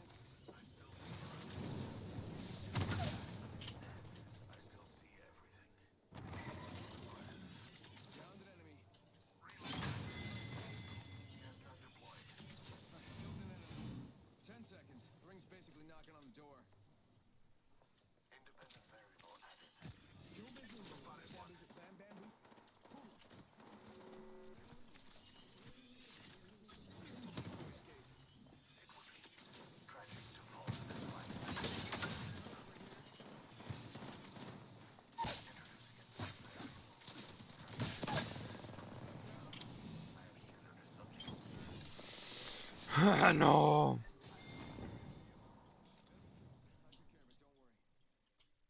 Because everything for the majority of my career has gone my way. The heart that he displayed tonight, the chin, this guy's got heart, chin. I mean, he's got it all. To get busted up in those first 2 rounds and then come on the way that he did at the end of the fight, he's a special fighter, man. I've been asking for a dogfight for a long time, and I finally got that dogfight I've been looking for. Tonight was a blessing in so many ways. In many eyes, people believe I won that fight. He didn't dominate me, but he's been dominating everybody else. It was a tight fight. It was a tight fight. Hats off to Alexander. That was by far my toughest fight. Do you think he has used PEDs? I believe so. I believe so. I think he's been doing a lot of stuff. Do you think he was doing that when you fought him? Yeah, I think so. Yeah. I think this is one of those fights that people would love to see again. And, and it'd be hard for either one of the fighters not to think they both should rematch. Jones versus Gustafsson 1 is one of the greatest fights in UFC history. And while a lot of fans felt that Jones should have lost the decision, I actually feel that Johnny pulled through in 3 out of 5 rounds. But if anything, this fight showed that Johnny's party lifestyle was a much bigger problem than we originally knew. So when he got matched up against surging light heavyweight contender Glover Teixeira, both the fans and other contenders were unsure how he would perform. By the way, Daniel Cormier told me on Monday he thinks Glover is going to beat you. Who cares? Who cares what that guy thinks? Look, I really don't want to breeze past this fight because it was a dominant 5-round performance by Johnny Bones against a fighter on a 20-fight win streak. This win has aged particularly well as Glover Teixeira eventually became UFC light heavyweight champion. And all my homies love Glover. But while Jones celebrated this win, DC was fighting Dan Henderson. People thought John Jones was going to beat Glover Teixeira, and he went out there and he did that. I have to do the same thing. John Jones, you can't run away from me forever. I'm the kid at the wrestling tournament that is always in your bracket. No matter where you go, boy, I'm coming. If I decide to take John Jones down 100 times, I'll take him down 100 times. This is my octagon. I'm the man. At this point, Johnny had pretty much cleared out the division, was the best fighter in light heavyweight history, and was in a good place after his controversies. And here comes a guy with only 2 fights in his division, spewing fighting words. The first time we faced off, we went forehead to forehead, and he chopped me in the throat. Guy grabbed my throat, and I had to kind of stand my ground. I ended up pushing him over, tackling him off the stage. It was crazy. Definitely not proud of what happened today, but I reacted in self-defense by beating up Daniel. He was the one getting off his back, and people were pulling me off the top of him. He ended up taking off his dress shoe and winging it across the room, trying to hit me in the face to get the last lick, and ended up hitting a female reporter. DC, you suck. You suck. You gonna chop me on the neck and get beat up, and I had you on your back. You suck. You felt so weak. This media day brawl seemed to come out of nowhere, but if you knew their history, it might make a little more sense. This is not something that just started today. This is something that I've wanted since I met John in 2010. So I introduced Daniel as King Velasquez's wrestling coach. I walked up to him trying to be polite. I said, hey, what's up, man? I hear you're wrestling. And I was like, you know what? I bet you I could take you down. You don't even know who I am, guy. Like, you don't even know me. Why would you start a conversation? You all thought of me. I'm going over there.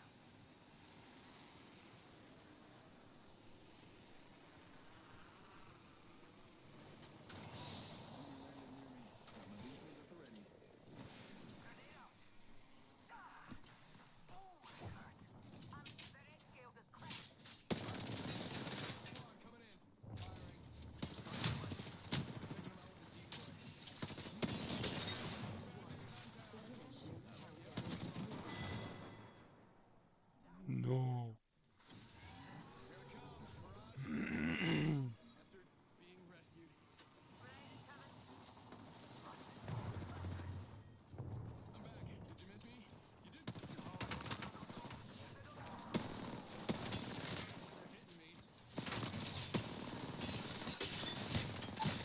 No.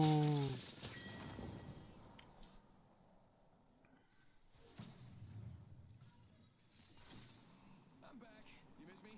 Of course you did. Taking fire. Reloading. Hitting the injector. When you landed close to me, must be really Invalid dirty drill. Wait, grenade.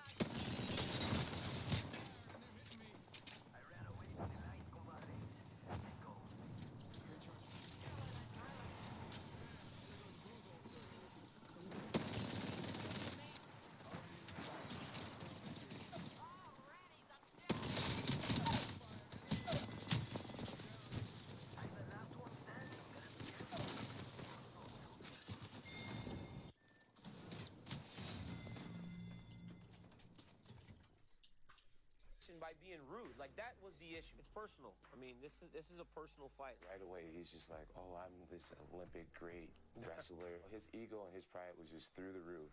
And he took it way out of content, way out of, and it made it this huge personal thing. And ever since then, he's had this personal vendetta against me. And I find it very immature of him. Honestly, it was my way of reaching out and trying to create a new friendship. It's so fake. John Jones, he's a fake individual. He's a fake person, and I'm going to beat him up on September 27th. Johnny and DC were never going to be friends. Cormier was taking a page out of Rashad's book, calling Jones fake, and DC was talking a really big game. When we get into that cage, John Jones is going to walk there with his title. I'm going to start pulling at that man's title for the first 2 rounds, and he'll hold on to it. This dude's in for a rude awakening. I'm looking to rid MMA of John Jones. But right around the 3rd round, 4th round, John will open his hands, let his grip go, and say, Daniel, take it. This is too hard. I don't want to deal with it. He direct messaged me. He said, I hope you're ready to come to daddy. So I wrote back, I am, and I'm going to beat you up. I'm going to push that man to a place that he's never been in his entire life, and I will make John Jones quit. Sunday morning, Joe Rogan, you will wake up and you will say, how Daniel make this look so easy? Cormier needs to do everything he can to build himself up. Right now, his mental is important. So he's going to say a lot. He's a great talker. I believe that I'm a much better martial artist. Daniel Cormier has a phenomenal wrestling base, but this isn't a wrestling match. For John Jones, this is title fight number 8. He's done this. But for me, this is everything. I've never had an opportunity to win a UFC title. I've fought in all types of great fighters, man. Southpaws, orthodox wrestlers, black belts, karate style, you name it. I've seen it. He does such a poor job of hiding the type of person that he really is, that it's almost like he knows that we know that he's not being completely genuine. Where he has a tremendous wrestling experience, I have tremendous championship experience. I feel great, and you guys are going to see that. He's a punk. He's a liar. He's dishonest. He's a whole bunch of things that he should not be proud of. An asshole. Maybe it'll be a bloodbath. Maybe it'll be a war. Maybe I'll go out there and dominate him, make him look not so good. We'll just have to wait to find out. What I want to say is this voice that John Jones is talking in, you guys should have heard him 2 minutes ago. I mean, what in the world is this? This guy's such a fake human being. He's a fake individual. Hey, are you still there? I'm here. Yeah. I'm here. You're just the fakest person. I actually admire that you can actually be this fake. And like when the TV comes on, how you can just change. It's like you're a chameleon. Hey, listen, it's I'm awesome. a professional. It is unbelievable. It's unbelievable. The fact that you're a hasn't changed. This now infamous exchange was captured while both fighters thought they were not being recorded, so Johnny Bones was acting completely authentically. This recording was later leaked by the UFC to promote the fight. I thought, wow, the UFC definitely just lined that up to...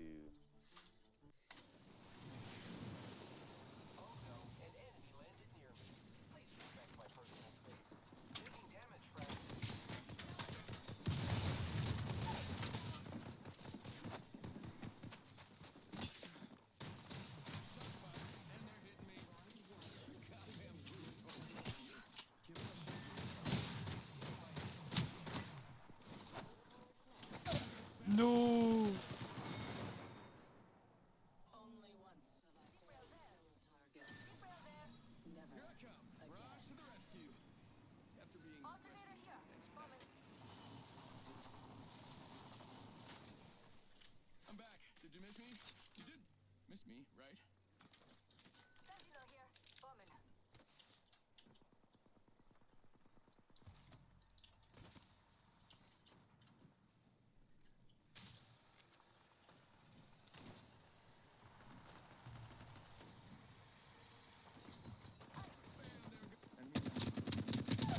My raw magnetism.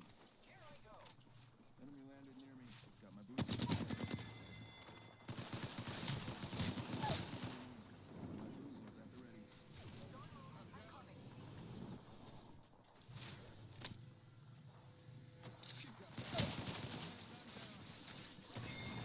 I didn't know I was there.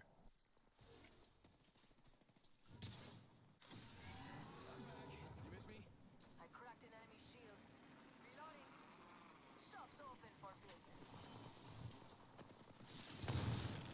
You are coming home with me tonight.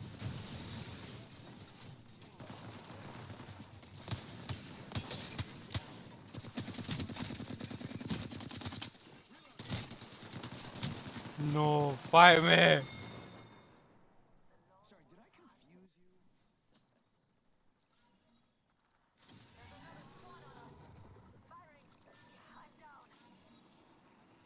I was out, but now I'm back.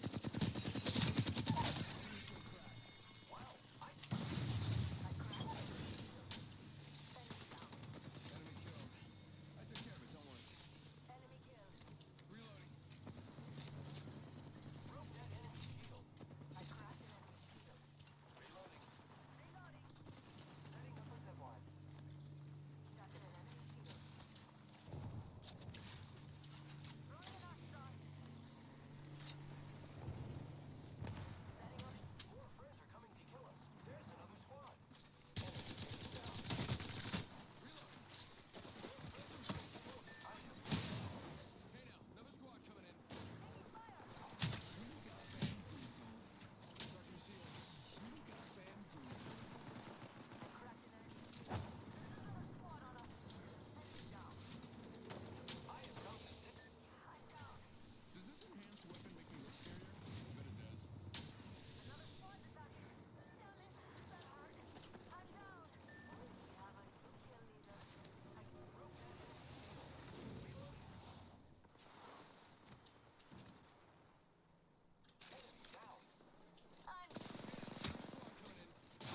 I bet it does.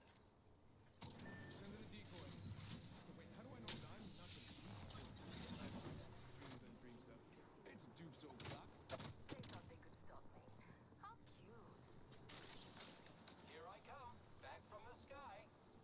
Give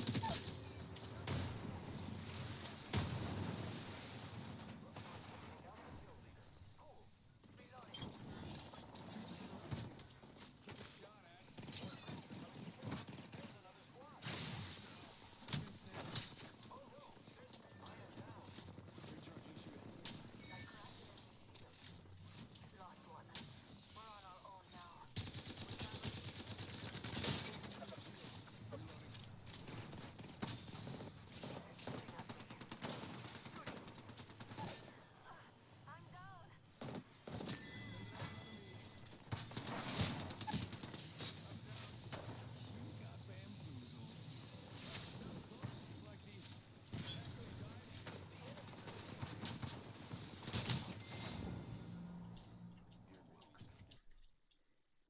To make me look pretty bad. How much you weigh right now, Fat? Enough. They basically tried to sell this whole story of me being fake. I wish they would let me next door so I could spit in your face. You know I would absolutely kill you if you ever did something like that, You right? could never kill me. Oh, I bet you I could. Me saying I would literally kill you. I never intended for kids to be able to see that, and for people who respect me a ton to be able to see that. Originally, I didn't think it was the best thing for my image. It was a little distasteful. It wasn't one of my best moments. But at the same time, it's great television. Then you should try, John. You really should try, John. No, I would literally kill you. You spit in my face. Yeah, let's try that, John. And he's like, you think I'm just gonna sit there and let you kill me, John Jones? I'm not saying I would fight you. I said I would kill you if John, you did some do you silly think shit like that. so John, do you think I'm just gonna sit there and let you kill me, John? I mean, really? You guys totally just put me out there to sell an extra ticket, not worrying about my personal image or the way I try to represent myself. You got a great PR person. Because they do a great job with training you, because you are just terrible. You're the fucking scum of the earth. You are a terrible human being, but you can sure turn it on, huh? Thank you. God, you fucking suck. It's just something to have people talking. Well, you can't say that I gas out in my fights. You can't say that I do steroids. There's nothing to talk about when it comes to me as a fighter. You know, I do things right. He's still going live. When you say live, like who can hear it? It's out here. It's out here. Oh, so people can use this. I'm just me, man. And I think people, instead of calling me fake, they need to just realize that they don't know me. They don't know me. This is a damning video. It proves that, as Rashad and DC claimed, Johnny was presenting us with a persona rather than being himself. But now he was demasked. This was the third loss of Jones's career. He lost his facade. Who are you? Who's the real John Jones? Me, Will we ever know him? I don't think you guys will, unless You don't want us to. I'm going to do everything in my power to make sure you never forget the night you stepped in the octagon with me. And you know what's going to be this year's sad reality is that everything in your power will not be enough because I'm still going to beat you. I'm an unperfect Christian. I'm just like you. I do things I'm not proud of. I do a lot of things that I am proud of. If you want a champion that's going to represent the sport and the league in the best light, I'm that guy. You know, I won't make some of the mistakes that he's made. I couldn't imagine not coming out with my belt. So this is a must-win situation. This is exactly the fire that I needed. He's a little punk, and somebody needs to put him in his place, and I'm going to be the person to do it. Try to put yourself in my mind for a minute and think about what I've been against. This is not the first guy that's supposed to be a monster. And every time I go out there and I do my job. John Jones has to be the person that can stand across the cage from me, and when the going gets tough, he doesn't wilt. Do I believe he can do that? No. I think there's a huge difference between a great wrestler who's learned how to throw a few punches and kicks and a martial artist. I embody the spirit of a martial artist, the heart of a martial artist, what it truly means to be a martial artist. I'll give up my arm, I'll give up an eye, I'll give up a toe. It doesn't matter. There's nothing you can do to stop me, Daniel Cormier. 100% he dislikes me. I dislike him. But more than anything, the idea that he could beat me at something drives me insane. I can defend takedowns, and he's going to get his ass taken down, and he won't get up. He's going to be stuck there. You said you could take me down 100 times out of 100 times, right? And that's what you're going to do, right? I challenge you to get me down 5 times in that 5-round fight. You won't be able to do that. I have been waiting for the man that is my equal for so long. Please be that guy, John Jones. He looks really good. Hold your breath. If But you he's have only to 4-0 breathe. in the UFC. I'm 15-0 in the UFC. Maybe you will get me down once. I believe in my whole heart that I'll get you down too. Maybe I may go out there, pop DC with something that just really hurts him, and the whole fight's changed. Every fighter has their tendencies, and I've been able to pick out some pretty good tendencies that.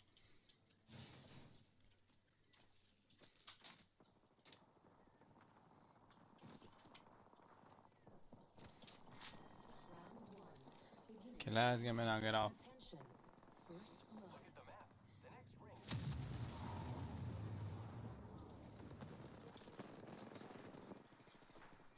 Oh, someone got the party started.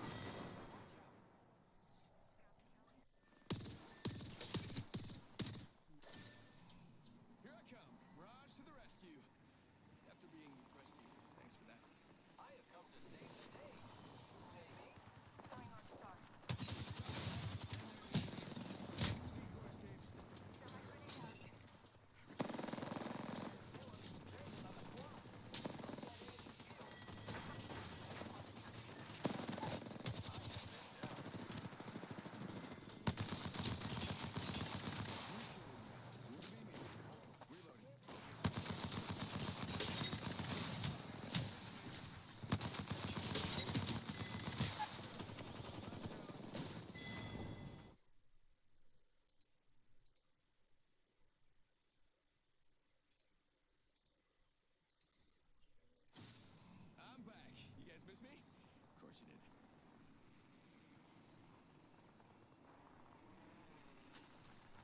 Broke that enemy shield.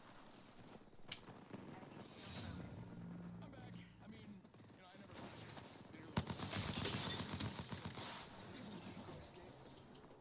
Ready to fly on a zip line. I am using grapple.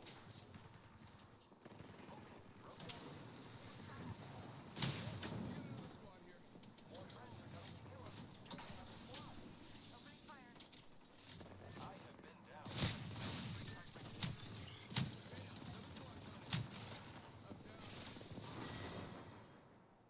We all have our reasons.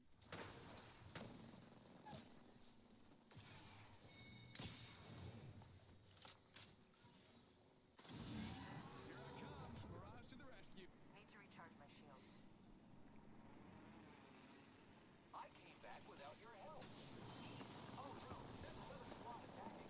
Enemy taken down. Cracked an enemy. I have been down.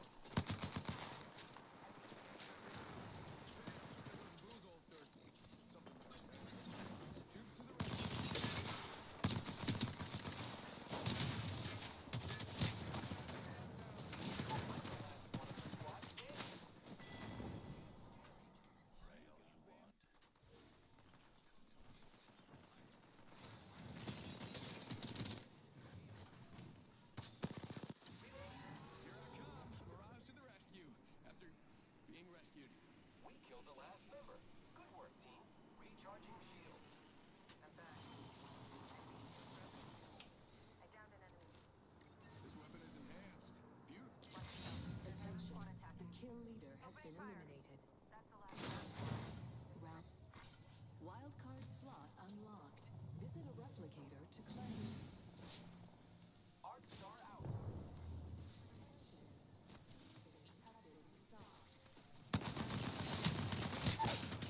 I'm down. Four enemies down. frag out. Only once have I failed to kill a target. Never again. They're aiming right at you. Here I come. Mirage to the rescue. After being rescued.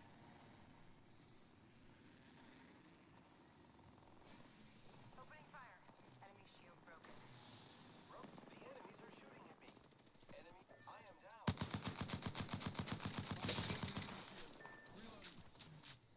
Only you and me left. Enemy killed. I took care of it. Don't worry. I have come to save the day. Maybe.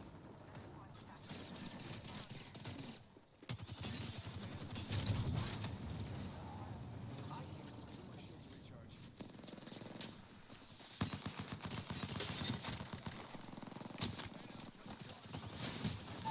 No, I wanna use my knockout thingy.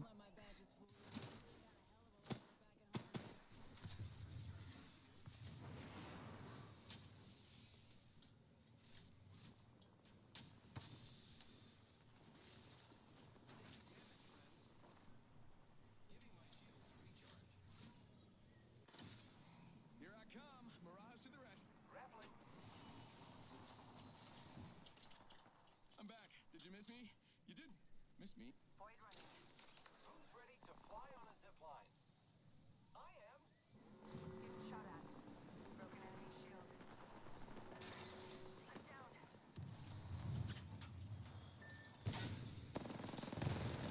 Opening fire on the enemy. I am taking fire, friends. Enemy. I have been down. Okay, just me left. Now I really need to not get shot. Dang it. Yeah, I'm getting shot at. I think this place needs a little more me. Yeah.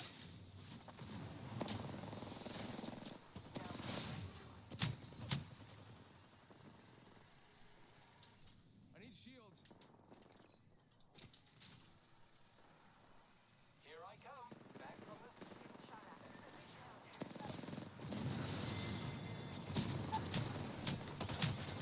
Nice. Fucking nice.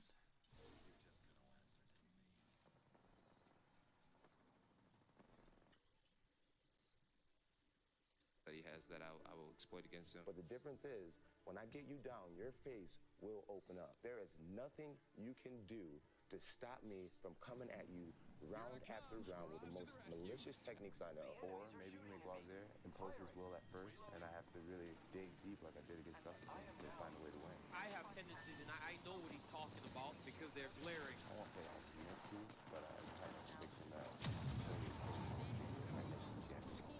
A champion that still was the biggest names of being a champion. That will be figured out by September 27th. And so don't think you're going to kick me in the head with your left leg. You will lose this fight, Daniel Cormier. I want you to believe this. Every ounce of training you put in leading up to this fight will be a waste of your life. These guys came out saying his first round was as good a round as I've ever seen. I came up with the conclusion that me getting the first takedown would set the tone. Took him down. Like, who the fuck takes Daniel Cormier down? Jones got hit with a lot of stuff from a shorter, guy without the reach, and got hit with some big uppercuts. I didn't know I know that was everyone. As he was backing up, he was actually countering. That's something he had never done before. So even after so many title defenses, he started to see little wrinkles in his game. He's so tall, he's so rangy, and he just understood fighting. The guy just understands fighting. I watched him fight so much that I actually absorb who he is. I absorb grinding. And then he's changing level, and he's spinning, trying to elbow you. The dude just understands fighting and understands how to maneuver his body to fatigue you. It's crazy. I outgrinded him. I held him against the cage. He could not get off the cage. It wasn't a pretty fight, but I proved that he wasn't the king of the ground tonight. I was the king of the ground. It's almost like accepting death. Once you're not afraid of death anymore, it has no power over you and allows you to go to war the way you need to go to war. I put my hands up, and I was surprised that Daniel didn't attack me because we had more time in the fight. Once I realized that he let his guard down, I snuck in 2 punches before the bell rang. After the bell rang, he snuck in a few punches. I don't think any of them hit me. He almost hit Herb Dean, and that's why I gave him the second sign. He tried to hit me after the bell. DC, all the haters, all this crap he talks, it motivated me. I'm sorry that I'm being classless right now. I do not like DC, and this is why I'm being this way. I felt post-fight that was the most real John Jones we've ever seen. I mean, he was unapologetic. He said he doesn't feel bad for Daniel Cormier. I don't like Daniel Cormier. I don't respect Daniel Cormier. I hope he's somewhere crying right now. I'm sure he is. He's not gonna ruin me, one way or the other. I'm gonna stand across the cage from that man again, and I'll believe just as I did tonight, and I'll take the fight to him again, I guess. I know if he would have won, he'd been up here Let's see if it makes my talking famous all pork types of chops. trash. So I don't feel sorry for him. He's a combat. It's just so hard for me because John Jones is so young and has so many more things to accomplish. But he's beat the who's who. He's cleaned out the division. He's breaking records. And if this continues, probably the greatest ever. John handedly defeating Daniel Cormier proved once again that he was indeed the best fighter on the planet, and that hopefully he could move on from his past controversies and public issues. But things were not that simple. On paper, when you look at his testosterone levels when he fought DC, they were so out of whack that it would not be explainable, in my opinion, by anything other than some sort of suppression of your system via the usage of something. He was like in the single digits for urinary testosterone, which otherwise should be like, it was like 60 plus or something. He was like 4. What could be another possible explanation for it? Of the super low test Yes. levels? Castration. Not bad. Yeah, it was pretty bad, dude. It's just like highly improbable. I don't think that he's at least trying to do some to get around the system. Johnny had highly suspicious testosterone levels when he fought DC, which looks pretty bad, especially when you learn about John's history with drug testers. USADA rolls in to Jackson's gym to do a test on John Jones. So he can see them coming. So they don't know what to do with him. They hide him underneath the cage. Well, there's like 8 hours left in the business day. They don't ever leave. However long with 6 or 8 hour time frame, John's under the cage the entire time. John confirmed that he did in fact hide from drug testers early in his career, but he claimed that he just didn't want to get sanctioned for any marijuana in his system. Johnny's facade was fading more and more. No. Kept getting worse. John Jones was tested out of competition. When he was tested, he tested positive for cocaine. I tried cocaine one night, and the athletic commission's there the next day. It was just like, how in the world did this just go down? How did it happen this way? I knew it would be a positive test. I knew there's nothing I could do about it. Why would you do that so close to the fight? I'm not going to blame my friends. I'm not going to blame pressure or stress, or I'm not gonna blame anything. But what I will say is that I messed up. He was fined $25,000 for violating the code of conduct. That money ended up being donated to a charity that benefits children impacted by drug use. Really embarrassing situation, and I had to explain to so many people that I'm not managed by any means, or not even a frequent user. So now people like to take me as cocaine. You know, my haters are sort of but far from it. The first priority is that John and his family, specifically John, get the help he needs. Glad to see that he's already checked into a treatment facility. Jones said that he'd take his drug treatment program very seriously after testing positive for a cocaine metabolite in a December 4th drug test. But he never said for how long. Jones's mother, Camille, admitted Monday that her son left the rehab facility after just one night. Ariel, look your dad in your eyes. I don't like coke. I'm not a coke guy. I just made a really dumb decision. Just really got Oh, you got the good skins at Okay, this amazing and beloved champion turns out is a little fake, Hey. has weird testosterone. I'm gonna you got the good skins at and got caught using the happy dust. Yeah, This is not the guy I thought he was. I used to like and it kept practice getting worse. ABM most of the time. I'm actually gonna call it a 9, dude. I'm falling asleep. You're having a great night. It's after UFC 186. Hey. You're hanging out with I'm your gonna call it a friends. 9, bro. If anything, we'll run some tomorrow for sure. Albuquerque police are searching Yeah, tonight you good, for bro. You good. UFC My bad, bro. light I heavyweight should tell you champion GG's, man. John Jones. I just stepped on the gas when I saw the green light, and Thanks, bro. I find myself driving right into ongoing traffic. The guy just hopped off into a yard. The guy that's getting out of the SUV, he took off running. I was very disappointed with you with that car accident thing. Yeah. When you ran away from that car accident. Dude, I wonder if this is that fighter's car. John Jones? APD tells us that crash sent a pregnant woman in her 20s to the hospital with minor injuries. You know, I think in some people's mind, they envision me, you know, hitting this car and running up and seeing that it was a pregnant lady and then taking off running. Where? Charlie 523 Pro enemy. Callers advising Yep, that the that's weapons him. are all locked in the safe. Well, he's... Why didn't you look at the other car? I knew I smelled like alcohol, and I just felt like if the police came, it would be a bad situation for me. So I started running, and I got like maybe 5 yards away from my car, and I remembered I had a bull, a marijuana bull, and my cup holder. That's gonna get me in trouble, just having a bull in my car. I ran back, I glanced at my cup holder, the bull had flown somewhere in the car, and I just took off running again. From the time that I hit, I was over a fence probably 8 seconds later. It was literally a super reactionary. He fled the scene, leaving marijuana in his vehicle. Monday, he turned himself in, posting a $2,500 bail. I just feel like in a lot of people's minds, they see me as like, I knew it was this woman. I saw this woman hanging out the window crying and bleeding or something like that, and like I just chose to leave her. That is the worst case scenario, a pregnant woman. Oh, yeah, it makes me look like a monster. Yeah. It makes me look like a monster. Yesterday, he appeared in court and was later stripped of his title by the UFC and suspended indefinitely. When you found out it was a pregnant woman, what was going through your mind? I thought, Good night, man, todos. I'm done. I'm done. I went from just partying and enjoying this career and this amazing fairy tale life. I thought I was going from that to like literally being in jail, being labeled as a murderer.